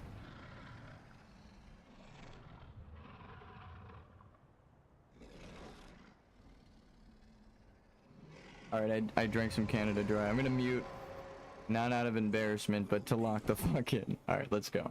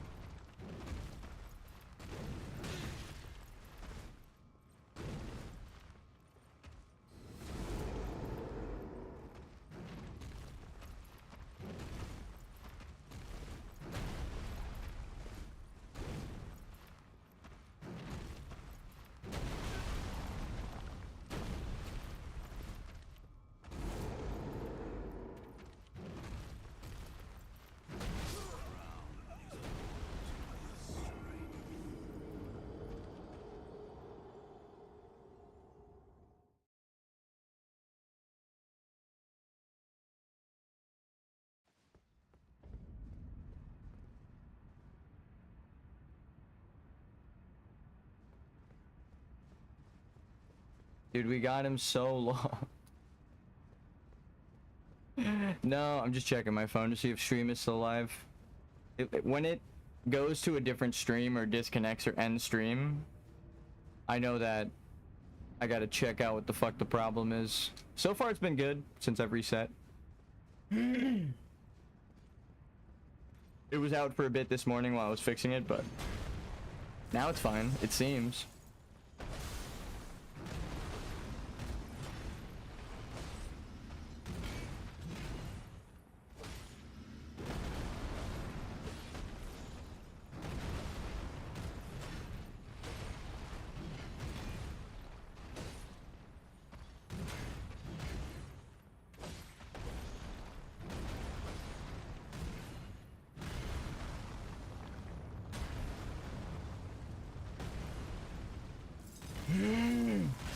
I did it too late.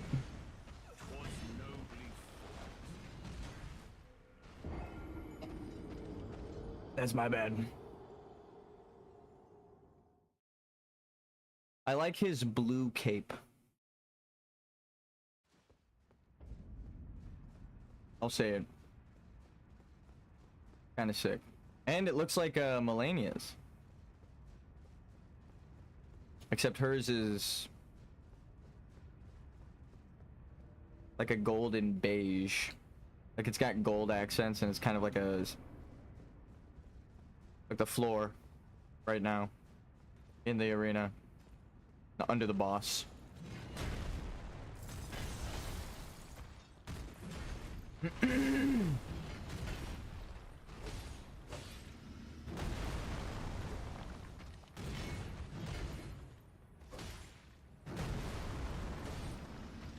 It feels so slow all of a sudden. Like, what the fuck?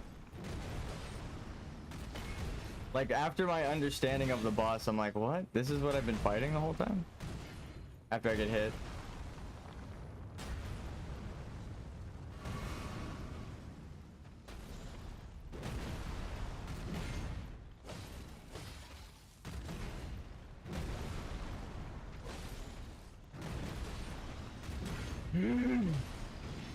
Duck under that. That's the opening for Frost. It gives me the timing to duck under that. I had the guard because of my talisman. I can heal because of spacing. He's not doing this yet. He's doing this now. We jump and then attack because we're running towards him. Hit him a couple times, circle around. Duck. Dip. Dodge. Jump. Dive. Wait for it. He's gonna kick. That one explodes. Now that he's phase changed. All of his kicks after phase change explode. God, my feet are fucking itchy underneath because it's just been like, my blood's flowing to them. Get your blood going. Nah, I have stood up and like walked around. It's not healthy to just sit in place all the time. Why I do take days off at times. It's healthy, right? Take care of yourselves. You don't want your haters to win, right? So just ignore them and prosper. The best thing. Oh, I'm gonna die. Holy shit, I dodged that. I didn't dodge that though.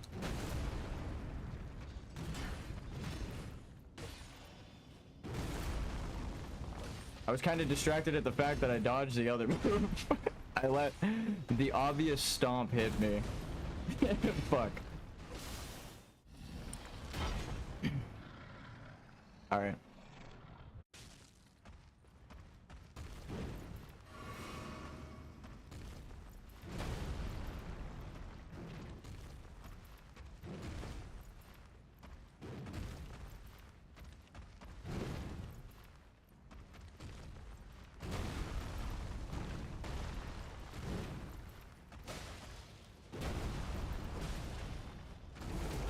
Ow. Ow. Wait for it, wait for it. No! Ah! You see, he started getting up way too soon. I was gonna wait for it, but I didn't. I didn't account for the fact that he just gets up on his own. I was kind of pushing the limit there. Also because, again, for game design, I want to know if when I get knocked down, is it like old school Tekken, where I could just lay there on the floor until someone approaches me and then I can get up? That was like one of my favorite cheesy little brother moves, even though I'm also an older brother. When they were beating the shit out of me, when I finally understood, like, oh, I can like just stay down and when they approach, use my attack for invincibility to get, it was like in the hottest of fires. Like, my brothers were not going easy on me, so I had to find some meta shit to actually hit them with, because I was like, there's no way that I'm gonna hit these guys. They're beating my ass. So of course the only thing I could do is the recovery move, because they've been beating the shit out of me. It is actually funny. The thing I got good at is recovering and dodging, because you know, 3 older brothers.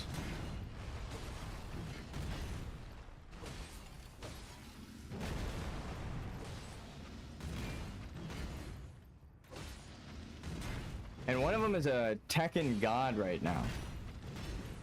Like, he came in here the other day and showed his rank and his username and everything on stream. That's really cool. But just like showing you, we game in this family. We're gamers.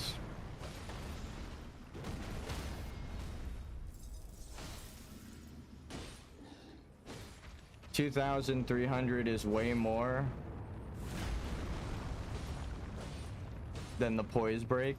It's only 1700, 1600. So that was good damage right there. Backwards.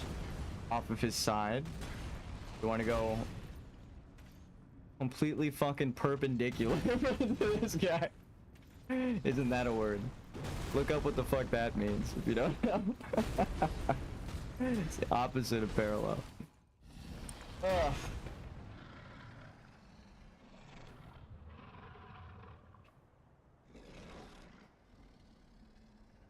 But just for that move. He does like a straight line, so obviously if you jump to the side, it's gonna miss you. Alright, let's go. I got comfy. This could either hinder me or hurt me.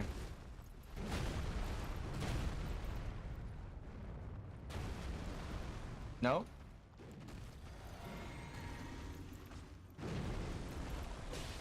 Thank God I pulled my weapon out in the roll. It was the most fucking anime shit I've ever done. Out of everything you've witnessed. Rolling and then pulling my sword out in the roll and then landing where he was to hit him in the face. That was cool. I don't care who you are.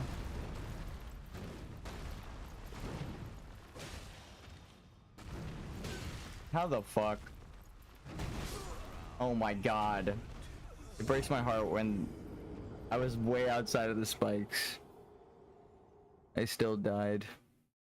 I don't understand. I guess jumping is the play there, but like that shouldn't, I hate saying that. That shouldn't have got me, but like, god damn. What does the guy have to do to dodge those? I was way the fuck out of it. It still got me mid-roll. Not only should you be invincible during the roll, it didn't even make contact with me. I was invincible and not near it, and I died. It does, I'm a little upset, okay? In terms of my programming brain, I'm like, that shouldn't have happened. But it still fucking happened. How am I dodging through all of this other shit? And that's what fucking kills me.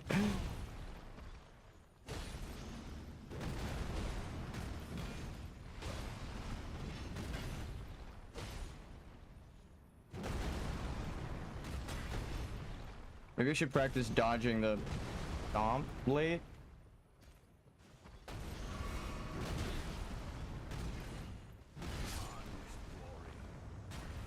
That's fine. So I've learned that the reseat comfort levels didn't help. I'm taking my socks off because it's just getting hot in here. We gotta let the dogs out, dude.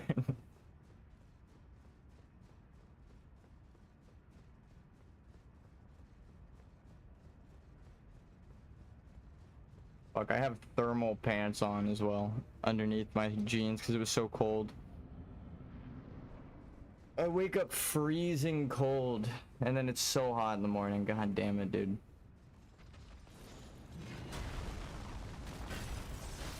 How does that not hit me? I do not know.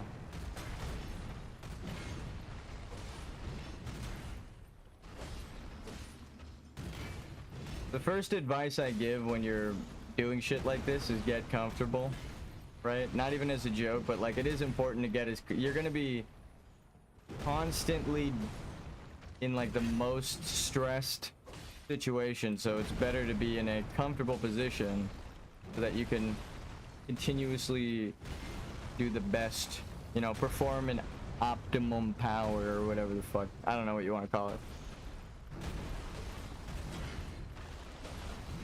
If you're distracted even a little bit, you know, by like, oh, it's hot in here. I mean, that's just something extra to overcome. There are a ton of bosses in this game that I beat when it was like 1,000,000 degrees in my room. So, I'm not saying it's impossible. It's just fucking hard. And why make it harder on yourself? Also, who needs health? What the fuck?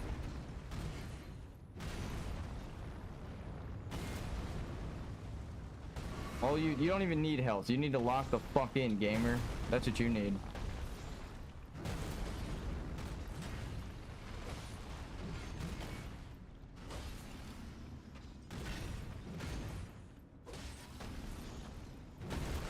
No health? No problem. But are you dead? Are you dying? Do you have a dot? Okay, then you're fine. Stop being a little bitch. Walk it off.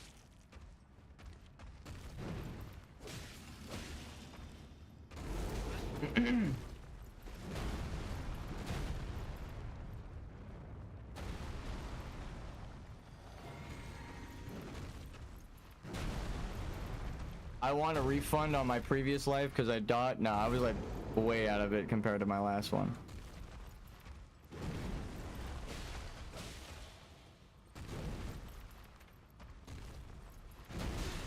Okay. Okay. The buff fading as I was in the sky. Oh, dude. He got me with the land. I felt like I dodged that, and then he hit me with the little puff of air.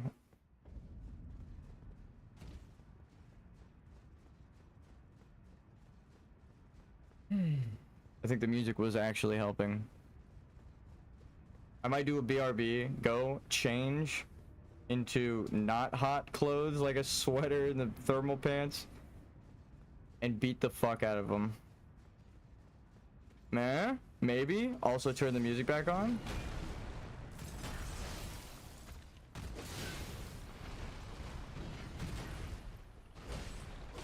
The shield talisman is the best. I don't know why I didn't. Well, I know why I didn't have it on. I've been a blood knight this whole time, but we've found the truth. And the truth is within the frost.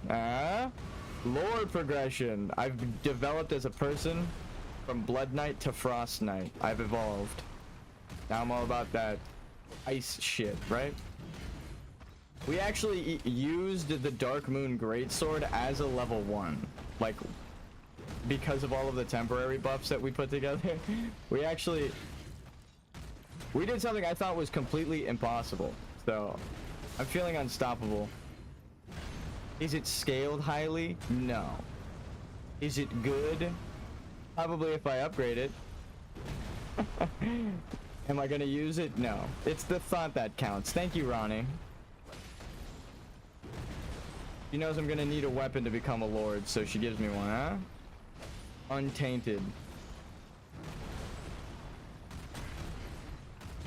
And if she knows her lineage from the Lionel Beastman, it explains why it looks like the other sword, but without the gold. Big brain. Miyazaki, I understand you. Miyazaki, I would like we should just like hang out and talk game design. My friends who I talk game design with, dude, that's the shit. I miss those friends, but they've evolved past me, and I am so happy for them. I am not jealous actually in the slightest. I am like a proud friend standing off to the sideline, like, thank you God. I'm so happy somebody did it. But then I do a tribute. Again, it's like paying tribute. I thank them in a private message. Whoa. Saying like, hey, thank you for like telling me I should go and learn how to code myself and learn Unity and stuff because I did it. Now I'm happy I did it. And they're like a programmer who I used to talk game design with a lot. And they went on to like work in actual studios and stuff. So I'm like, that's super cool. But yeah. I have my own perspective of like, if I want to work in game design, I would rather work at my own indie company, but I don't think it's bad if you go work for someone, you know, it's like, whatever. That's fucking awesome. So it's like, it's just diverging paths, right? There are people who make their own games, and then there are people who work under others. They advised me to be someone who works myself while they were working under others. So I was like, I'll take your advice, you know, because you're under others, so you know.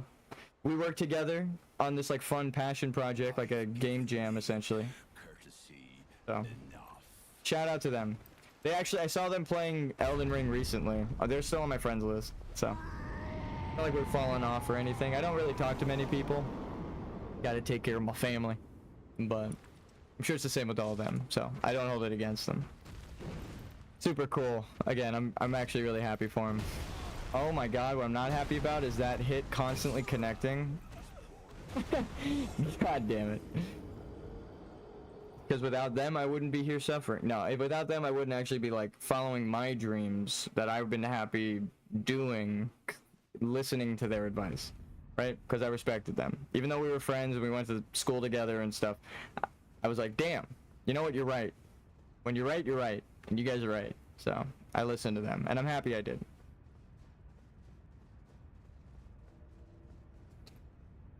And now it's got me playing Elden Ring and understanding the design of all of these bosses, the timing, the animation framing, the hitboxes, why they are the way they are, right? Maybe it felt too easy, right, with accurate hitboxes. Do I care about that? Not the fucking slightest, right?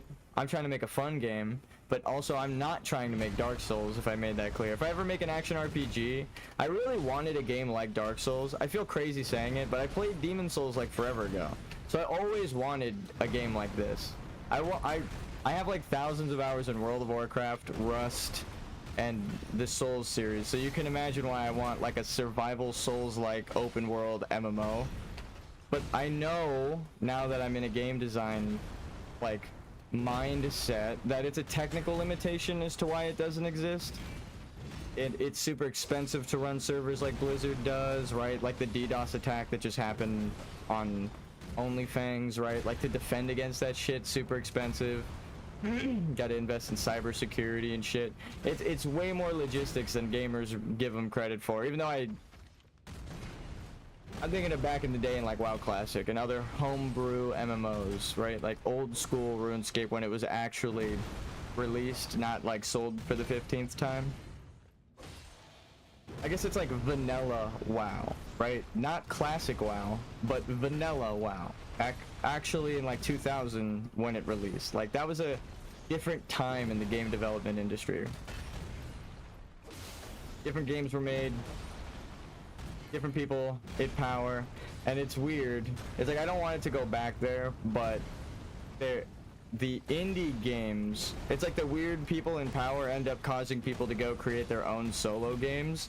And then I've said this before, then you get like Hollow Knight with a team of 3 with Team Cherry. It's like the Hollow Knight was made by 3 people, which is crazy. Because I fucking love that game and I saw how big it is now and I'm like, god damn, 3 people made this, right? And then Five Nights at Freddy's, right, the original. Think of like the first couple and how successful they were. What if I just do that? What if I just don't stop attacking? It actually wasn't as good. I should have procced the frost, but we got a phase change, so it would have cut us off here anyway. I'm gonna keep yapping because it helps.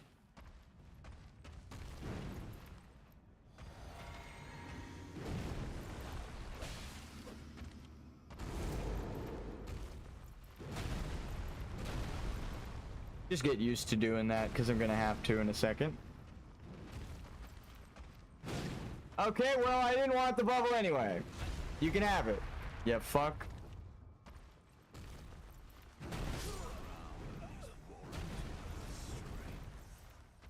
I think I just thought of a path. It's a lot of inputs. I have to sprint jump to the left. Like that. But like kind of forward, but not that forward, like that. Like if it's aligned with this, I have to jump like that. I think that will help. Because even if he kind of rotates it, it'll go under. And the later stage will go behind me. Hopefully we're fine. Which is crazy to say this many hours into this goddamn boss fight, but...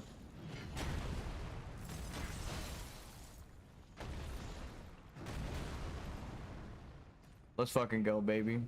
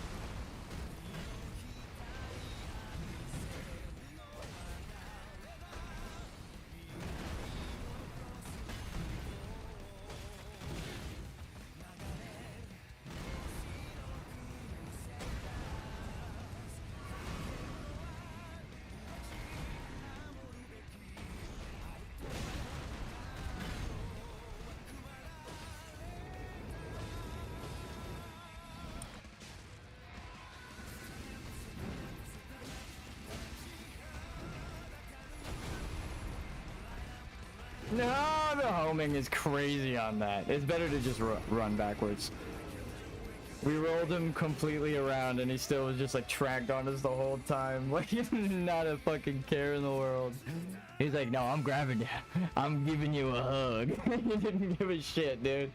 Like the weird uncle that asks for a hug. Ugh. It's straight up like that hug. The way he grips his arms out with the shoulders and he just kind of got his little grabby hands. That's the worst fucking grab animation.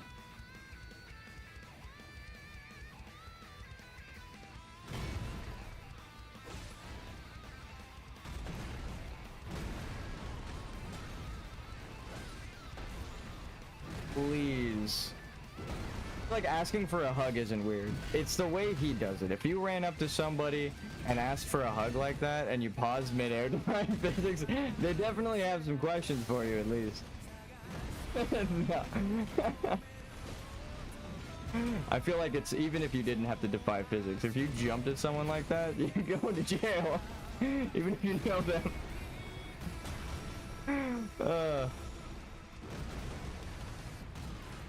That shit looks like the most painful football tackle.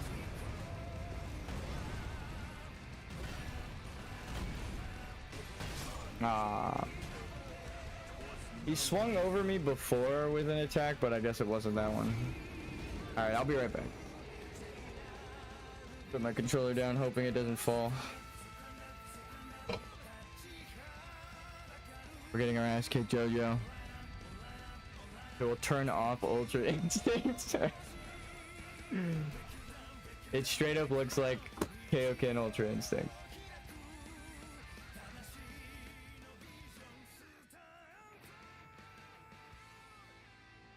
Okay, if it's all getting copyrighted anyway, it doesn't matter. But hey, I'll be right back. And just remember, you're beautiful. Okay, I'll be right back.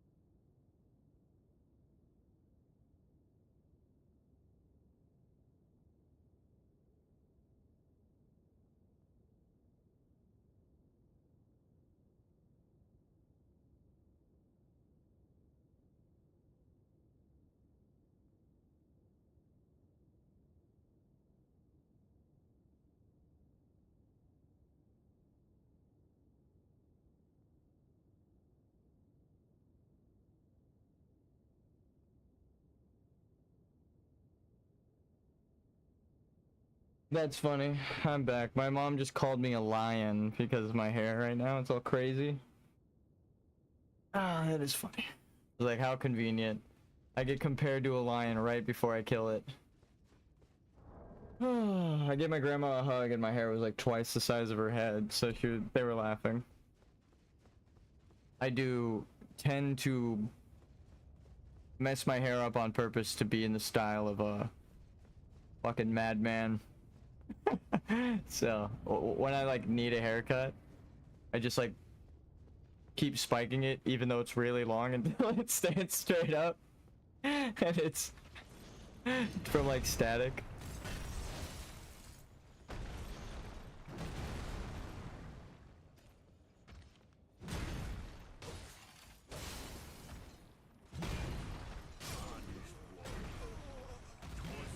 Did I close the... I did.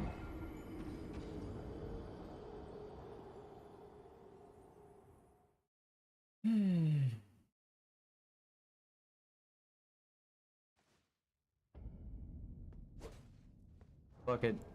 Training arc over, now we can listen to in-game music. You guys. I almost fucking killed it. I'm just gonna keep doing this.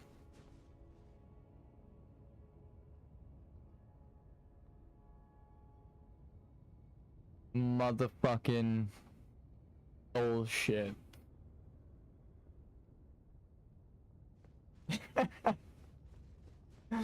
God damn it, we almost got him, guys.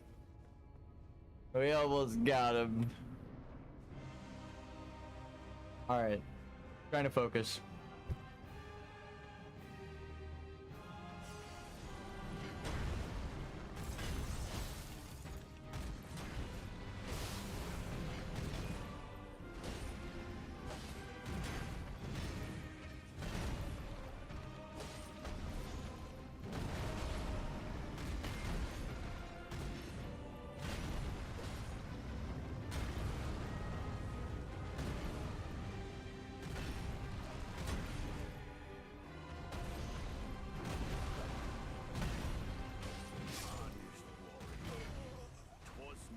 Animation canceled. Not much I could do.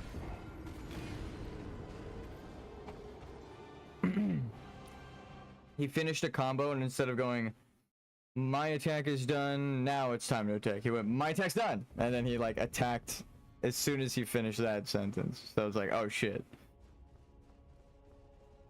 But you can kind of tell by the way he snapped into the other animation that he just canceled the ending of that first attack and then went right into that one. So that's what an animation cancel looks like. It looks like the animations don't flow together naturally. It's very obvious when it happens. Like that flows, see how it like lands and then it flows, and he stands up and he attacks, then he swings his axe over. See how like all of his attacks flow, and then boom, he goes back into his idle, and then from there he goes into another attack. He skips straight through the end of his first attack, the idle, and then begins the next one. So it's like, instead of going like 1, 2, or like, instead of going like 1, 2, he goes 1, 2. It's a variable time, but you can do it as your character as well. It's coded into the game.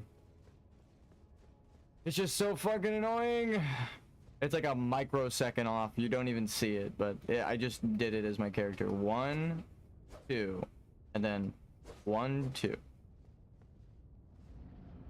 There's a different, if you're like spamming it and you press it, and then when the animation's about to end, you go to the next one.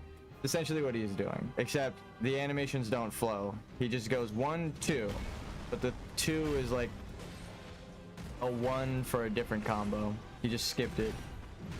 Ugh.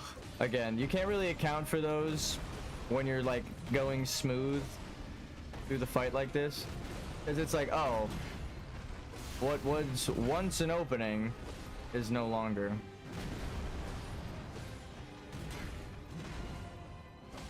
It's kind of like how he's cutting off his combo every time I roll behind him. Oh fuck, I'm dumb.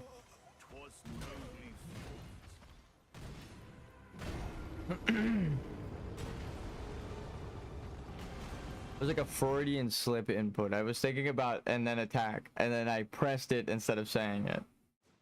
Blood stains. There are probably so many fucking blood stains from this character. I wish I could see how many times my character has died.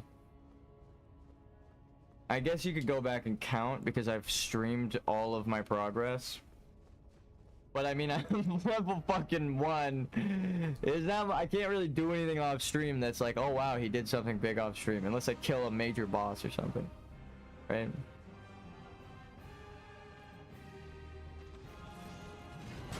Can't like grind 100 levels. What's up, YouTube? I did some farming off stream.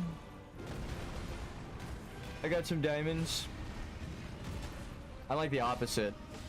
I've been playing off stream, intentionally not trying to beat the boss, and I still suck. But I've said that before.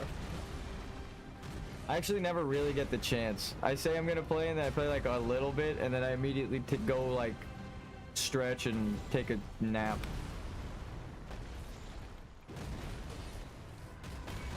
Or I watch Invincible,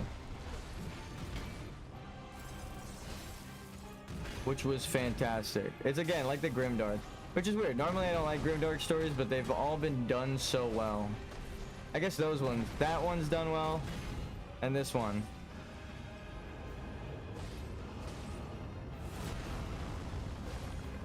Frost proc. 6, 7, 8.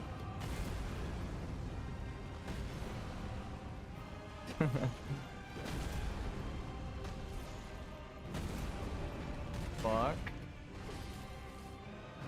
Duck his leg. Sometimes you go through, sometimes you get caught. Be careful. Don't get caught. That one, he swung over us. Behind him.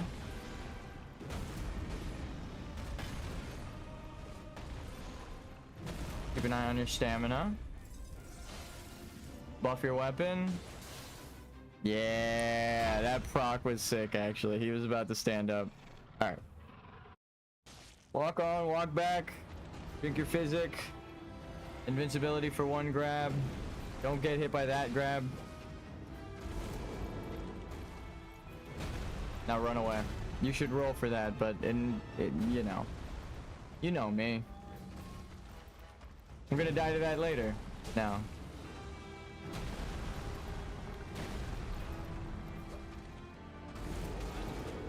Yeesh. Well, that's what the bubble's for. Ow. Quit. No, I'm just kidding. Please, God, somebody explain to me how the fuck I keep getting hit by that. I guess I just have to jump. I keep saying that, but it was like, if I was too close there, his foot would have hit me. That's what the problem is with that attack. I can't just jump. I have to space it out by running away from him.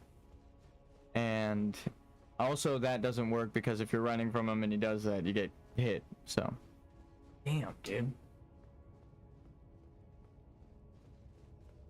I feel like running from him is always the play because he chases too fast. It's the best spacing for a while. And then when he goes into like crazy mode, you gotta hug him again. Hug him to calm him down.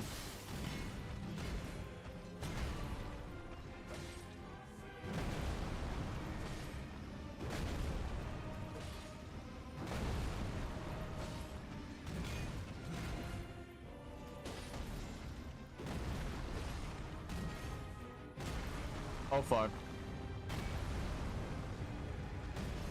Whoa, I messed that timing up, but I got out. Spacing was fine. Made up for it.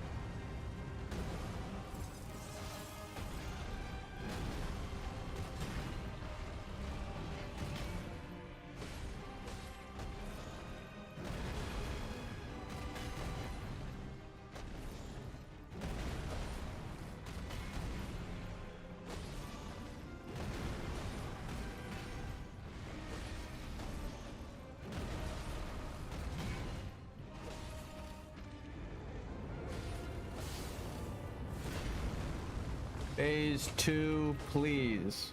Thank you.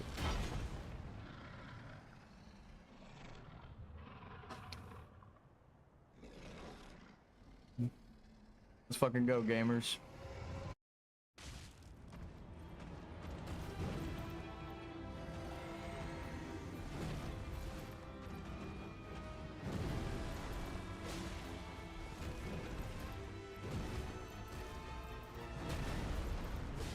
Well.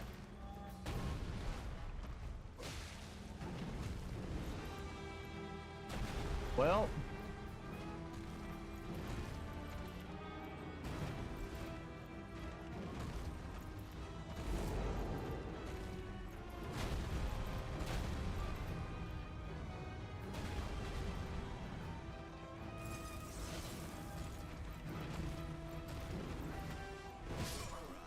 I'm so upset right now, don't talk to me. Ah, damn, dude. I'm not actually that upset, but fuck. I'm like scared of that exact attack, and that's the one I keep fucking dying to. It's like the double swipe hand claw attack. That one wasn't like quickly timed, it's just like the same kind of animation. Like the difference between the first two attacks and then the last two attacks there. And then he can interchange the combo.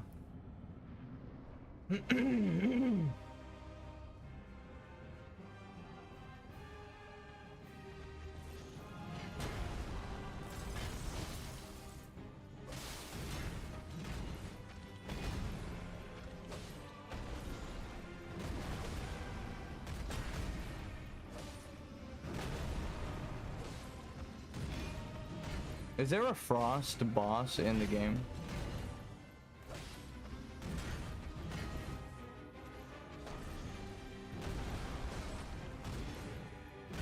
Like Remembrance, Great Rune. Brownie's supposed to be the Ice Queen. So. Father, I've never watched Chronicles of Narnia, but now I understand all of the symbolism. And that's just in the advertisement.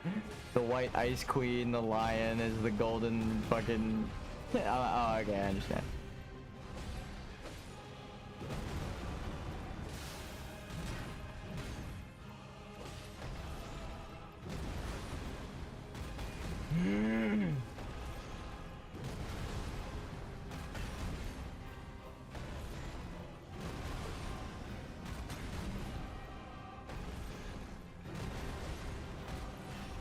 Huh. I guess it's sexism. It's like one of the points of this whole thing. If it wasn't obvious. In the strong society where they were like torturing women as the shaman, right? In the shaman village. They all happen to be women.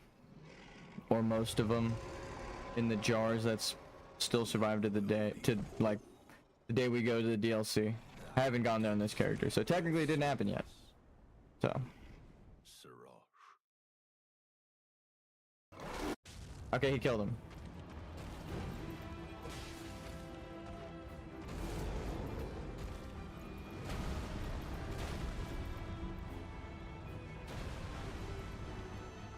Oh, and she's trying to take the powers of Radagon, but also his identity. I'm so goddamn upset with this. I need more defense or something, because I don't know why. It's like a quick-ass backhand I know shouldn't be doing that much damage and is killing me. He has full-blown axe moves that he slices me with, and I blow up, and I survive that. But he backhands me a little bit, and I fucking died. God damn it, dude. Is there anything that I have that can raise my fucking defense? I don't think so.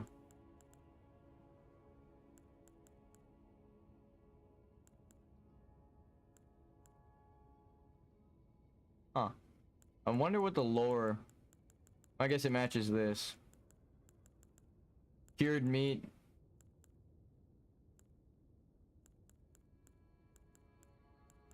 Shit's driving me crazy right now. I'm like going through my items. I know I don't have any. Fuck me. There's nothing. The only thing is shield grease.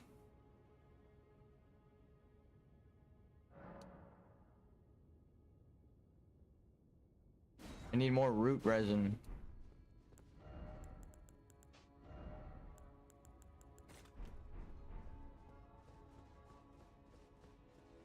Well, I guess it doesn't really help me because I need to be guarding. Let's see if it makes a dramatic difference.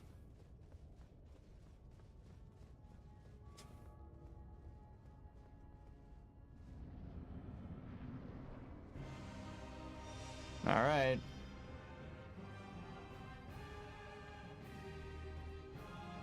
Frost sword, moonlight shield.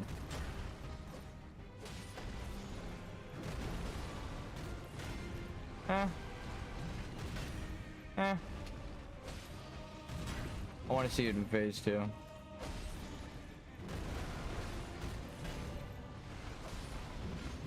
We know we can dodge, so those moves I'm not really worried about. The shit in phase 2 that I'm having trouble with. Maybe we guard it?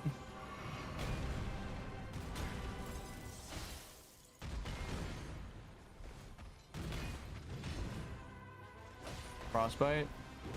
Frostbite? No? Oh, I guess he's still on cooldown because he's skimmering, right?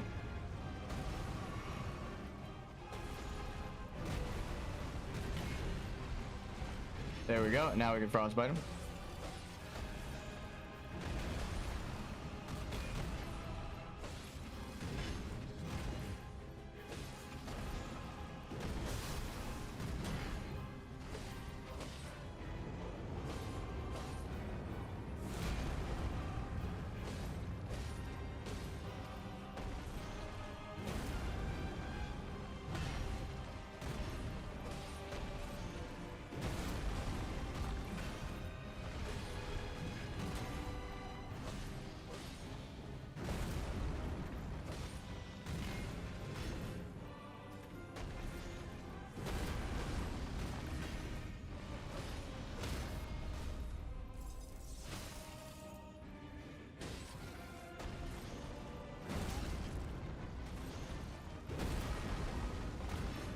I tried to duck into it.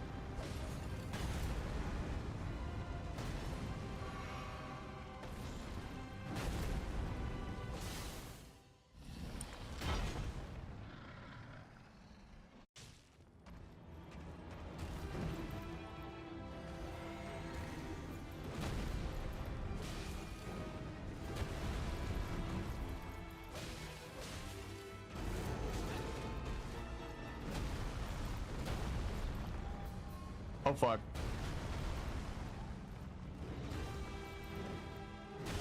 That's fine. Use the iframes. Get up.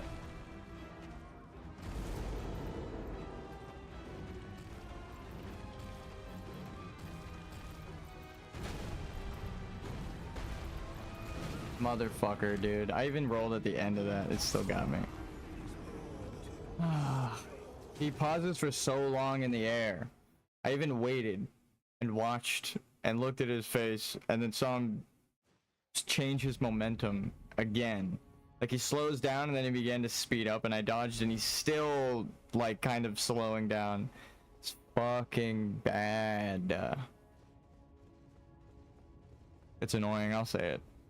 That animation, it looks cool, but at the cost of the timing is fucking terrible. It's like it doesn't match any other timing in the game. And he can hesitate in the air, so like there's a variable time based on distance alone.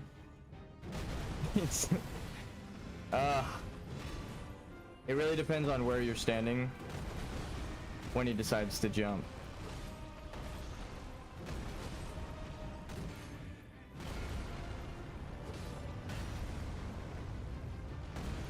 I'm learning, but it's painful. Nope. Fucking it. I mean, I know that was a combo, but it looked like he was gonna stop, so I went for it, and then he animation canceled the stop and continued the combo anyway. That's the worst. That's what an animation cancel shouldn't do. Is pretend like, oh, okay, I'm not attacking. Just kidding. The animation isn't in sync. I am attacking, and you should have been preparing, and your attack now got you killed, right? It's like you're looking at him, it looks like an opening, you press the attack button, and then the animation changes. So it's like, well, what the fuck? Right? In that order of operations, there is actually nothing you can do. You're dedicated to that attack, and you're fucked. That's why it's upsetting to die to animation cancels, because it's like, well, I was learning something, and then you said, just kidding, this isn't what it should work like. Like, just change the animations then. Or don't have the animations like that, right? Like, what the fuck? Or, crazy concept, don't program in weird fucking delays like that. But now it might be a glitch in the system. It might not be intentional, but it's fucking annoying. Actually, I think that is specifically intentional, like I just showed with the your attacks can be delayed. I think he's just doing the same thing.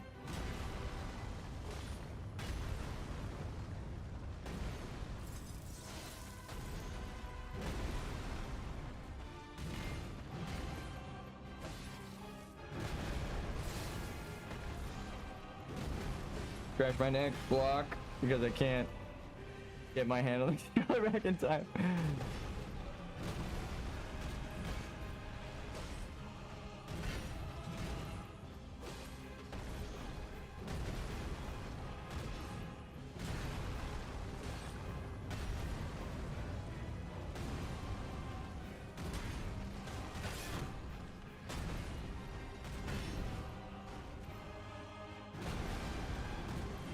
How the fuck? Never mind. I'm like, how did it kill me in phase 2? Exactly like that. Come on. Explain. Oh, my fucking wrist is itchy. I got like a bug flying around. No, I think it's the fans. Because the wind would blow the bug right away. I have like 2 really strong fans pointed right at my computer. And my arm. That's gotta be what it is.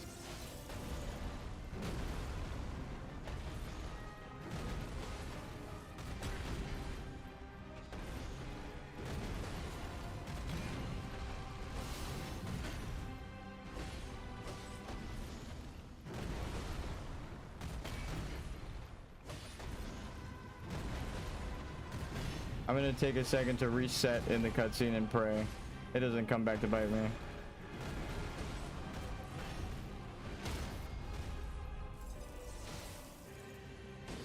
Nice, 1700 deep.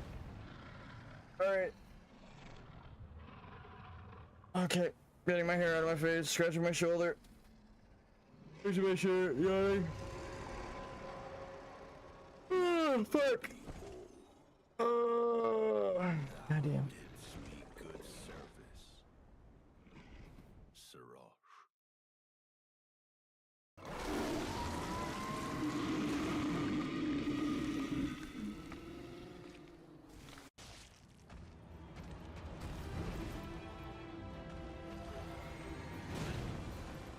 Perfect timing.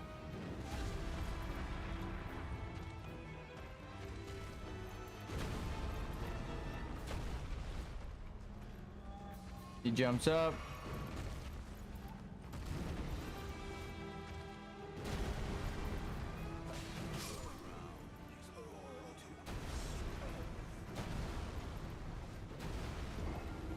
Oh, it's a triple stomp combo. Either way, it doesn't mean if I roll out of the visuals I should be hit. Just because it's a triple stomp combo. That attack fucking sucks. Not the one I died to, but the one he did after he killed me. I was gonna die anyway. I can't dodge that. I know there's a way to do it, but I rolled out of it and got hit anyway, so my method sucks. I need to learn. Back to the drawing board. We almost killed him, but not enough.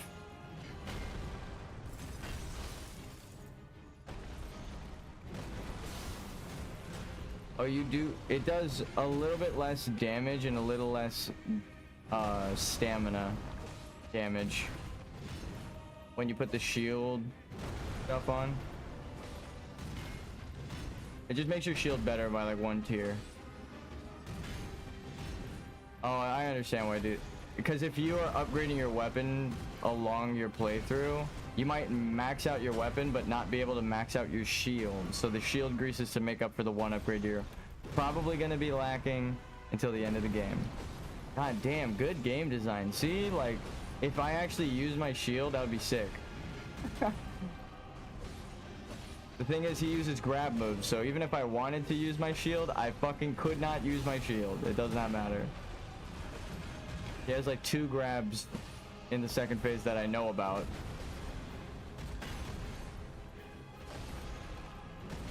No attack for stamina's sake.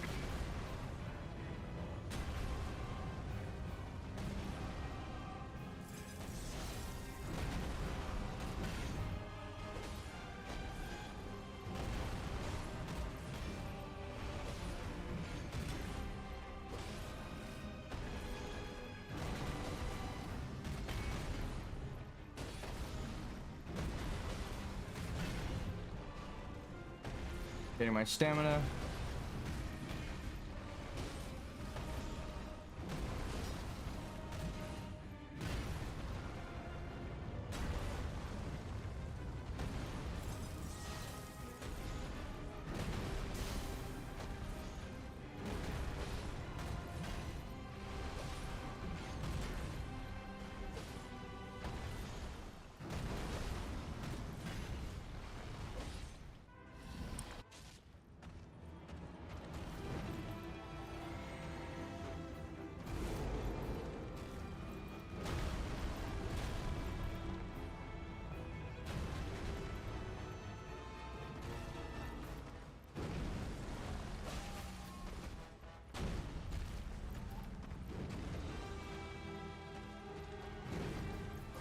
Oh fuck.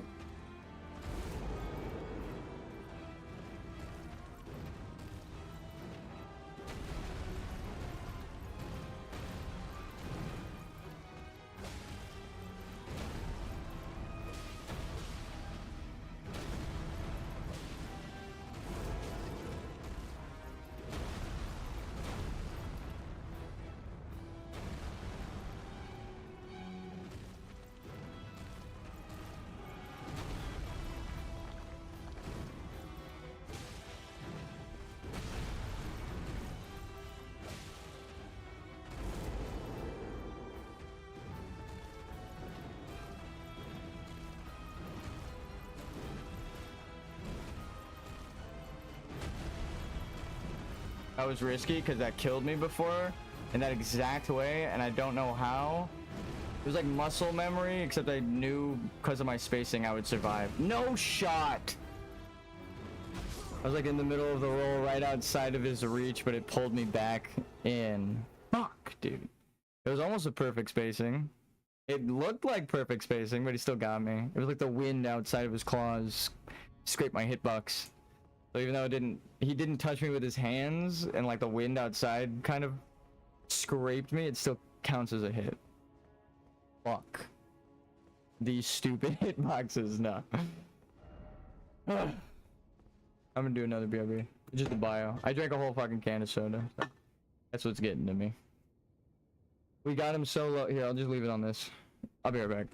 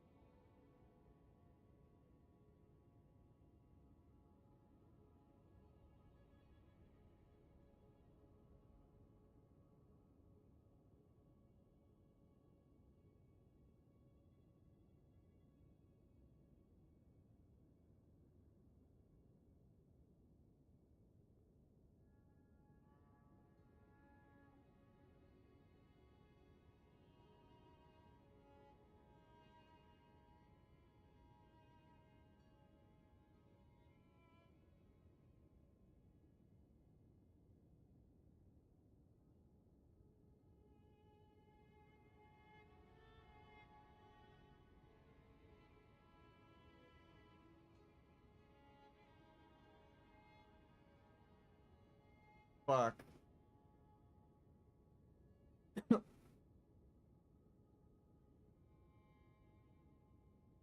We almost got him, dude.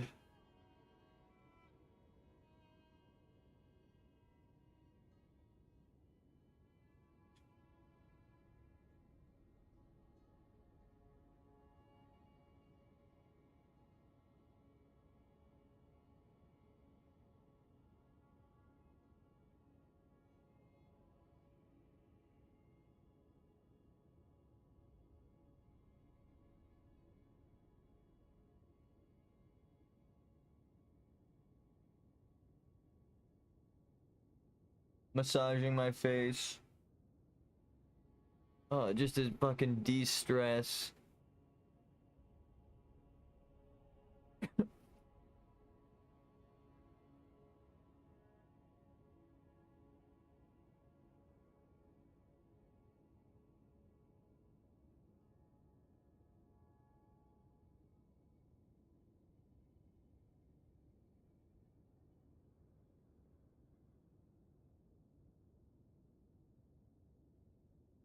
Oh.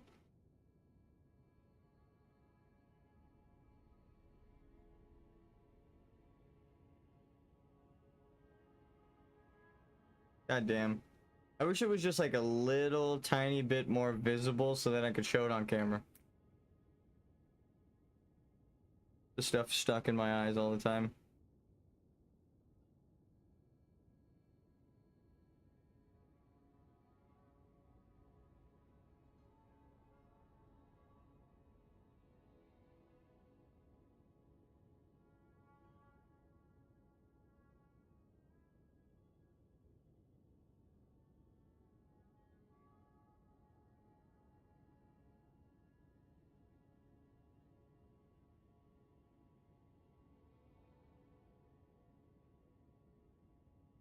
I really was just running away from him the whole time.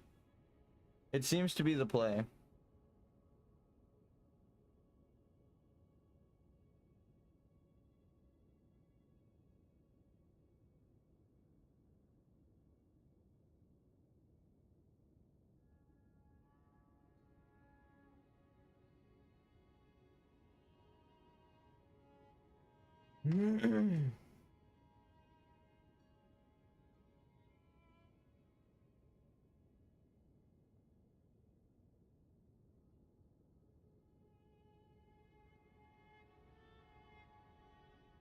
God. I like this fucking headache pressure behind my eye because of the game.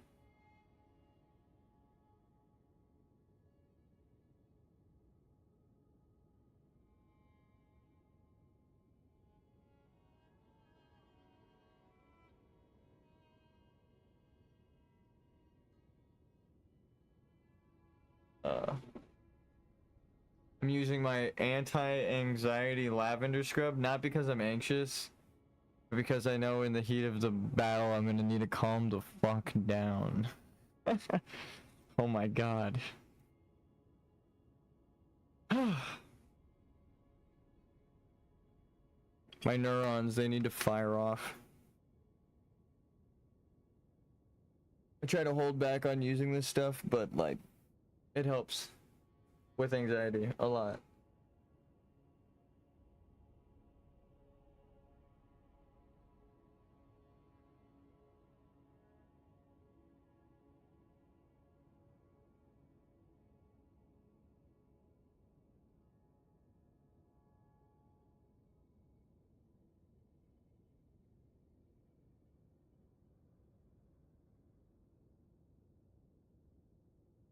Like a Jedi, I'm just meditating before battle. Gotta give me a second. You think Obi-Wan only beat Darth Maul because he meditated a little bit in the middle of the fight? While the doors were opening?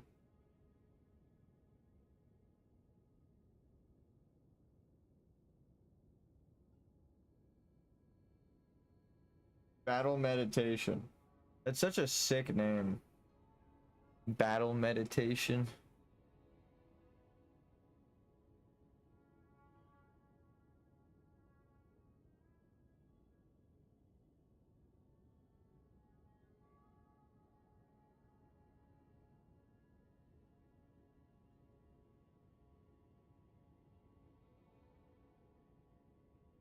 Ugh. I'm just massaging my head. Yeah. I'm massaging my temples right now. Oh, and I put the lavender scrub like right on my eyes because it says to do that. Not like in my eyes, but just a little bit. Like under. So like the fumes get up to it.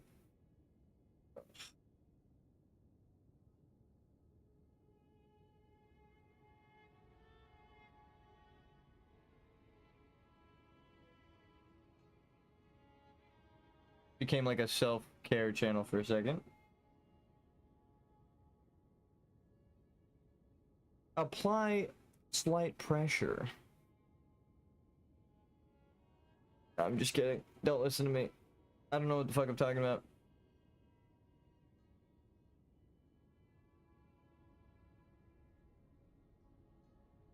Underneath the eyelids.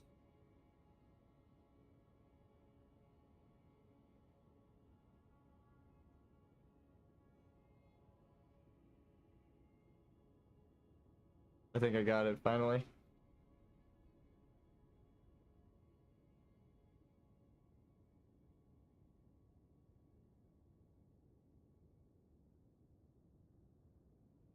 Okay.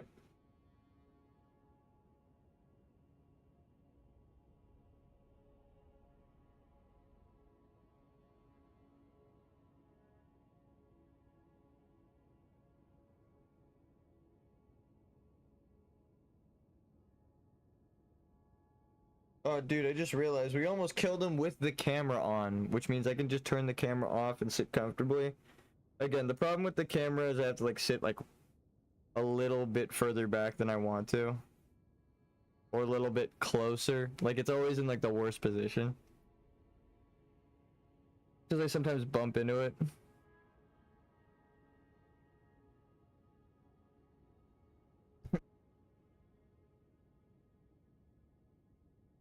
Here, I'm gonna turn it on and see if I sit comfortably. Doesn't matter.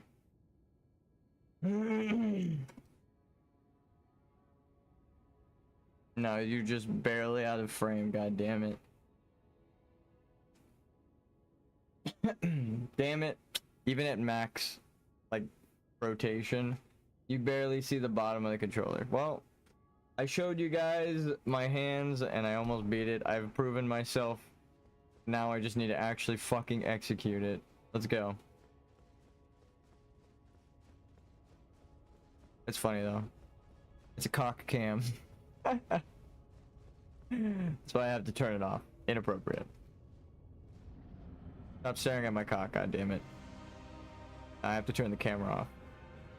Oh, it's daytime in the arena now. We've spent a whole day fighting him.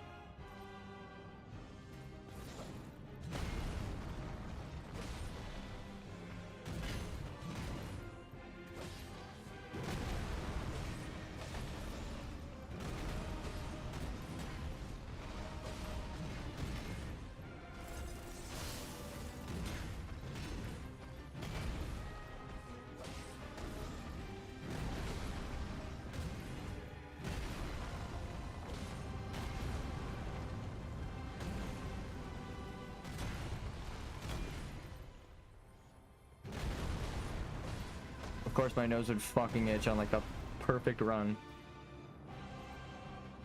Oh cool, he gave me time. Oh, that was sick of him actually. He actually gave me an opening for my nose scratch. That was very kind. He didn't need to do that.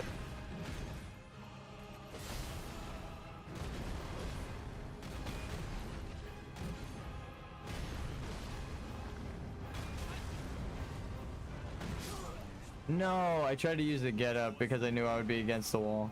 But I guess my character just got up on his own. Oh well, that's alright. I was backed into a corner, clearly. I fucked the spacing up, if you couldn't tell. My entire camera was tree.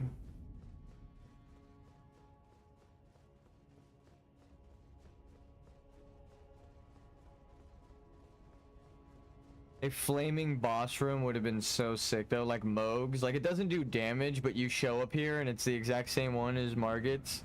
Except everything. Oh, it is kind of burning here. I was gonna say, it doesn't like reach the boss room. Like, the floor is the exact same. It'd be kind of sick if it, because the thorns are right there up ahead.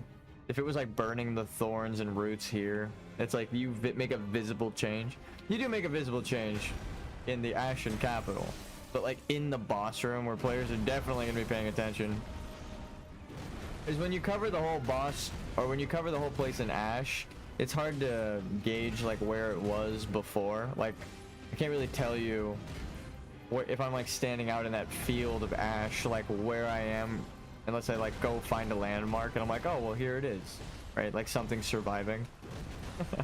But it's like way in the corner, not in the field of ash. But again, it would have been cool to see it in the boss room. Really? Oh, I took the talismans off. I jokingly disengaged Kaioken to give my character a break.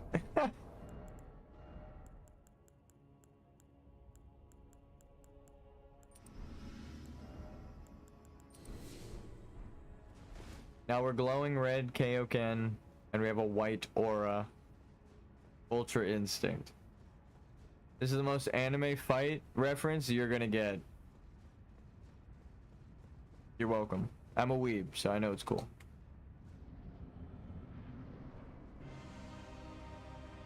Ice Knight shows up to Gold Lion Man to fight.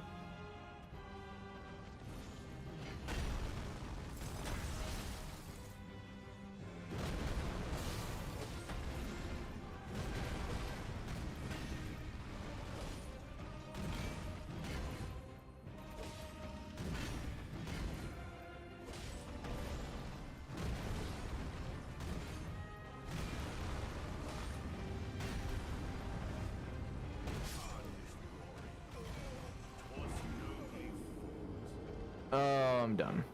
I stepped too close, obviously. It wasn't on the ground where I was, and I know it didn't explode and hit me, but I was lined up with the rest of it. I needed to just step back a little bit. That's funny. I know it didn't kill me visibly, and I died anyway, but I knew I was gonna die there after I rotated the camera and saw where I really was. Fuck. Also, goddamn, the mic is going crazy right now. I didn't even realize that volumes changed like that.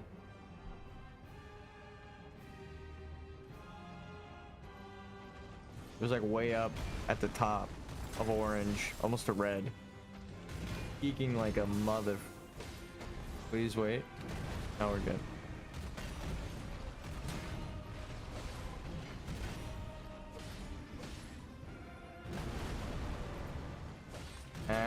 No, maybe. Yeah, we're good.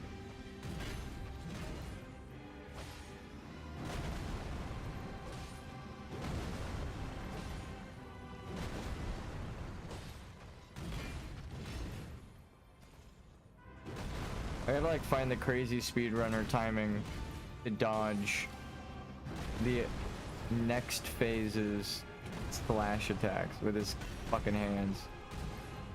I'm sure there's a way to do it.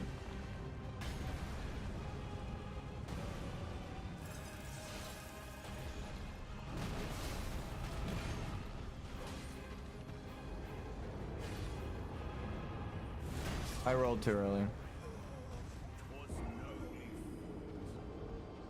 By like half of a fucking second, but it was too early. I was like finishing up my roll instead of being halfway through it. So I died.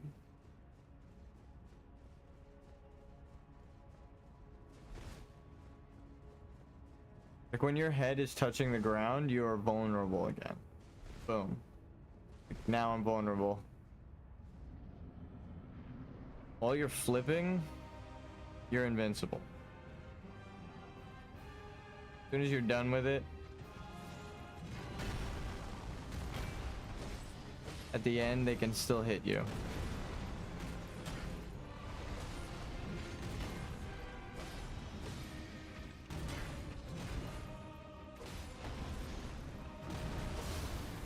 Any boss, any character.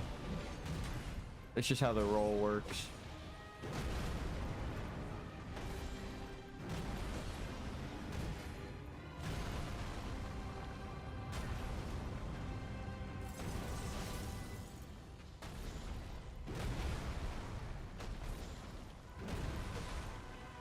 What if I could just block those attacks in phase 2?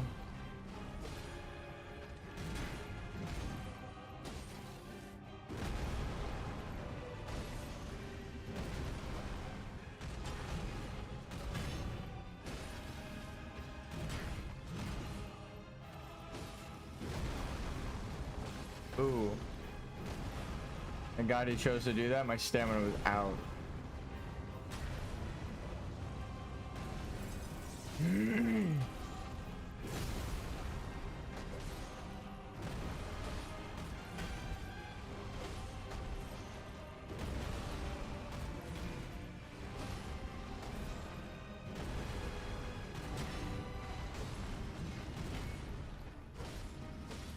Oh, my fucking wrist.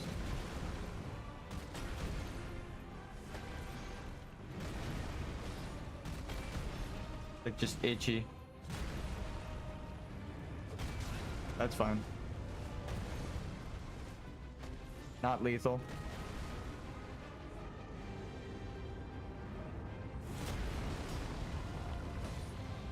Rock, please.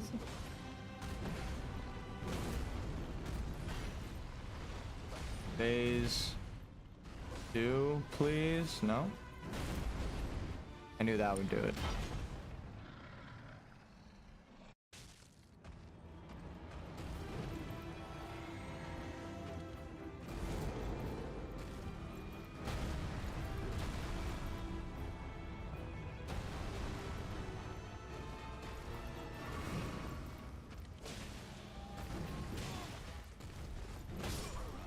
That one, I even waited for it, dude. I'm getting so bad at this. It's actually just those swipes that keep hitting the bubble. I don't know how the fuck to dodge those. Except for run away. Again, 90% of your problems in Dark Souls can be solved by running away. Where is the medallion that heals you slowly over time? Is that in the DLC? Or is that a base game one? I think that's DLC, but... Heal over time, talisman, Elden Ring. Is that a thing?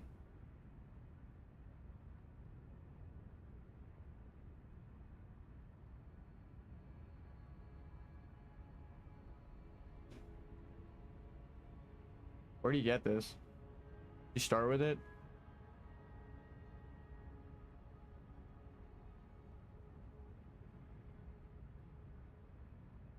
Uh-oh. The Divine Bridge side of grace. Did we miss out?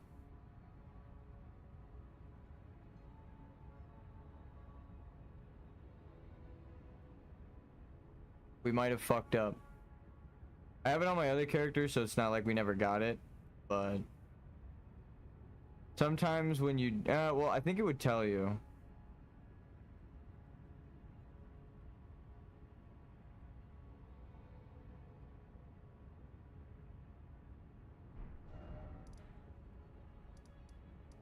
West. Yeah, I think we burned it all down. I don't know if that's even a thing anymore. I mean, it's good to go check. If we have heal over time, we can change our flask to something else and make ourselves stronger, maybe?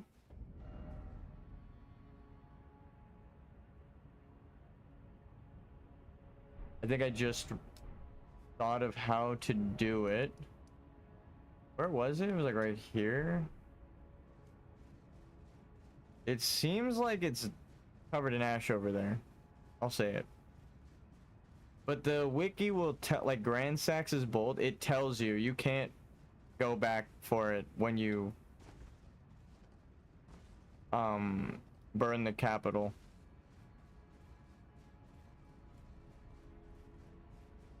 So it doesn't say you can't. I think it's up here. Let's go up here.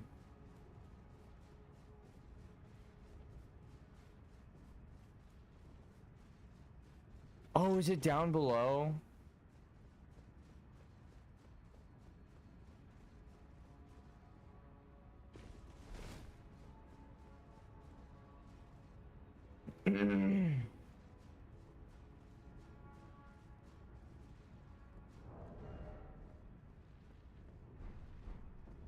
What's that sound?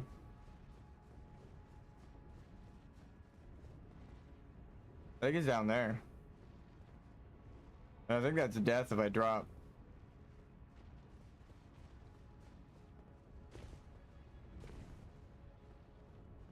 Did we make that?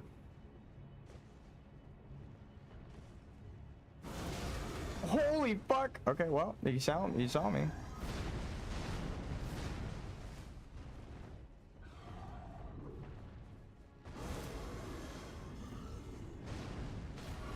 Take cover.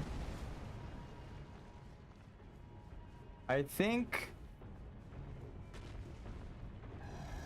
we missed it. Yeah, that's fine. I don't see it. There's a looted body, but I don't have the medallion, so I know that's not it. It might be covered already.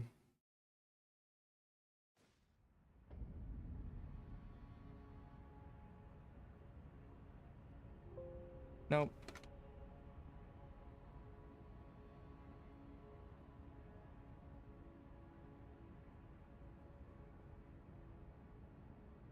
In early game, well, straight out of the tutorial, it says Lindell. Am I crazy?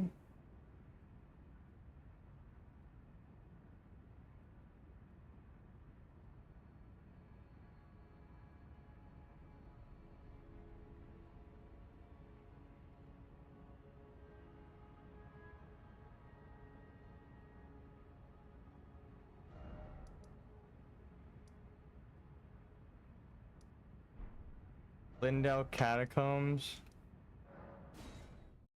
I think I'm crazy, but I don't know.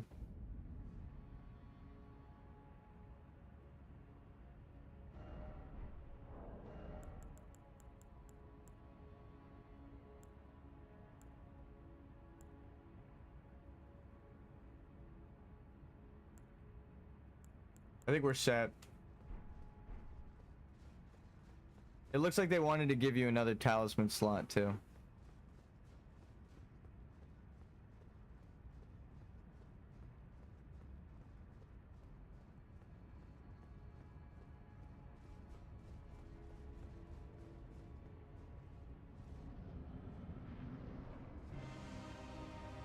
Healing over time would have been perfect.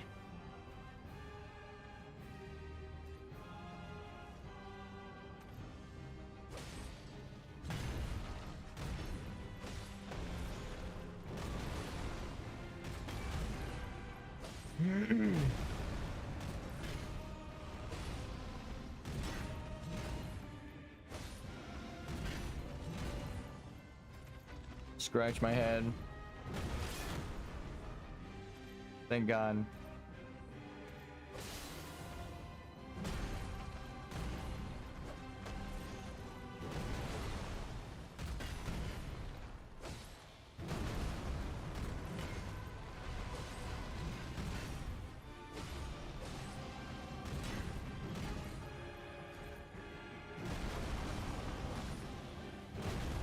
Stamina back.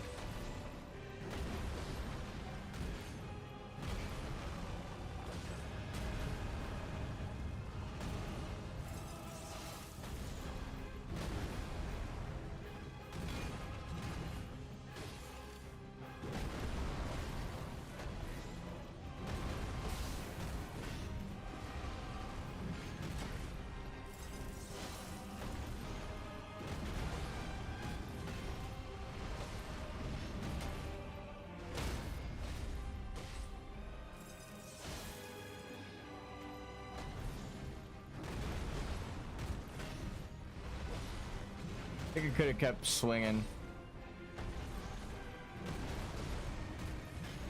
Poise break when he's not frozen for the extra damage is fucking awesome. Like right now, I can hit him with the frost, and he would proc frost because he's not like glistening.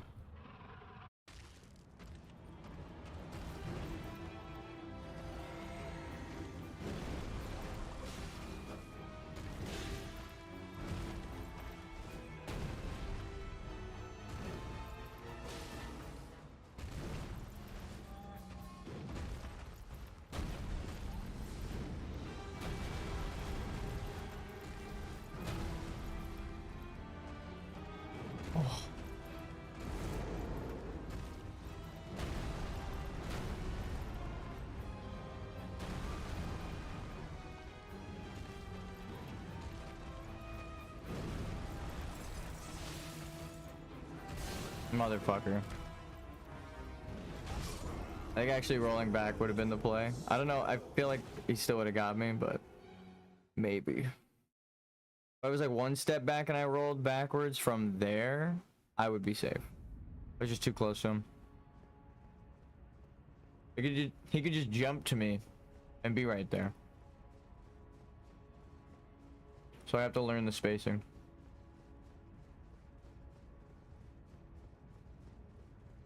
Where the fuck do I go to kill him there? Those moves are the ones that get me. Wait, all of phase 2 when he changes.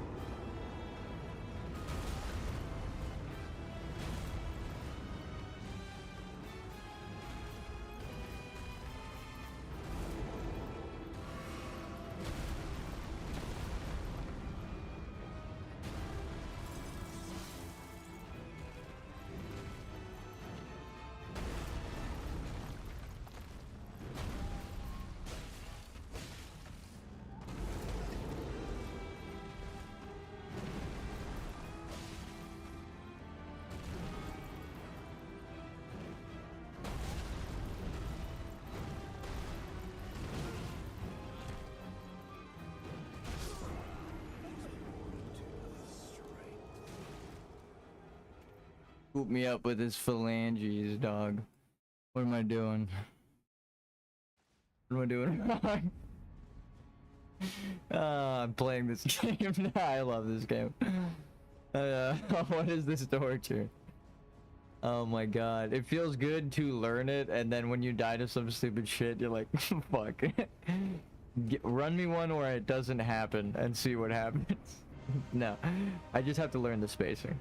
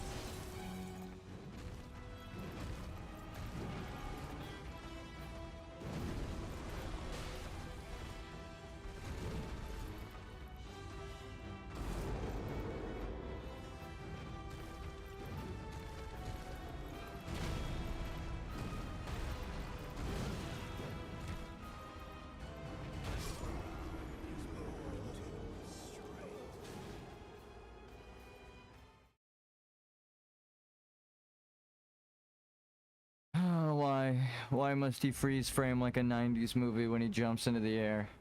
Why does he have to breakfast club my ass every fucking time? God damn it, dude.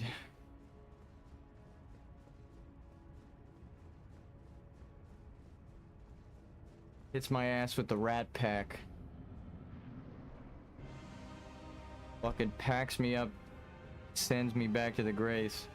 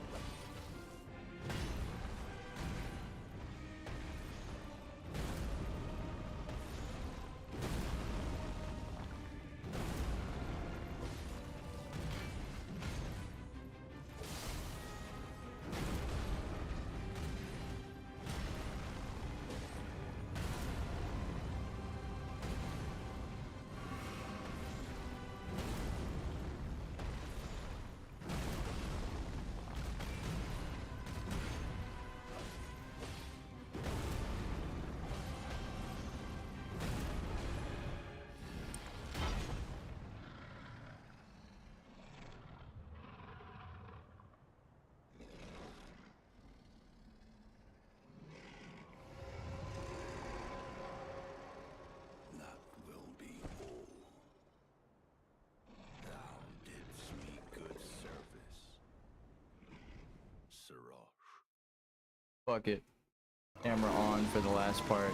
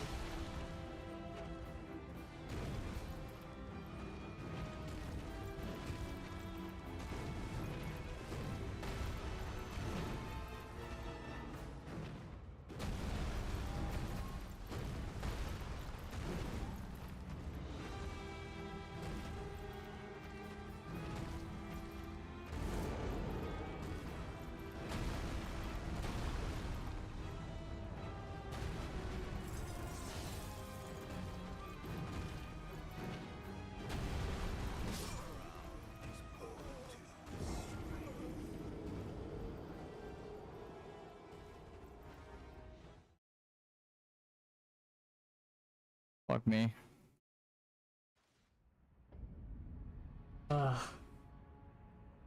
We lost a day of progress because of the internet, I will say it. I feel like we would be beating them today if I didn't have to end early yesterday.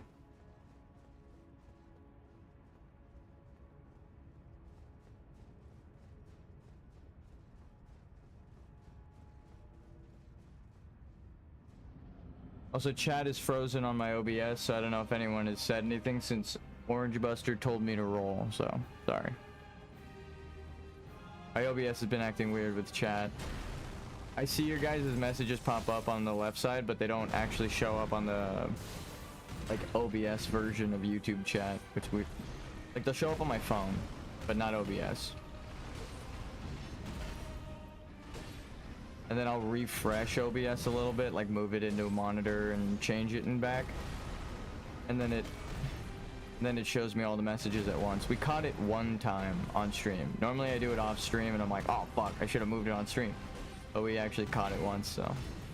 It was like yesterday or the day before.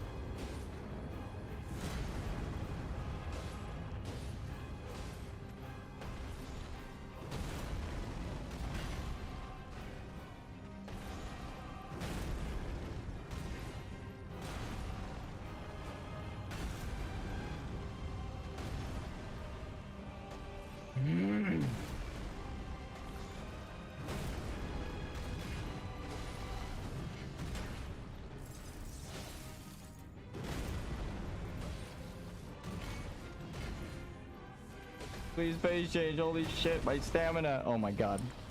That was it. He was about to do a combo after that stomp and I was out of stamina. Yeesh, my stomach hurts just thinking about it.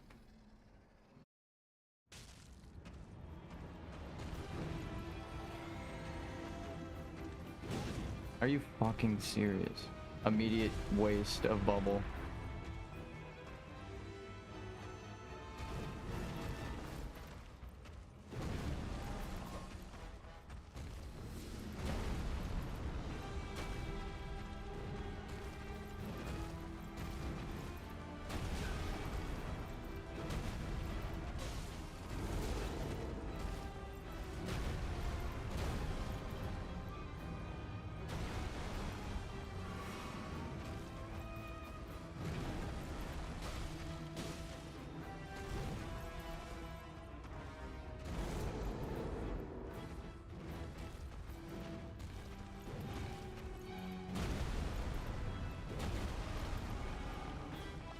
Cut it off early.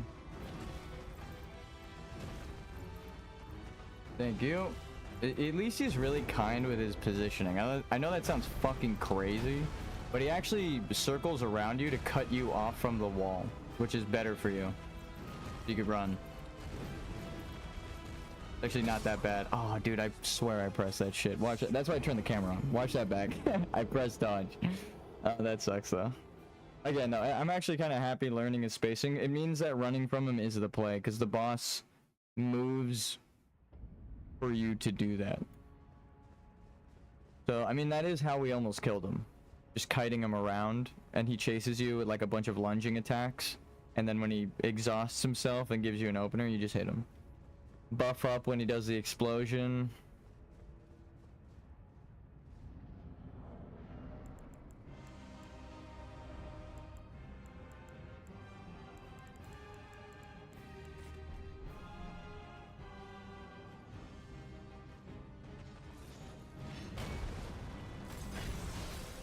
I'm gonna be honest, it feels really good to be a Frost Knight after being a Blood Knight for so long. Because you were seeking truth as a Blood Knight, that's like the whole thing. But if you're at the end of the game, you should have found the truth by now. Right, after defeating Moog and getting here, level 1. I think I'm seeing Miyazaki's craziness. I don't know if it'll be a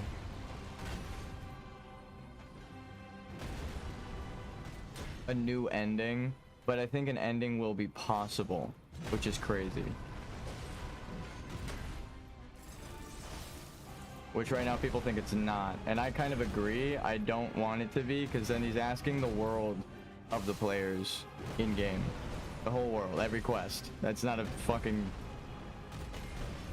just a turn of phrase. He's asking you to do everything in the world, so it's literally the fuck. He's asking the whole world of you. Do Ronnie's quest to get under in Noxella first, Radon to move the stars for Ronnie's quest to get in there.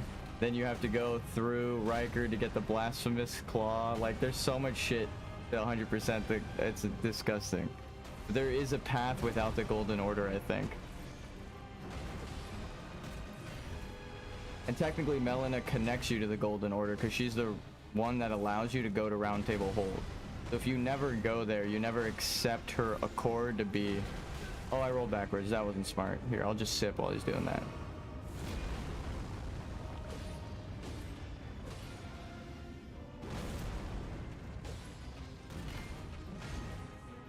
But you can't get into the seals without glitching the game.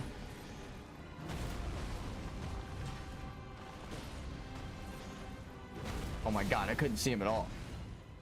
I was just praying that that would work. Scratch my back. I should have buffed my weapon, but my fucking back was itchy. Oh god, sue me. Okay, now we run, but I can't really attack in the opener because my weapon's not buffed. I mean, I can, but it's not the best idea. Roll through him, back, and then just run. Just run. Just run. Okay. Not like through him, because he's gonna body block you despite being in the air. So what you want to do is roll like next to him, or like this.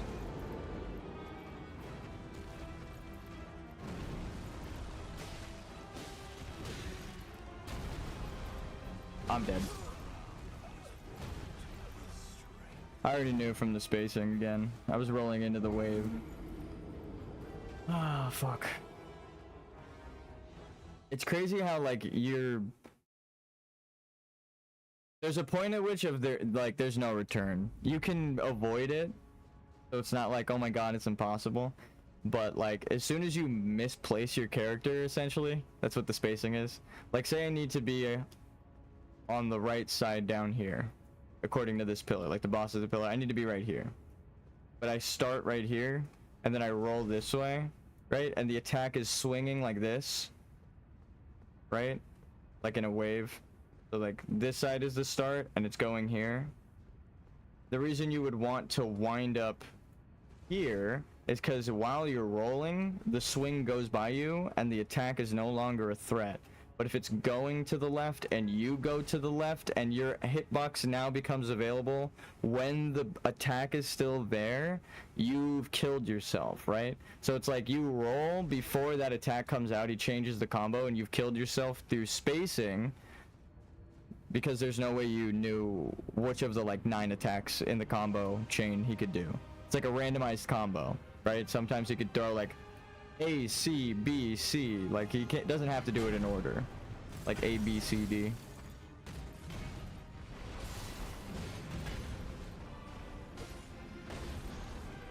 That was a risky ass attack from me.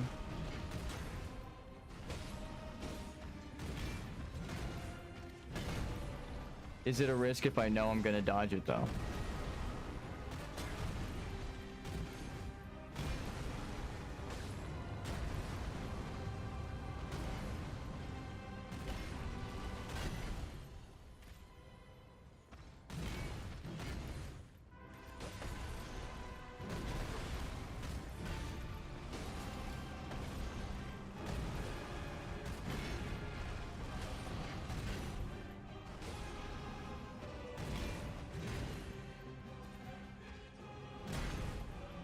Buff weapon, risk my life just to do a bit more damage.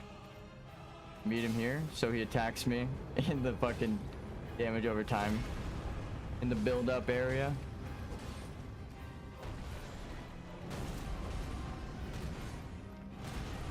He needed to cool off. Okay.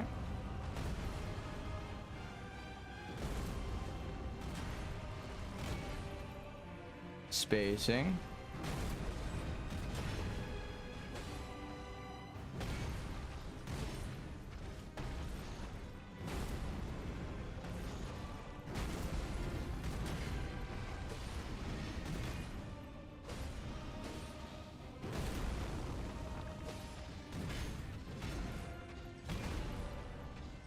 Stamina back.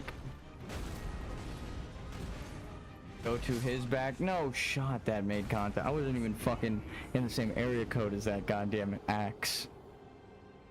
I was behind him. I hate saying that, but I actually was fucking behind him.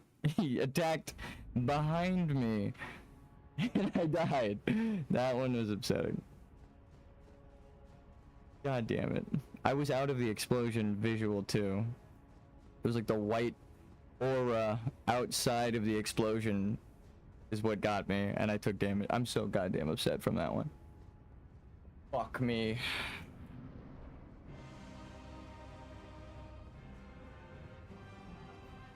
We were doing really well, and then we died to... I don't even know. The game just decided I should die there. I fucked up the spacing, I guess. Or the timing. I actually don't even know. I felt like it was good. We dodged it a couple times before.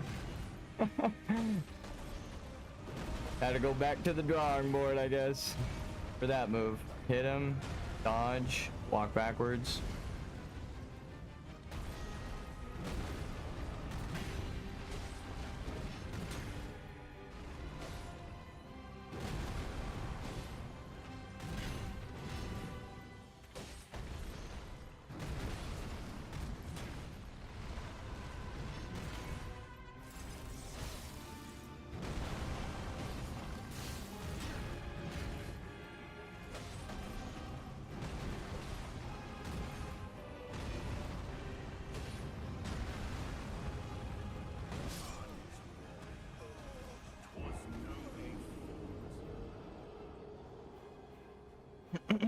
Damn.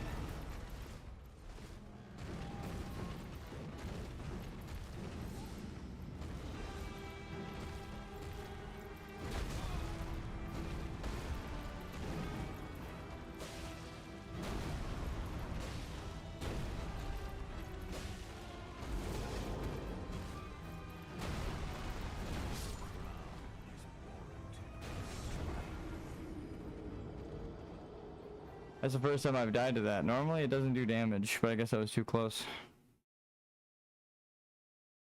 Status death. Yes. I know. I've died. A lot. We've almost killed him too, though. A little reminder of what we've achieved so far. Just kill him again. To almost kill him is good, but we need to kill him.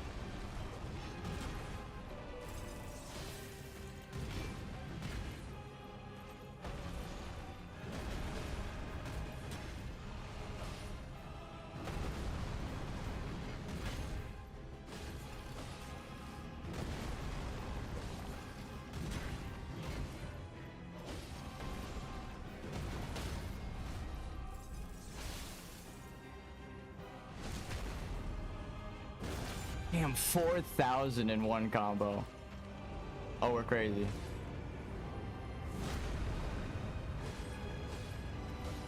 That's a level 1.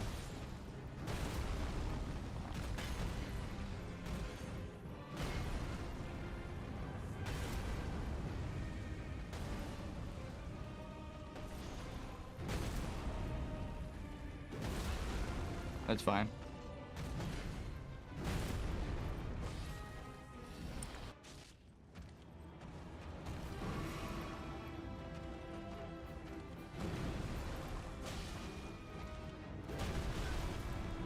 I would like a refund on that health, sir.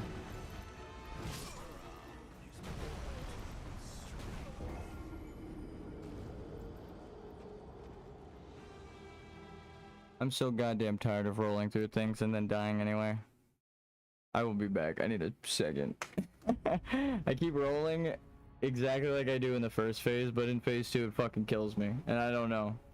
I don't know what the fuck the problem is. Actually, though, I don't know what the problem is. I need to jump, but like it happens too fast and it's an overhead kick. So if I jump, I'm just gonna get kicked. I need to be further back, but he runs up and immediately presses himself right the fuck against me. So I actually can't. Normally I wouldn't say I cannot, but he jumps twice, even at the fucking entrance when I'm all the way at the other end. He does 3 jumps and he is right up against me. Sometimes the AI does like a little left or right jump because it knows how ridiculous it looks to run straight towards you and then just be on you all of a sudden.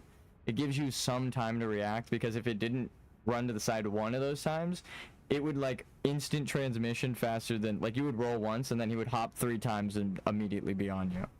That's fucking hard. It's not impossible to dodge, but it is super quick. He can actually jump twice, like before, like Millennia, before you roll once. He can be like really far from you using a move. He slams, you dodge, and then if you over dodge, you dodge 1 extra time. He just dashes towards you, and you can't. You fucked your entire spacing up. There's absolutely nothing you can do just because you rolled 1 extra time. Just because he's so fast. And I could take my armor off, but then I'd be getting 1 shot, and the shield ritual talisman doesn't help. So fucking bad. I'll be right back. Damn, we're 7 hours in, but we almost killed him. I'm gonna put the screen back up. We almost did it. Look how goddamn low we got him. You can see my weapon and stuff here. Start breaking. Or maybe here we do this. Equipment. Wait, no, status. And then we pop it up, right? There we are. Yeah. Alright, I'll be right back. God damn it.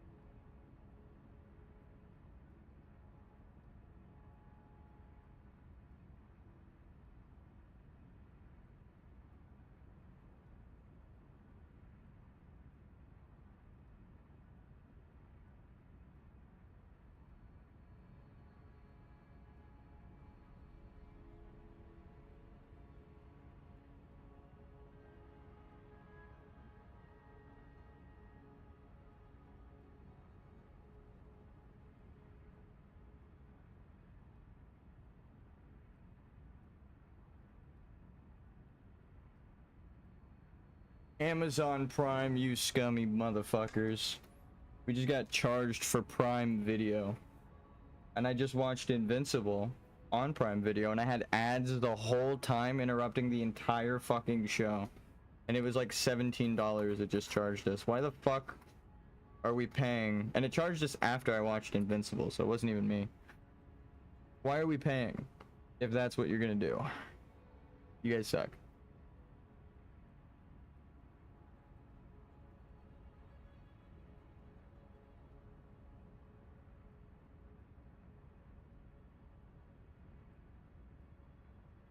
Also got strawberries. I'm like the opposite of getting sponsored. I'm gonna tell you, fuck that company. And all the shitty business practices.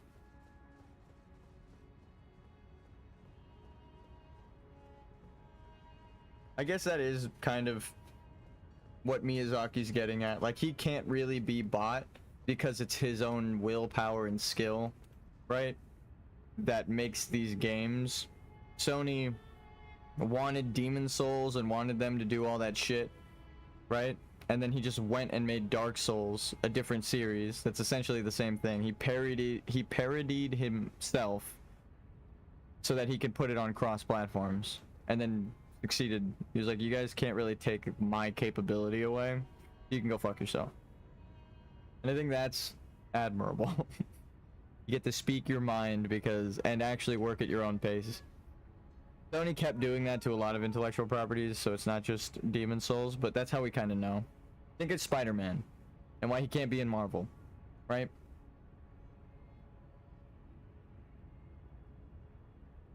Because of Sony lawyers in Japan. That's it.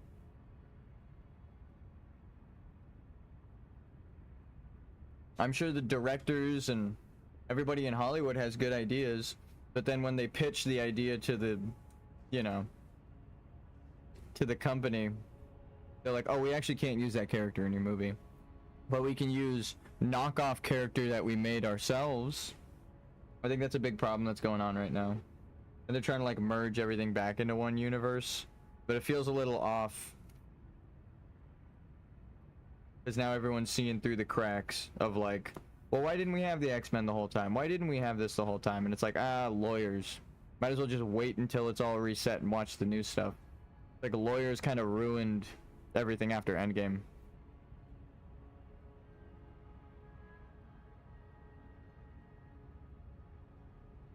But no one will tell you that because it would upset Disney, and anyone who makes movie reviews doesn't want to upset Disney because they want early access.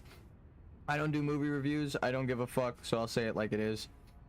I don't really care. I just watched Daredevil. I love some of the new Disney stuff that's coming out, but it definitely falls off when you realize all of the cool characters that could have been introduced, like Venom, right?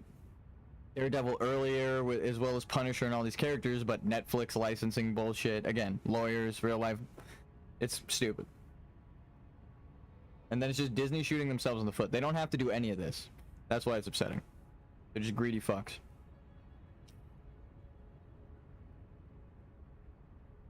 Look at gaming. You got Fortnite. That crosses over with everything. You got... There was another one, and then it faded from my mind quickly. But the Smash Bros. Crossovers. It's not the same, but it is like a bunch of crossovers from indie companies like Minecraft and stuff. Cloud from Final Fantasy, Sony, or no, Square Enix. Square Enix is also Kingdom Hearts, and that's Disney, so it's kind of crazy that they let them into, but it's like, how come you're cool with gaming, but not movies, right?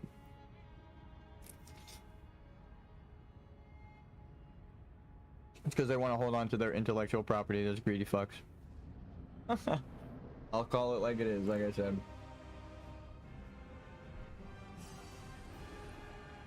Gaming, they understand that when you do crossovers, it makes you money. It doesn't like hurt anyone. But movies, I don't know why. Well, I guess again, Sony is kind of the biggest culprit of that because they're doing the same thing with Demon Souls. The reason it's not Demon Souls 8 or whatever the fuck. Because Dark Souls had to be made because Sony was holding on to the intellectual property. And that's again why Demon Souls Remake is a PlayStation exclusive. Sony wants it to be exclusive. Those are greedy bastards.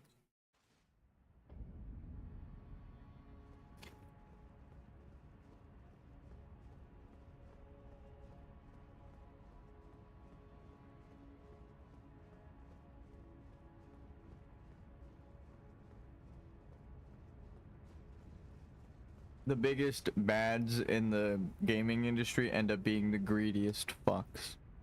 What a coinky dink. Do you like loot boxes in your game? No, and it's illegal in other places. We'll just not put it in those places it's illegal. Even though that makes it super immoral.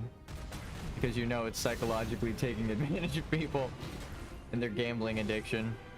You don't care. It's just gaming. Even though people have put their houses on the line and it's ruined lives, you can't be bothered to think about that. You have money to count.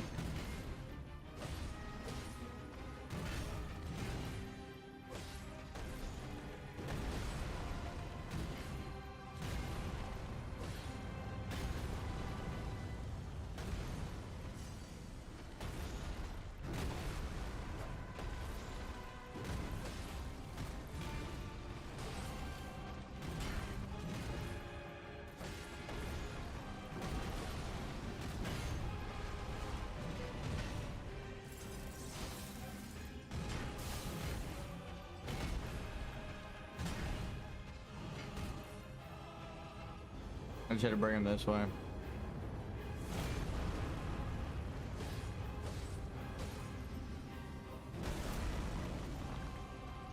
What's funny is that EA and all these people, again, that's why I love Steam right now, is they're making them pay like public eye, right? The only thing that matters to them. Oh, we barely dodged that. We dodged the beginning part and then fell into the explosion. Now, like actually, they're paying with their money because they have to remove ads, and then it's like a moral payment. Like, finally, you actually have to go back to the drawing board and adjust all of your games because you can't have forced advertisement in them if you want to sell them on Steam, one of the biggest platforms. And the only reason you would come up with your own platform now is the most scummy, greedy reason. It's like, well, Steam doesn't want to let us on because we're selling shit that's immoral and annoying and makes gaming look bad, right? So, again, I'm loving Steam right now, just fucking with all of those shitty developers. It's different, like Unturned, right? I have like thousands of hours in Unturned, but I played mostly for free, and then after playing like on my own server for like a couple hundred hours, I was like, I want to support this game, so I'm gonna pay for the gold package, even if it's just like a tuxedo that it gives me. It ended up giving me way more than I thought, which was cool, but like they didn't even need to do that. I just wanted to support them, right? So like that is the right way to do it. Like we supply a good game, and then you can support us to keep supplying said good game. So they have a lot of people who have bought the gold package, and it's like highly reviewed just because it's the only people who would buy it want to get it, like because they like your game and want to support you because you made a good game. It had nothing to do with loot boxes and stuff. And then they end up having loot boxes in Unturned, but it's like Counter-Strike. But the good thing, from what I know at least, is that it's not the same. Like you can actually get it for free while playing. You don't have to pay $2, right? They give you stuff. Or Counter-Strike kind of does, but they give you crates that you open with a key that you buy, which is a little bit like loot boxes. It is literally a loot box, but so it is like a little hypocritical. But again, they are cracking down on it because they know that like they shouldn't be having games like that. So that is cool, right? To go back to the drawing board and redesign the entire code of Steam is a lot. So I'm not going to ask them to do that for Counter-Strike right away, but the fact that they're already doing that for the most egregious people with advertisements, I'm like, all right, you know what? That's a good sign. That's a step in the right direction. We were talking about forgiveness the other day, right? And it's like, it's one thing to do something it's the end. And another thing to say something like, oh, I'm going to stop advertisements on Steam. It's like, okay, that's cool to hear, but when you see them taking down games that haven't been updated in a long time but are early access, essentially scam games, shit like that, where it's like, this looks really cool, and then you buy it and then you find out from the community it hasn't been updated in years, and you're like, why the fuck did I buy this, right? You wasted more than 2 hours, so you can't return it. They're trying to remove those kinds of things and like clean up their platform, and it's like, that's the kind of shit and quality control that I'm talking about. I'm sorry, Siraj is screaming in the background. So I'm okay with that, but it actually, again, goes against the loot box design. So I'm like, okay, you're taking steps in the right direction. Maybe you have the team. I'll believe in you to think that you have people on Counter-Strike trying to change it up a bit, but I do know that, like, it's such a big company. Counter-Strike might also be a problem, and that's why they're changing things, right? They want their own company to do it right from now on. So they're like, well, if we just change the platform that it's sold on, they'll have to change too. Hopefully. It seems like they're complaining.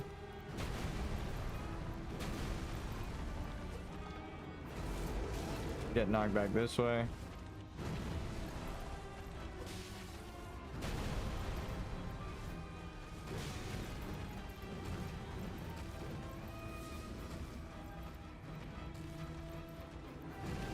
Can I hit him with this?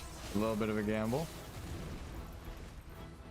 That was lucky. He did a really long wind up there. I think he would have got me though.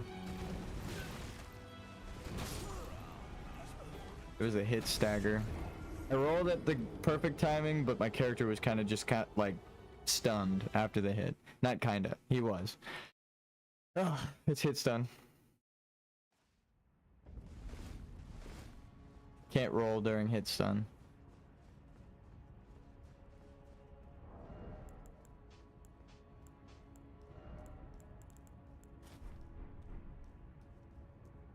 Cheeked up.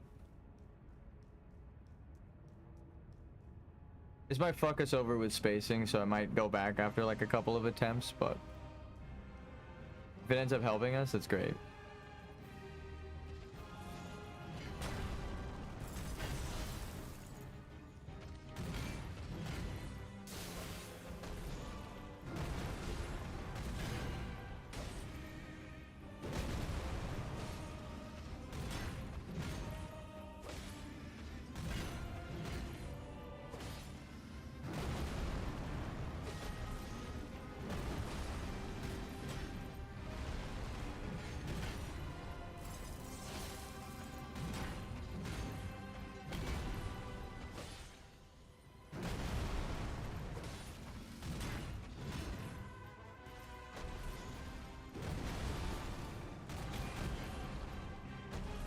Actually kind of helps because I was rolling short with the heavy armor. Now I can actually get behind him in like 1 or 2 rolls.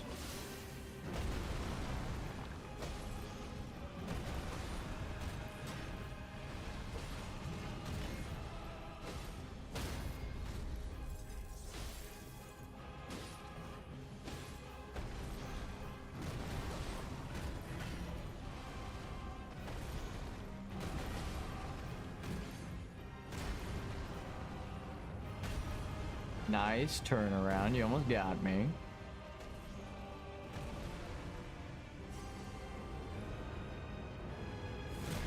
No way. I jumped into it because I jumped too far because I wasn't wearing armor.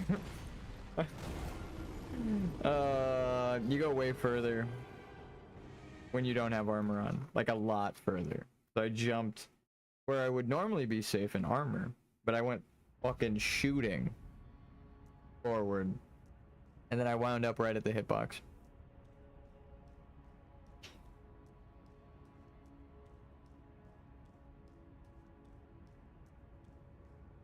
I died in the air.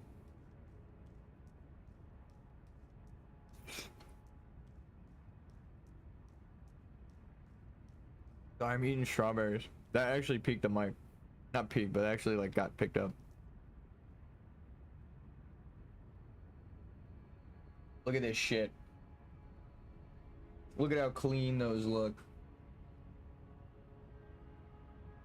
That one's bumpy, but it is clean. It was still shiny. What I do is I rinse them off, obviously. You should rinse your fruit.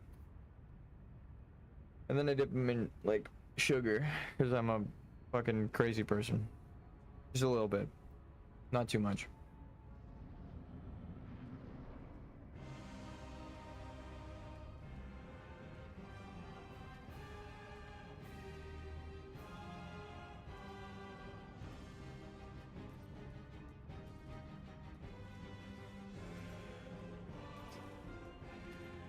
Like, I use the water that had cleaned it as the thing that makes the sugar stick. Just a little bit of sugar. Just a sprinkling. It's so good.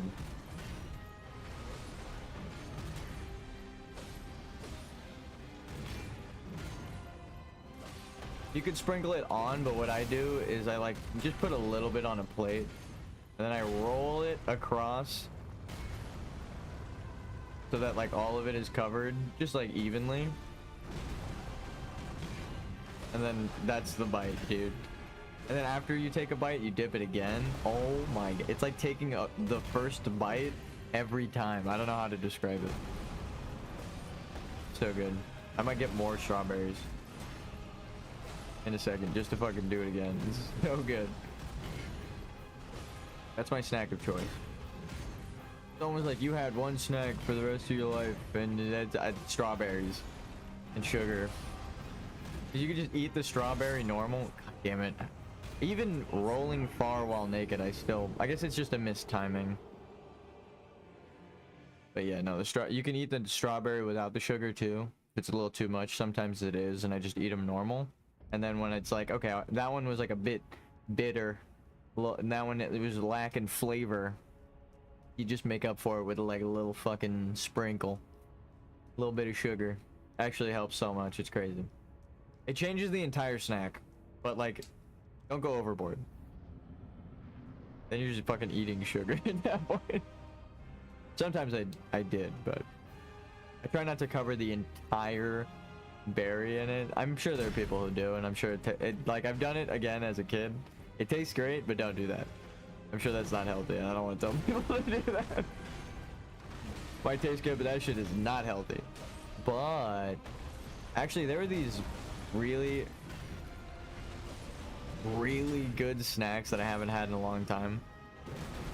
People would go and buy like a bag of red gummy bears.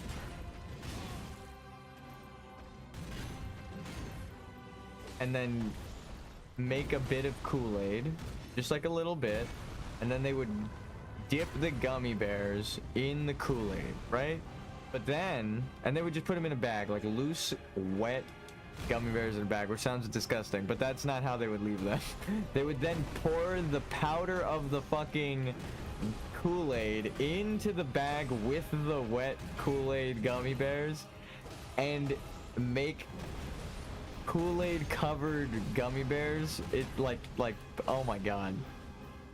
That shit, that's diabetes manifested in like a little droplet, but it's so fucking good. I don't know who came up with that. They used to sell those at my school, like out of a backpack. A kid used to, not the school. I think that parents would riot if the school started selling those like out of the cafeteria. It's like the most unhealthy thing you can imagine. Imagine sugar congealed and you cover it in liquid sugar, and then you use that liquid sugar on that congealed sugar to dap up the powdered sugar. Like that is the most, you just saying it out loud, it's like, yeah, I could probably only eat 2 of those now as an adult. But goddamn, I would eat an entire bag of those, and then like I would crack the bag open and lick the bag. I had a problem, but actually everyone at my school would eat those. It wasn't just me, and I didn't make those. It wasn't my idea. That shit was delicious. Don't do that. You're gonna die if you do. No, I don't know. You may actually. That's not a threat. That is just a warning. Oh, I may die. You know, we're all gonna die one day. Would that contribute to your death one day? Maybe. I would say probably. Am I a nutritionist? No. But something tells me Kool-Aid covered gummy bears is nowhere near the fucking dietary pyramid. You shouldn't be eating that at all. So, like, goddamn, if it didn't taste good.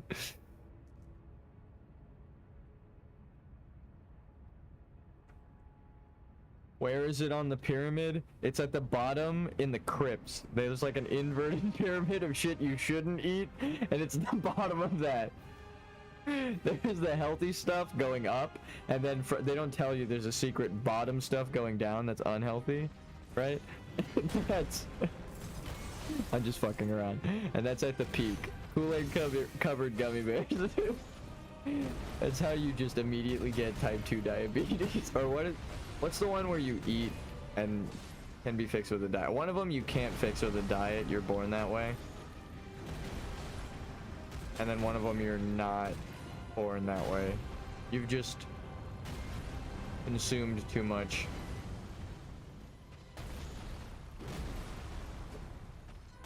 Your body stops being able to regulate the glucose. I'm pretty sure that's what that is. That's why they need insulin pens, because insulin's for regulating the glucose. I have friends with diabetes, so I had to stab a couple people with some EpiPens throughout my life. Or just be prepared to. You know you're the trusted one when they're like, hey, there's this tragic, very traumatic thing might happen. Very dramatic thing might happen in this room full of people. If shit goes down, can you stab me with my cure? I'm like, yeah, I got you. Like, that's how you, that I feel trusted. When people have asked me to be the dude that administers their EpiPen, just because I know, right? Like, I just understand. I know I've been around people with diabetes, seen them administer it to themselves, talk to them about it. So it's like, yeah, I can help you if you really need it. I saw that one TikTok of the girl who's like allergic to peanut butter and chocolate. She like eats the thing and then stabs herself with the EpiPen, and then it cuts to the nurse staring at the camera like, are you fucking serious right now? It's like, don't ever fucking do that, please. I love the medical professionals on TikTok and Instagram and shit that just make fun of people doing dangerous things. And the comment of like, this is why we don't have free healthcare. It's fucked up, but it's like, god damn, when you see someone jumping on barbed wire for fun, I know that's insane to say, but it's internet, Instagram is crazy. Blue Sky is like, oh, look at my cute little drawing, and I've made 3D models, and like, there's a risque picture of my boobs covered with a book. And then you go to Instagram, and it's like, here's the third person you've seen die today, and I'm sorry about that. Yeah, almost like old school Reddit now. I try to find the actual funny memes, because they do have some gems hidden amongst the many terrible things, but like the algorithm on that, you'll be scrolling for a while and it's just mindless normal stuff that you see, but then if you scroll too long and the algorithm just doesn't know where to stop you, it's like, do I just show you a natural disaster at this point? Which is crazy that the algorithm does that. I don't know why that's even in, like, it's like a genre of post where people make memes out of natural disasters. I like the ones where natural disasters but no one's getting hurt, like a avalanche but you know no one got hurt, like on an empty mountain, you see no one on the mountain as it's falling. I'm like, okay, cool, that's the kind of shit I want to see. That's funny. But then you watch one of those and the algorithm's like, oh, show him avalanches. That is not what I wanted to see. Please do not show me avalanches. Showing me a meme with an avalanche in it that doesn't hurt anybody. Yes, funny. Like the robot doesn't understand. That's fucking traumatizing me. Like, please don't do that though, ever again.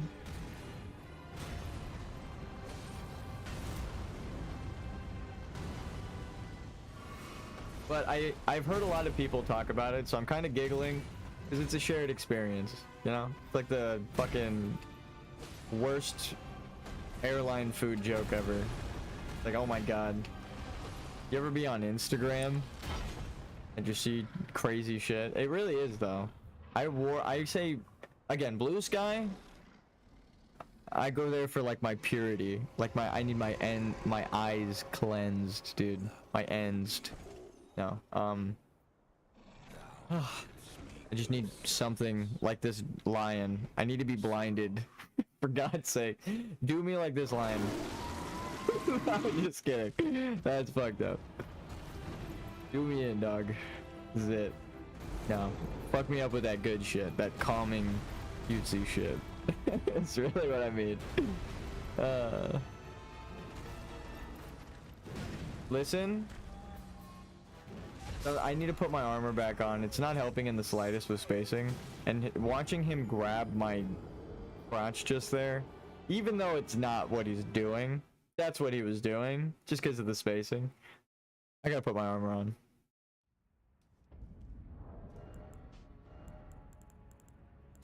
I didn't even notice before, because your armor goes down like a long t-shirt over your legs. Now I can't unsee it. Straight up rips your dick. It's crazy.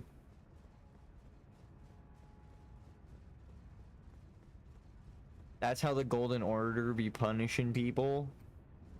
Grab it! Twist his dick! Grab his dick and twist it! Twist his dick!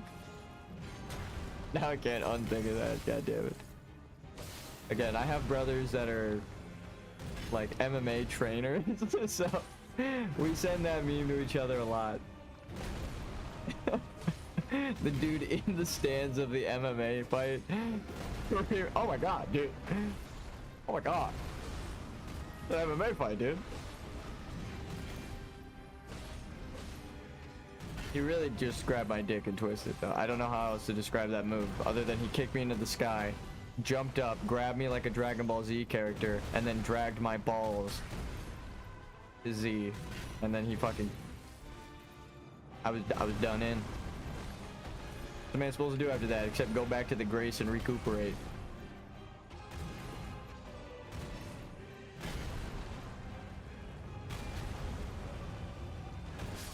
Listen. I shouldn't even touch me. I'm losing it now. I was so fucking goddamn far out.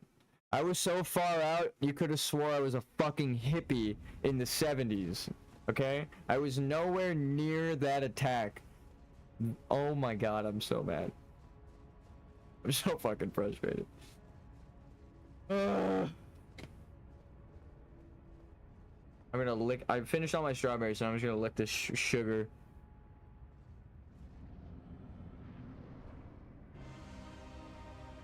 It's just sugar with strawberry juice. That's diabetes. Don't do that. I'm not gonna do it right now because I'm in a boss fight. But maybe if he kills me again in a second, and I need the emotional pick me up of some sugar, I will be damn well stuffing my face in that bowl. Sorrow. That is what will feel that. And there's no shame in it. Feel your feelings. God damn it, dude.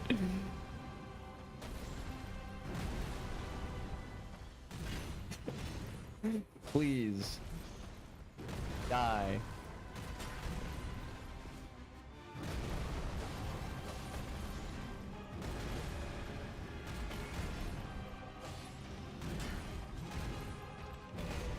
Woo! I didn't even realize there was an extra attack coming out there. Okay. Where's this dick? I'm sorry, I could not think of it. If he kills me like that, you know damn well I'm screaming that.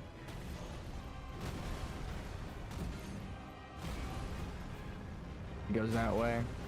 Ooh, can I get out of here? That one, I don't blame at all. I got blocked by this little pillar. You see, if it was evened out with the exit, I think if I was on the exit, I'd be safe. There.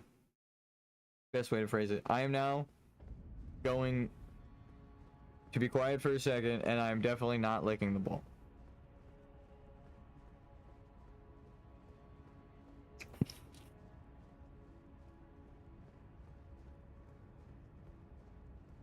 That should taste good though. Theoretically.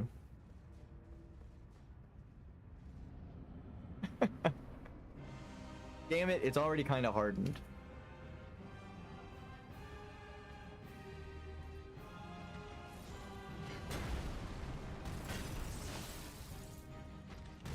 Also, why is strawberry milk hit or miss? It's either the shittiest plastic tasting fucking milk, or it's like 10 times better than the chocolate milk. You could tell when they got into milk for chocolate milk, or if they got into milk for strawberry milk. The different brands.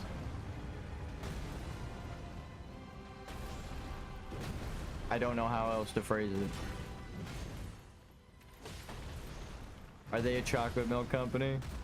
Or are they a strawberry milk company?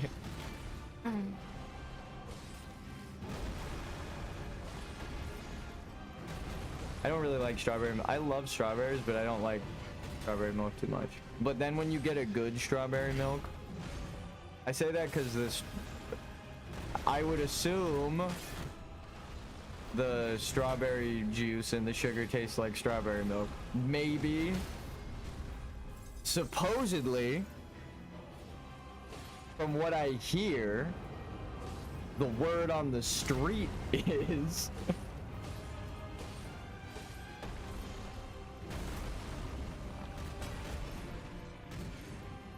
alright, I like the sugar. I couldn't be dishonest with you anymore.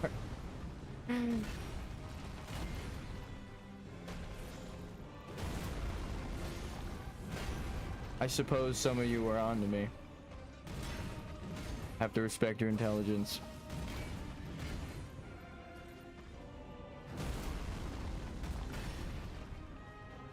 Please go into fucking phase. What, 3 of 4? What are we at right now? What's happening? What the fuck is happening in this boss fight? Is this guy really 4 phases?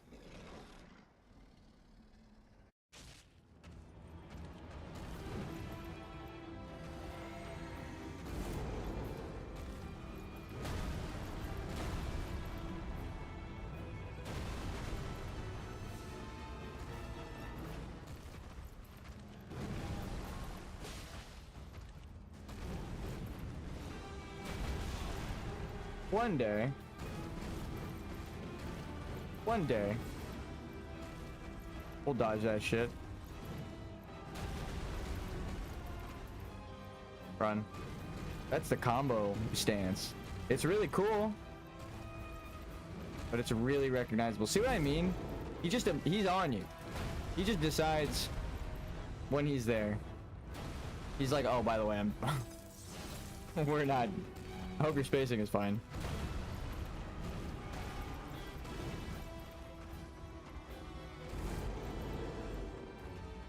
He's like, we're not actually far from each other. I'm right here. That was an opening, but I'm scared because it looks like it's not a true opening. Like he's got a combo out of it.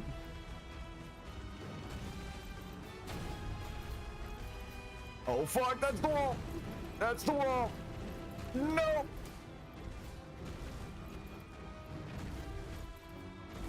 Why? I grabbed the stick out of fear and I crouched.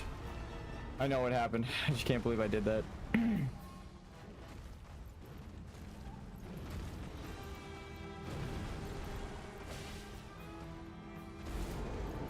Jumpies. Uppies. Uppies. God damn, dude. That one I'm actually cool with. Never mind, I missed. Okay. We're doing better at learning these moves. That's kind of the primary thing we're trying to do here. Not just survive and kill them. Certain moves, I fucking suck at dodging. That one. Again, it seems like a lot of the answer is just stay the fuck away from him. And then buff your weapon when he's 10 miles away. Recovering from the explosion.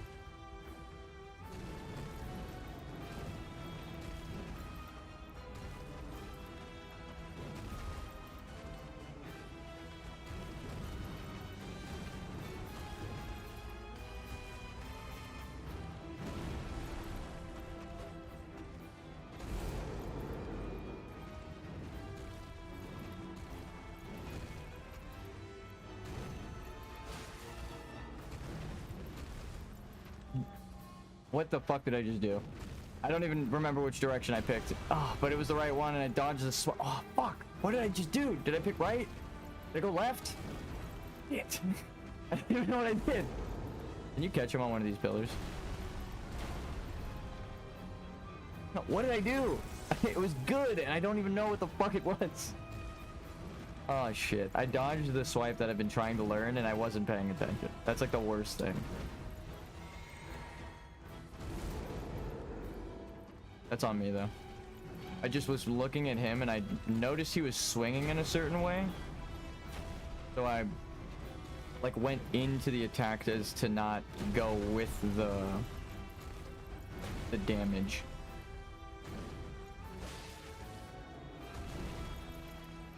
Gonna take a minute.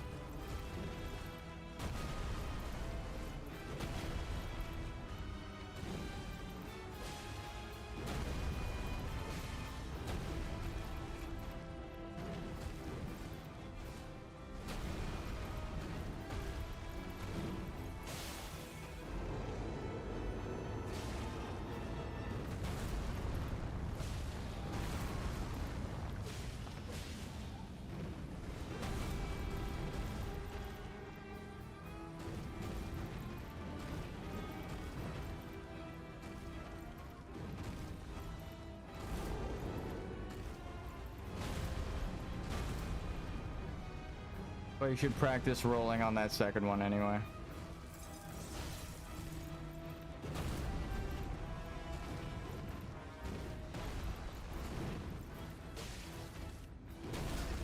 Fuck.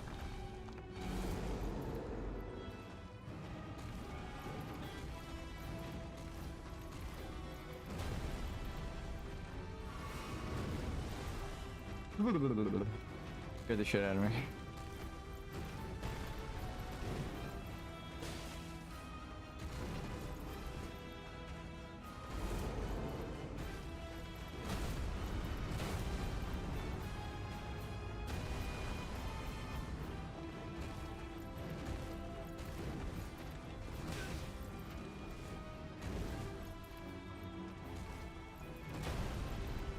No, I hit the heal button, it didn't go up. That's not what you want. Run.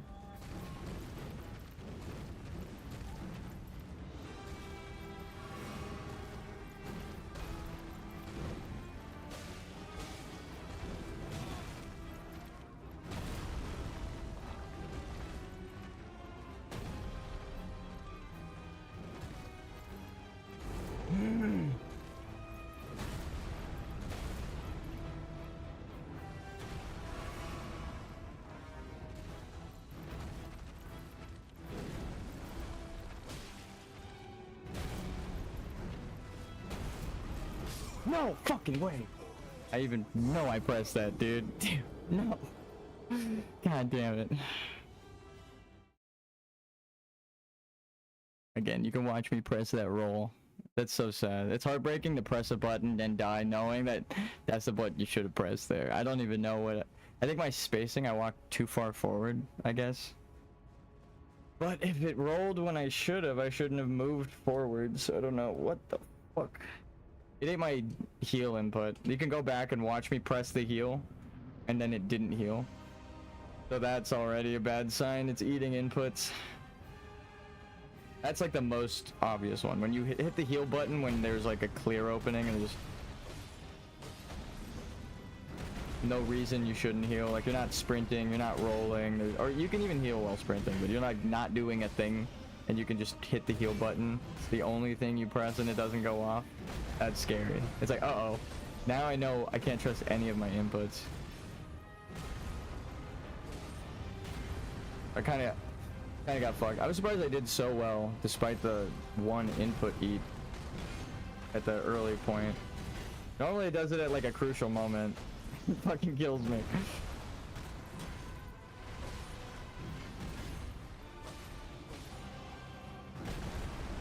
I'm learning your phase 2, Poraloo. It rhymed.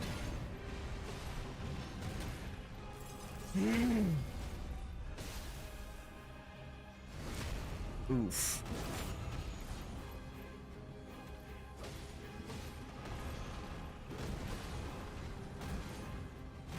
Oh, we did damage.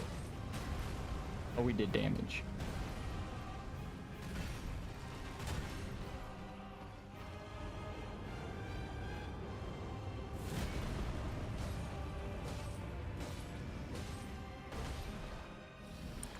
Phase 2, baby. Let's go.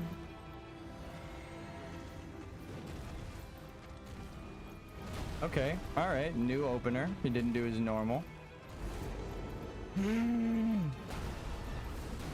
Oh, I should have practiced rolling there.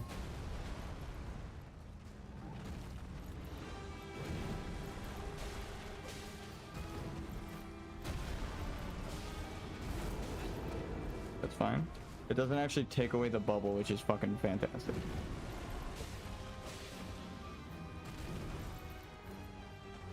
Now I see when to dodge. It's when he brings his arms down. Not that. It's when he's doing the grabby hands. Not that. Different grabby hands. The one that the one I normally complain about. Then just roll away. Or run away after you roll. Double roll on that for the slam. And then you're good. Stamina back. Run away.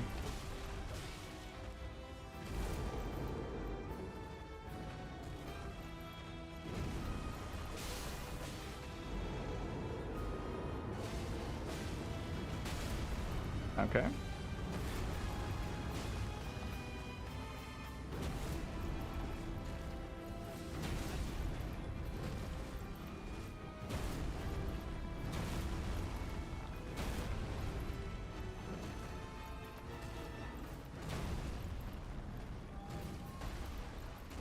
No shot, dude. I don't want to say I was nowhere near him, but I knew I should have rolled and thought, oh, I'm probably far enough away. Fuck me. I'm doing way better. This motherfucker has to die. Even with the camera on, my Fiji's out. My dogs are out, you guys. We have to take this seriously. Look at all the bloodstains at the fucking entrance, dude. This is depressing. People don't even make it into the boss room. Look at all the fucking bloodstains. They walk in and die. That's what that says. People don't even make it, yikes, to the boss. Look at all these. Oh my god, so many bloodstains. I feel so much better about myself noticing that. Look at all the goddamn blood. Those are other players. Holy shit.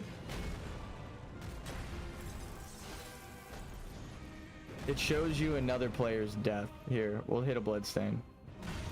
Wait, they're all gone? No, here. Where is it? What the hell? I hit Y. I was trying to activate the bloodstain. I'm okay with dying there. The bloodstains aren't activating. What the fuck?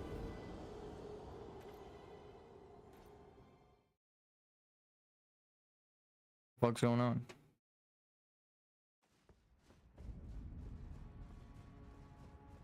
Can you not activate bloodstains in the... No, because I've seen bloodstains in a fight before. It's gotten me killed. Yeah, they're just not working. Aw. Aw. That's making me sad, actually. The one time... I noticed that there are so many bloodstains that it genuinely can't show you. Oh, there's one. Hey, play... Oh, he doesn't even make it in, does he? What, is there a way to fight the boss? Whatever, I don't want to cheese it. Oh, you can probably range him. If you jump outside. I see. That's cheesy as fuck, though. We almost killed him legitimately. And also, I should flex real quick. Level 1. All level 10 stats. Wretch. Baby. Level 1 wretch. I am a slime. Here to kill God.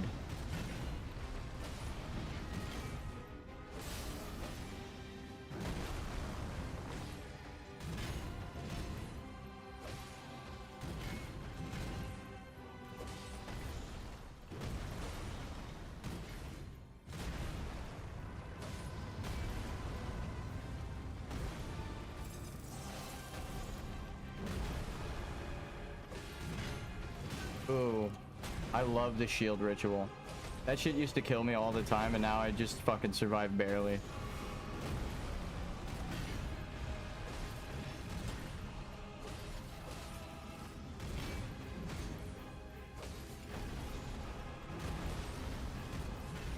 There's no escaping your fate. You're done.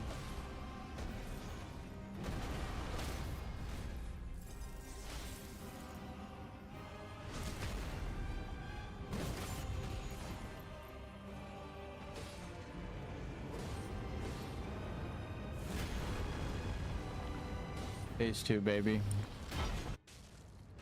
This is the one I need to practice.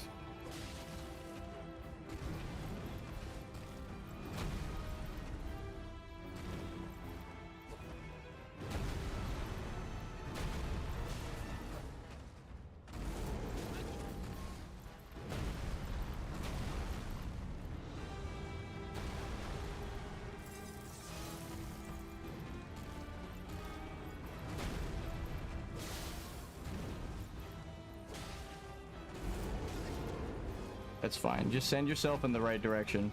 Right? Into the open. Roll so that you get knocked back into the open. It doesn't do damage. Don't fuck yourself. Don't roll and then get knocked into a wall. That's like the worst possible scenario. Like right there. If I didn't turn, he would have got my ass. A rebuff. Just need him to do the jump at me. Yep.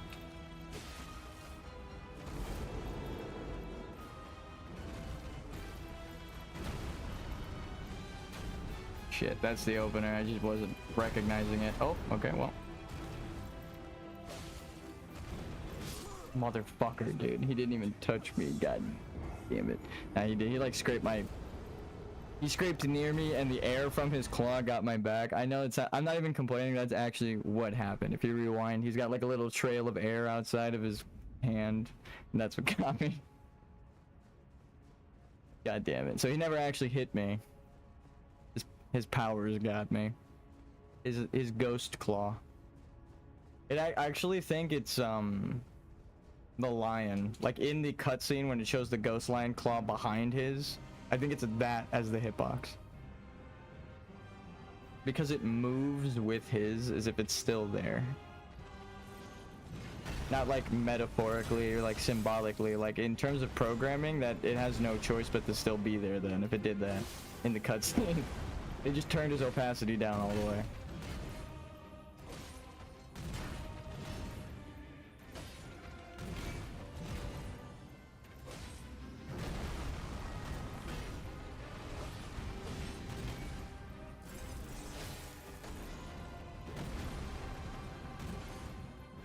Couldn't attack.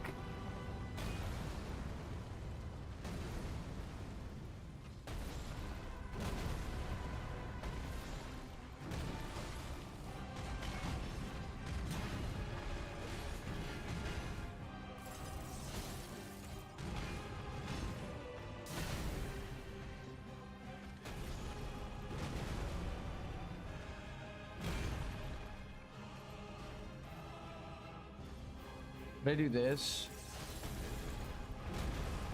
that spacing made me think I could. That sucked.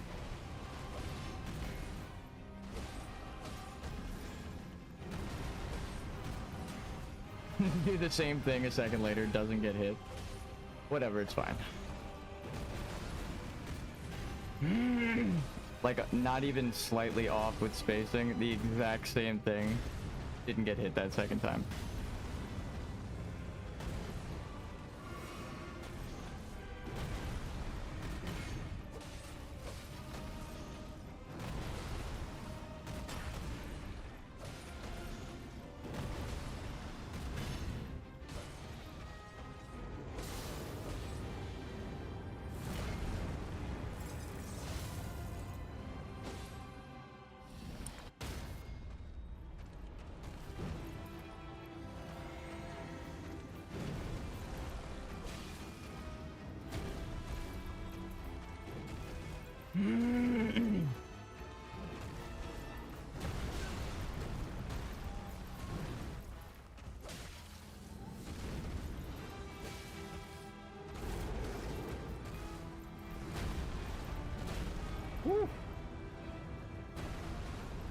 Oh, I didn't even need that.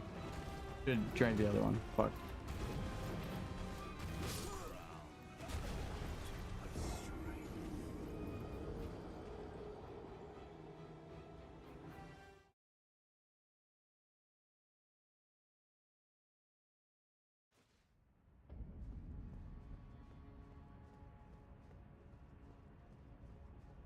I don't think the magic was gonna save me there, but I was distracted for sure.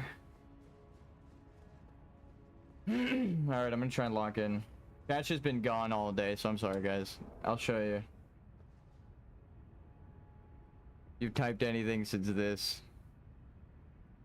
Oh my god.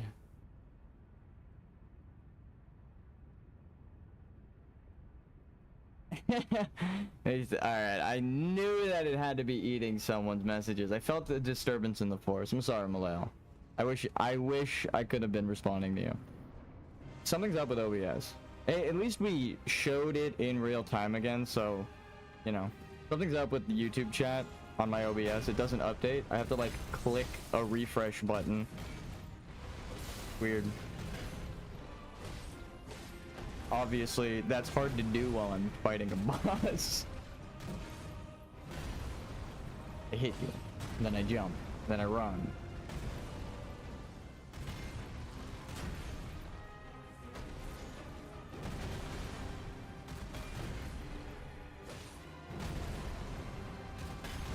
Scratch it.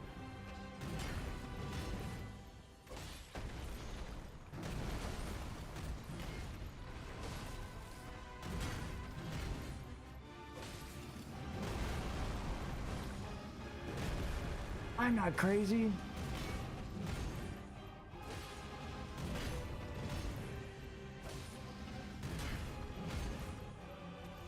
Obi-Wan didn't have any. Damn, I said that Obi-Wan joke forever ago. Man, we could have been making Star Wars jokes this whole time, you guys. YouTube deprived us of comedy.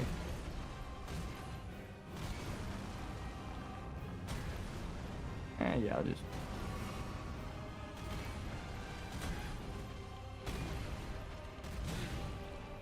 Fuck you too, then.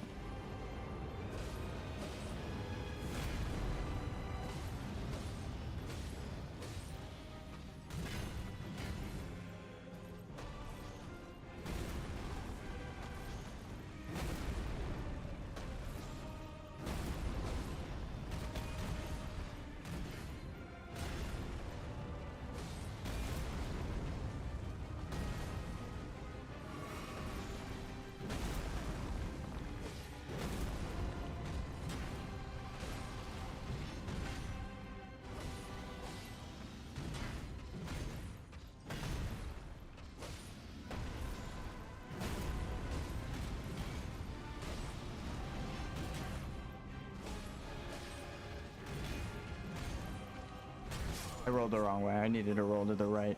And I knew it, and I felt it, and I still did the wrong thing anyway. God damn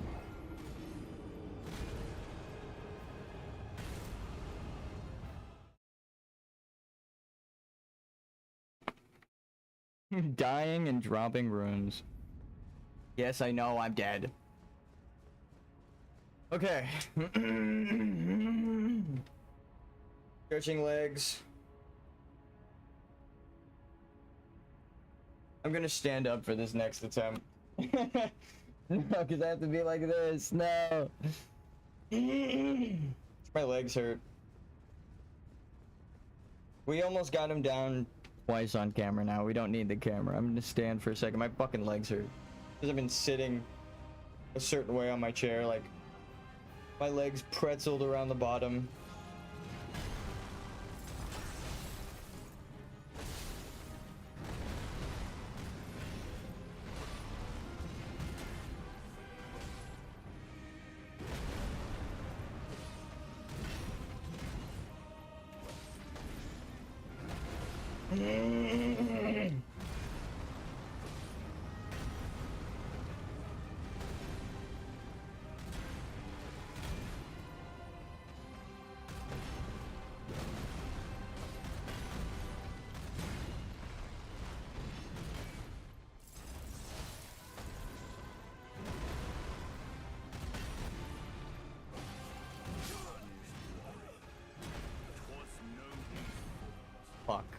was scratching my leg for like half of a second, and I put my shield up, but he overhead.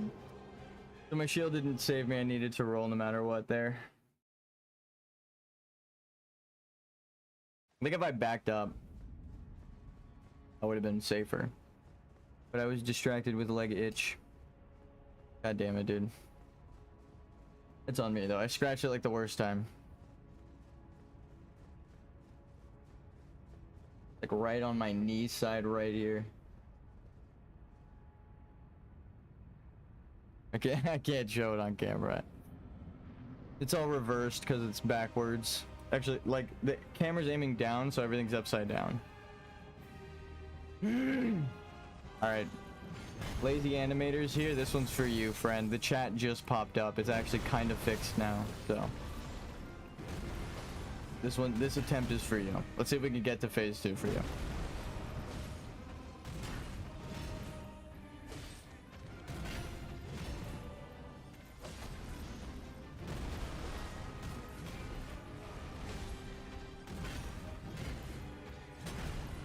Stamina back. Jump, attack, roll, hit, roll, rebuff, double roll, stamina, run, jump, attack, missed.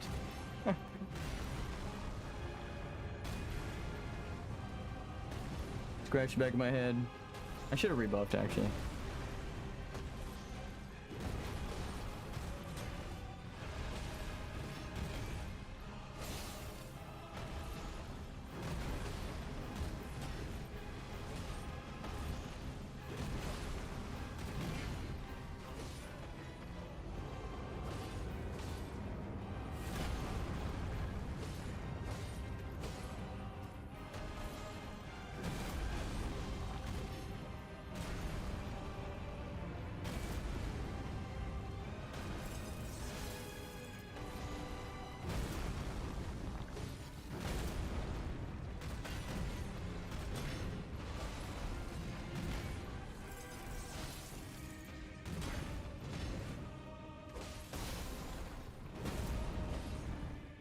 Yeah, boy.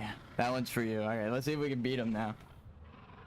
Alright, but I'm turning chat off. Let's go. Wish me luck.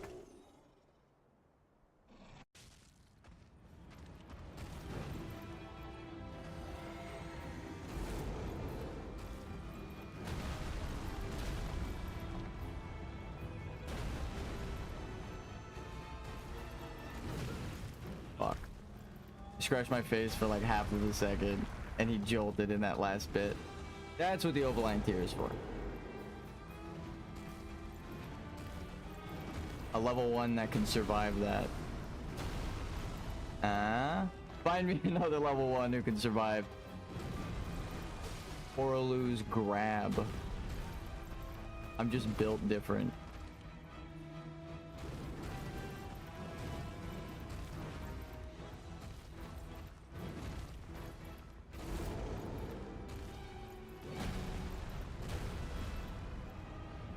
Practice rolling for that second one because it sends a shockwave.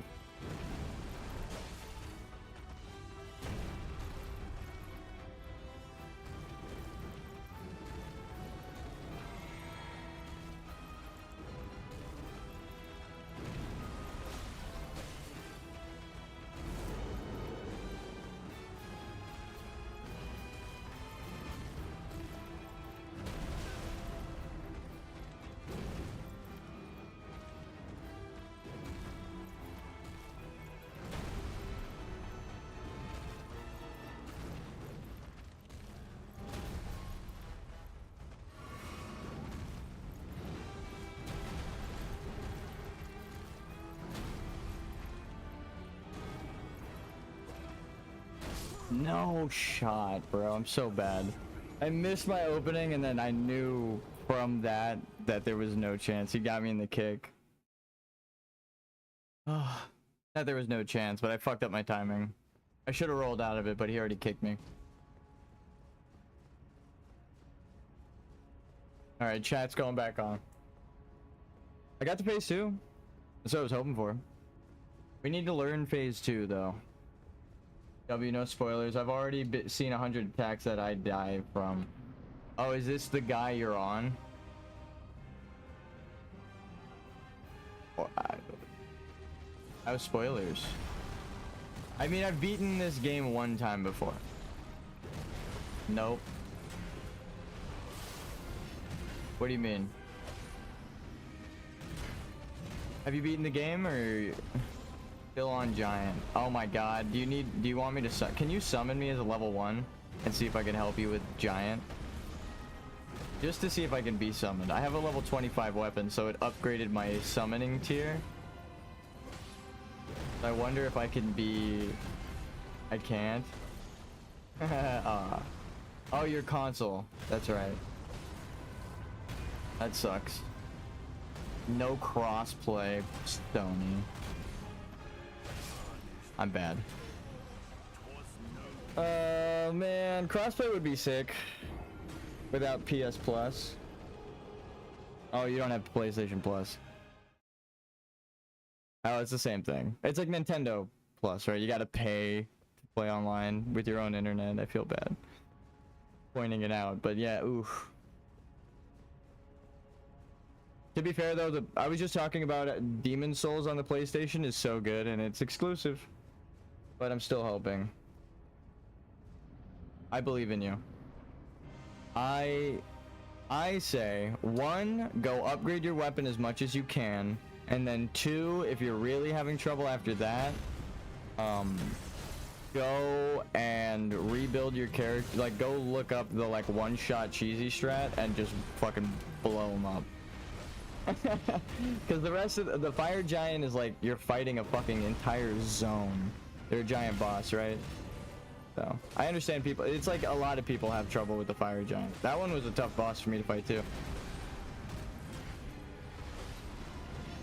It's like these bosses. I have to play it perfect. As soon as you get to Altus Plateau, level 1, on my 116th attempt. What level are you? Are you leveling up or no? Because sometimes they tell you what level you need to be by seeing how much damage you do. And it's not even, like, again, I'm level 1 with no stat increases. I think 67. Dude, at Fire Giant, you need to be, like, level 167. What the fuck? Okay, no wonder. You gotta go hunt some runes. Actually, yeah, I'm not even joking. At Lindell, you're supposed to be at 100. Supposed to be level 100 at Lindell. I remember watching like multiple guides breaking it down, visualized and stuff, and I was like, well, I know that it's 100 plus, even if it's not to 160. I don't know how. How the fuck did you even get that for? You're doing a challenge run already. You might as well be doing a level 1 run. Shit's gonna be doing the same fucking damage to you because of how scaling works. Okay, no wonder you're having problems. Every time I try to explore and rune farm.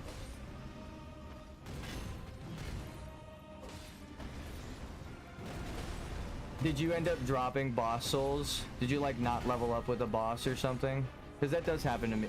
In Demon Souls, that would happen to me a lot. Where I should have leveled up and then I just walked a couple of steps outside and then I dropped. I somehow just auto walked back to the place I've already been. Honestly, understandable. There's so much to do in this game. It's like the, what is it? Choice paralysis. It's like, what do I do? There's so many good builds in this game though. It's like try something new and stuff. Not you, but like that's what I've been. Now we're a Frost Knight after being a Blood Knight the entire game. We can probably beat this guy now as a Blood Knight. But I am enjoying the Frost. The change up. Leaving the cloud behind is so much safer. I'll say it. Instead of having to actually make contact and swing and make your entire character fucking open and vulnerable during an attack, you just fucking run away. Also, how am I supposed to fight Pontiff as a level 15? Jesus Christ. I did it as a level 1. You can do it. Now, I believe in you. Those games are kind of like, they're open world until they're not. You'll get to a boss that you should scale up. Even on my level 1 run, like I said, upgrading your weapon is important. on a level 1 run, the only progress you can make to do damage to the boss is upgrading your weapon. I can't even beat a blind man. Oh my god, would you try to fight Corrin?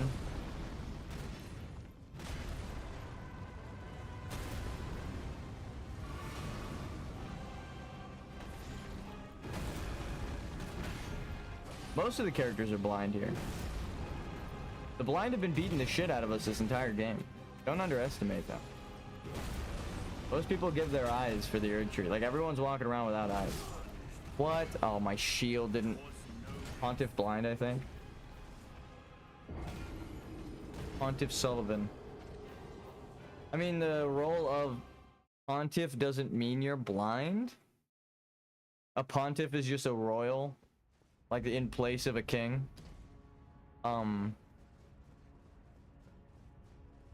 So... But Elden... Miyazaki likes to make blind people. Because I fought the dogs that dropped his eye. Oh yeah, the Pontiff's eye. Holy shit. Or maybe they had to give up one of their eyes like a Moog. Well, no, you're right. I think you're right. Miyazaki likes to take people's eyes out, so he's probably blind. Like the maidens. And he saw the prophecy, so he's like, alright, well, time to burn the world. Why is evil? Isn't he like... I know he's tied to Aldrich. He's either afraid of Aldrich, or he's released him knowing that he'll probably contribute to the Lord's soul. I think he only makes people blind to say that you're worse than a blind guy. That is funny. No, the like the power within the eyes to see the truth, right? That's the whole representation. But you're right. It is. You're just getting your ass beat by a blind guy. They do have blind like I said, Margit has one eye missing, or well, Moog has one eye missing. Who else? Melania's got like both eyes encrusted over and one eye missing. Second phase fire giant is crippled and I can't beat him. Well, take him seriously. That's how you beat him. Just because he's crippled doesn't mean anything. He crippled himself. Actually, you kind of contribute. You're hitting the weak point of his leg for so long that he eventually just rips his own leg off after you break it. Which is fucking disgusting. But that's Dark Souls for you. Oh, what? You're beating me? I will rip off my limb to fucking survive. Making him very bestial. And also, further tying that Radagon is probably a giant if the giants are very bestial. Because then all of the bestial ties, right, are connected through him acting like an animal in the giant fight. Also, there's giant red wolves and giant lionel beastmen. We've said that before, but if the giant acts beastly, right, we'll tie it to the lore.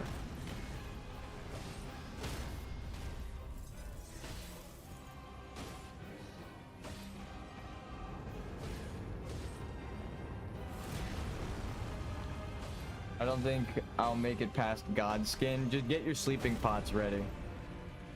Go to Castle Soul first.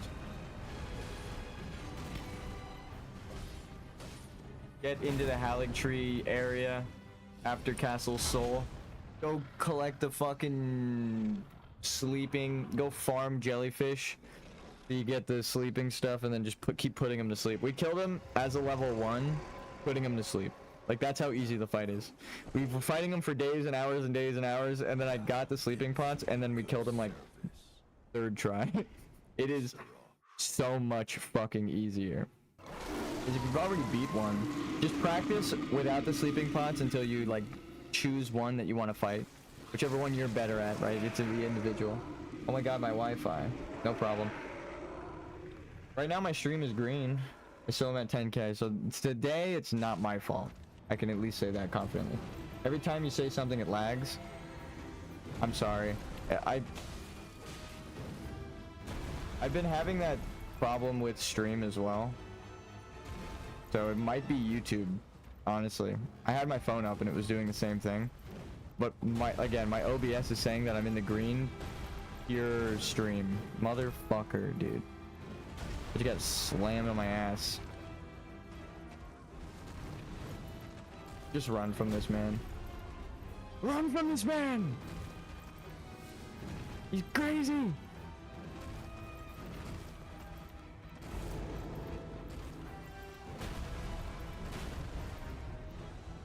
And then buff your weapon here. So now if I do end up getting an attack,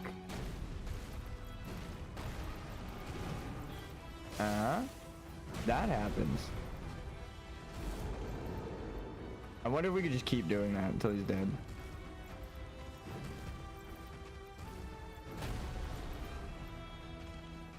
How are you alive? That scared me. I am the chosen one. Now I had an opaline tier. If you have the opaline tier in your physic, it makes you invincible for like one hit of any attack essentially. I don't know a single attack that can kill you through the opaline tier. Maybe that's like a Zully the Witch video. You can make like a fucking 20 long or an hour long video of like moves that the opaline tier can't survive, right? I can hear the TikTok girl AI voice. Moves that the opaline tier won't survive. She has like a deeper moves that the opaline tier won't survive. I can't do that voice, but you know what I'm talking about. Oh, damn it. The mist was there, then Godfrey ran, jump scared me, and when he appeared from the mist. Yeah, you got jump scared by Godfrey straight up. Okay, yeah, but the opaline tier is how I'm surviving the grab. Where is it? Where is it? Where is it? I don't know where the fuck to get it, but here it is. Opaline bubble tier significantly negates damage received. I'm trying to sprint and the sprint button is the back out button. That's why I kept doing that. So if you're having trouble with the fire giant but you feel like it's like one move you can't dodge and then you'll kill him, put that shit on and drink it at like right before the phase change or during the phase change or after the phase change during the opening, and boom. I want to become LMSA. What the fuck does that even mean?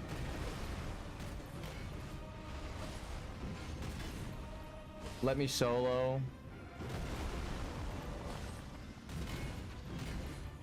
If you go back and watch me kill Melania, I put on the let me solo her outfit and killed her by myself. So respect to let me solo her.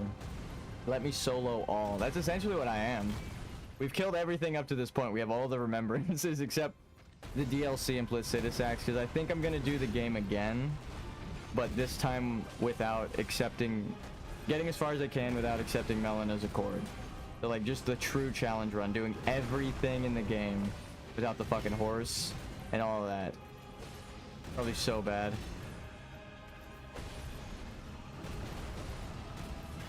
You're crazy? Yeah, I am. I mean, here I am beating Godfrey with a level 1 character, no stat increases. I think that's as crazy as I can get. I'm at the end of the game. I already did it. I guess I'm not crazy. I made it here. I did the run. If you take the horse away, it just takes longer. It's gonna be another 200 hours of my playtime on this game. It's 100 hours in this playthrough with the fucking horse. Could you imagine without the horse? God.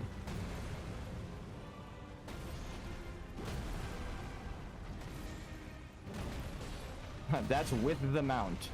Everyone knows in World of Warcraft, the mount is the most significant thing that you can get. So playing the game without it is gonna be so bad. But then when we finally have to join Melena's Accord, we're gonna be so thankful for Torrent.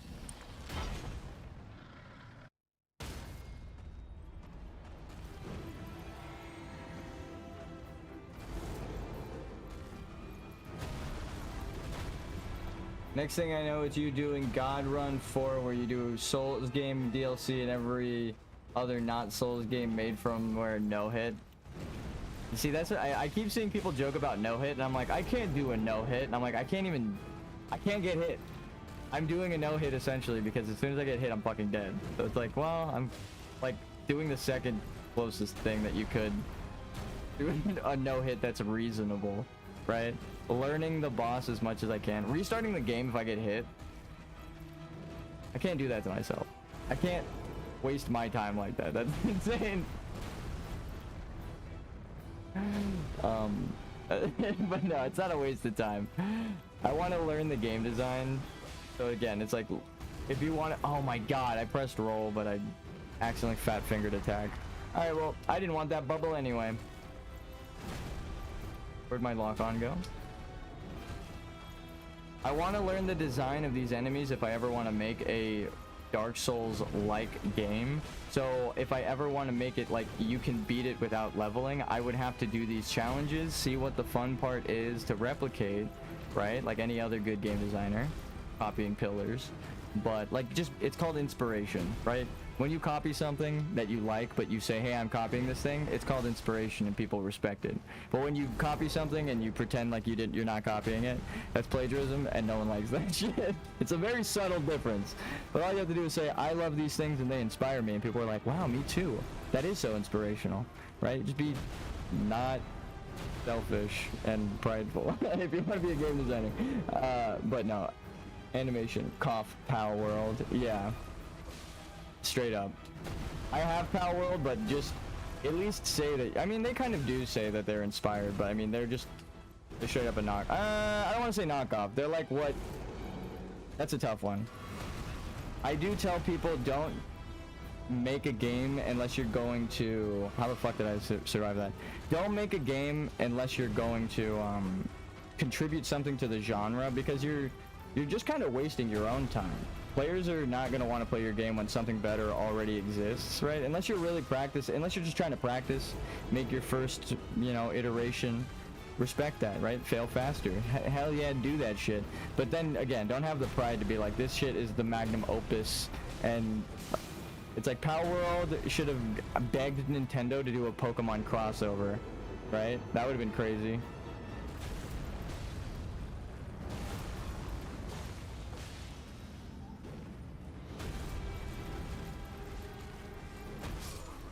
I ran out of stamina because of the shield smack. It's okay. Look at his health though. Just yapping and almost killed him. Just yapping. We're gonna kill this fucking guy. I got bored and learned game development? No, I'm just kidding. Even though I knew I had a test the next day. Wait, what? The thing didn't pop up. Your chat didn't hold on.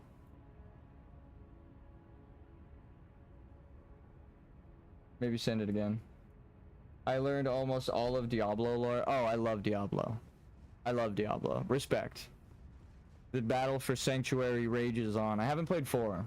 My brother loves it though. He has it. He got me Path of Exile too, ironically, because he's also been playing Diablo 4. But I like all action RPGs. Top down, third person. I think that's what it is. Playing Diablo as a kid, the action RPG of action RPGs at the time, and then playing like any third person game on like the GameCube, right, like Mario Sunshine and shit. I was like, why don't you just combine these? And then Dark Souls came out, or Demon Souls, because that was the first one I played, and I was like, bro, this is it. This is, imagine an open world version of this. Oh my god, that would be so sick. Like World of Warcraft, which is not Elden Ring, I will say, but I think Miyazaki wants that same thing.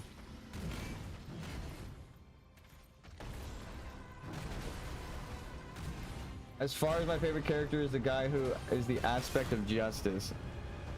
One of the angels. Yeah, they're all cool as fuck. There's Andariel. No. That's the devil. I was about to start listing all the bad people. There's Tyrael, Imperius, and then the one of Fates, the chick. She's super cool. The one who like dictates fate and stuff, and you have to like go and rewrite the scrolls of fate, which is like blasphemous. It's such a good goddamn game. Number 3 was really good story-wise. I know people didn't like it because it was too colorful or whatever, but I think it was funny. Putting the Making the cow level the pony level, my hot take is that you guys weren't ready for that level of parity. And Diablo 3 was actually a fucking great game. I'll say it. The only thing that was bad about it was like the loot box shit that they got rid of. It was like a player market. It was like Steam market for skins, and then they got rid of it.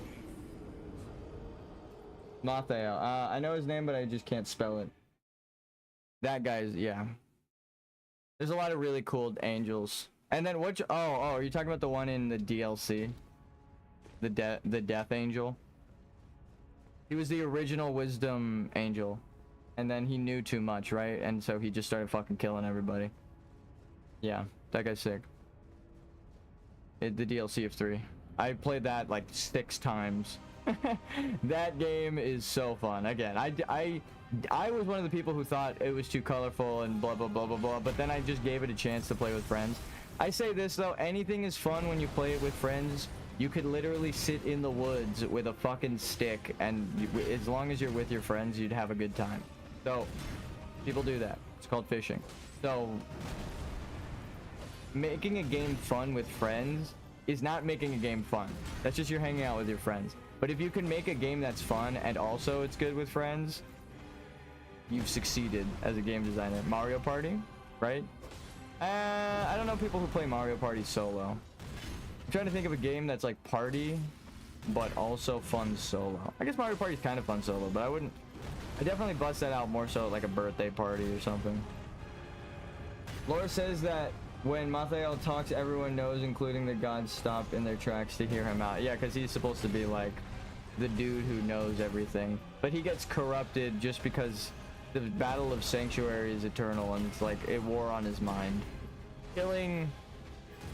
It's like Tyrael, right? Tyrael is supposed to be the true good angel. Diablo, or like the original creators of Diablo said he's like the one that helps the immortals, and he's like, he sees the good in mankind. All the other angels are like, well, they came about because of the demons, so maybe mankind can go fuck itself.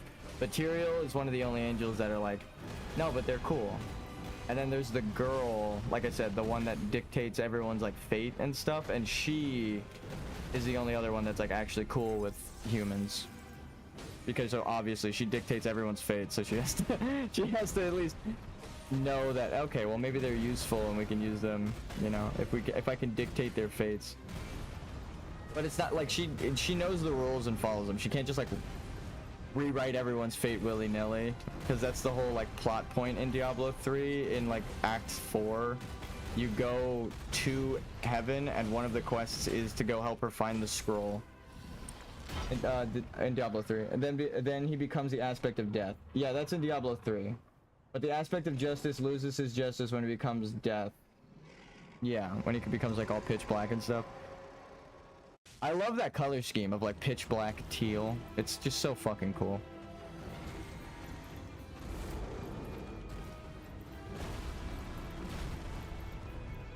He's got one of the coolest.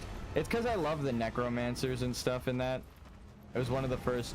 I will tell the story again of my Diablo 2 experience as a child. I loved playing necromancers because I loved having NPCs with me because I thought the game was scary, right?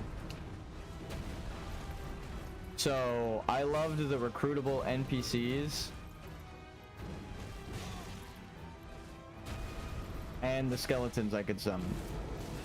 I was a pussy. But no, it was actually like looking back on it, I'm like, yeah, the whole thing is about death and demons and stuff. Of course I was scared as a fucking 10-year-old, but it was honestly so goddamn good. The game is so good that despite being scared, it's still fun. Like I still think about like the first plank of wood I picked up in Diablo 1 and being like, oh my god, I have a weapon to defend myself. Like that changed everything for me. But Diablo 2 was the one I really played and learned how to play and stuff with my brothers. They like, I had a computer at the time, so they, oh my god, they bought me the game and we all played it. My dad hated the Necro in Diablo 2. Anarius was my favorite character because his minions kept dying and my dad would spam Bone Spear. Yeah, it would. Yeah, no. Oh, I love that. Bone Wall, Corpse Explosion. It's gruesome as fuck, but I grew up a necromancer because of Diablo. Straight up. I love playing necromancer. It's like one of the first classes I ever picked. Aside from like fighter. In Diablo 1, the prince. I didn't even know it was the prince. It was just, I didn't know the significance of magic and stuff. Magic was too complicated for me. I remember playing that, like a civilization-like game. It was like Rome something, but with magic. And I thought the magic system in that game was complicated, so it made me scared of magic systems in every game. And like, as a kid, genuinely, I saw magic and was like, oh, I'm too dumb for this. I'm going to swing a stick. So it is funny. And then I realized like, oh, not every game has the same magic system. In fact, they're different in every game. Imagine after getting the wood, you got an achievement called Morning Wood. Yeah, I know, right? The plank. The plank. No, I broke a barrel and then a piece of wood broke out, and then you get a little piece of wood with a fucking nail in it to defend yourself against the endless demons in your kingdom. And that's where my story began. As a child, defending myself with a stick. And now here I am, trying to kill God for their atrocities, causing undead. Come here, you fuck. No, bye, I gotta go sleep. See you next stream. Alright, no problem. Leave a like or something. Help out a little bit. Thanks for stopping by. You're the bomb. I do love talking about lore and joking about it. And you know what? Taking my mind off of it with Diablo, I genuinely almost killed the boss again. So, thank you. That shit was fun. Good talks. I'm gonna try to lock in now. We got some good practice yapping. It was actually, you know, productive. So thanks. That was good. Now I just gotta fucking practice for like another day and a half for phase 2. To like lock it in and understand every move in this game, every boss's every phase, unskipped. Every single attack dodged in every way possible. Yeah, what is it?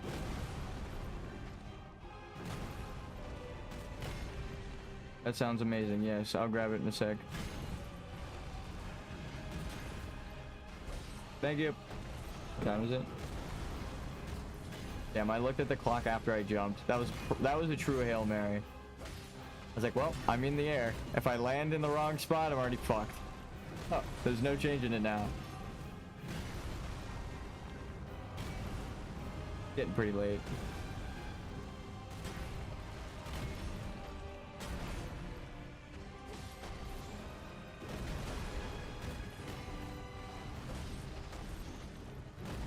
See if we can get him down to phase 2. Just his name in phase 2.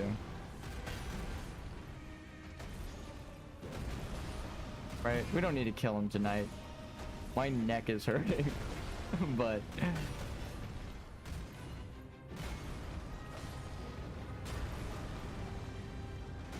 oh, dude.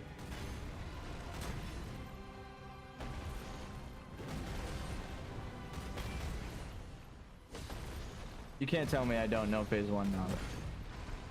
You hand me the controller on any build, I'll beat phase 1 of Godfrey. Phase 2!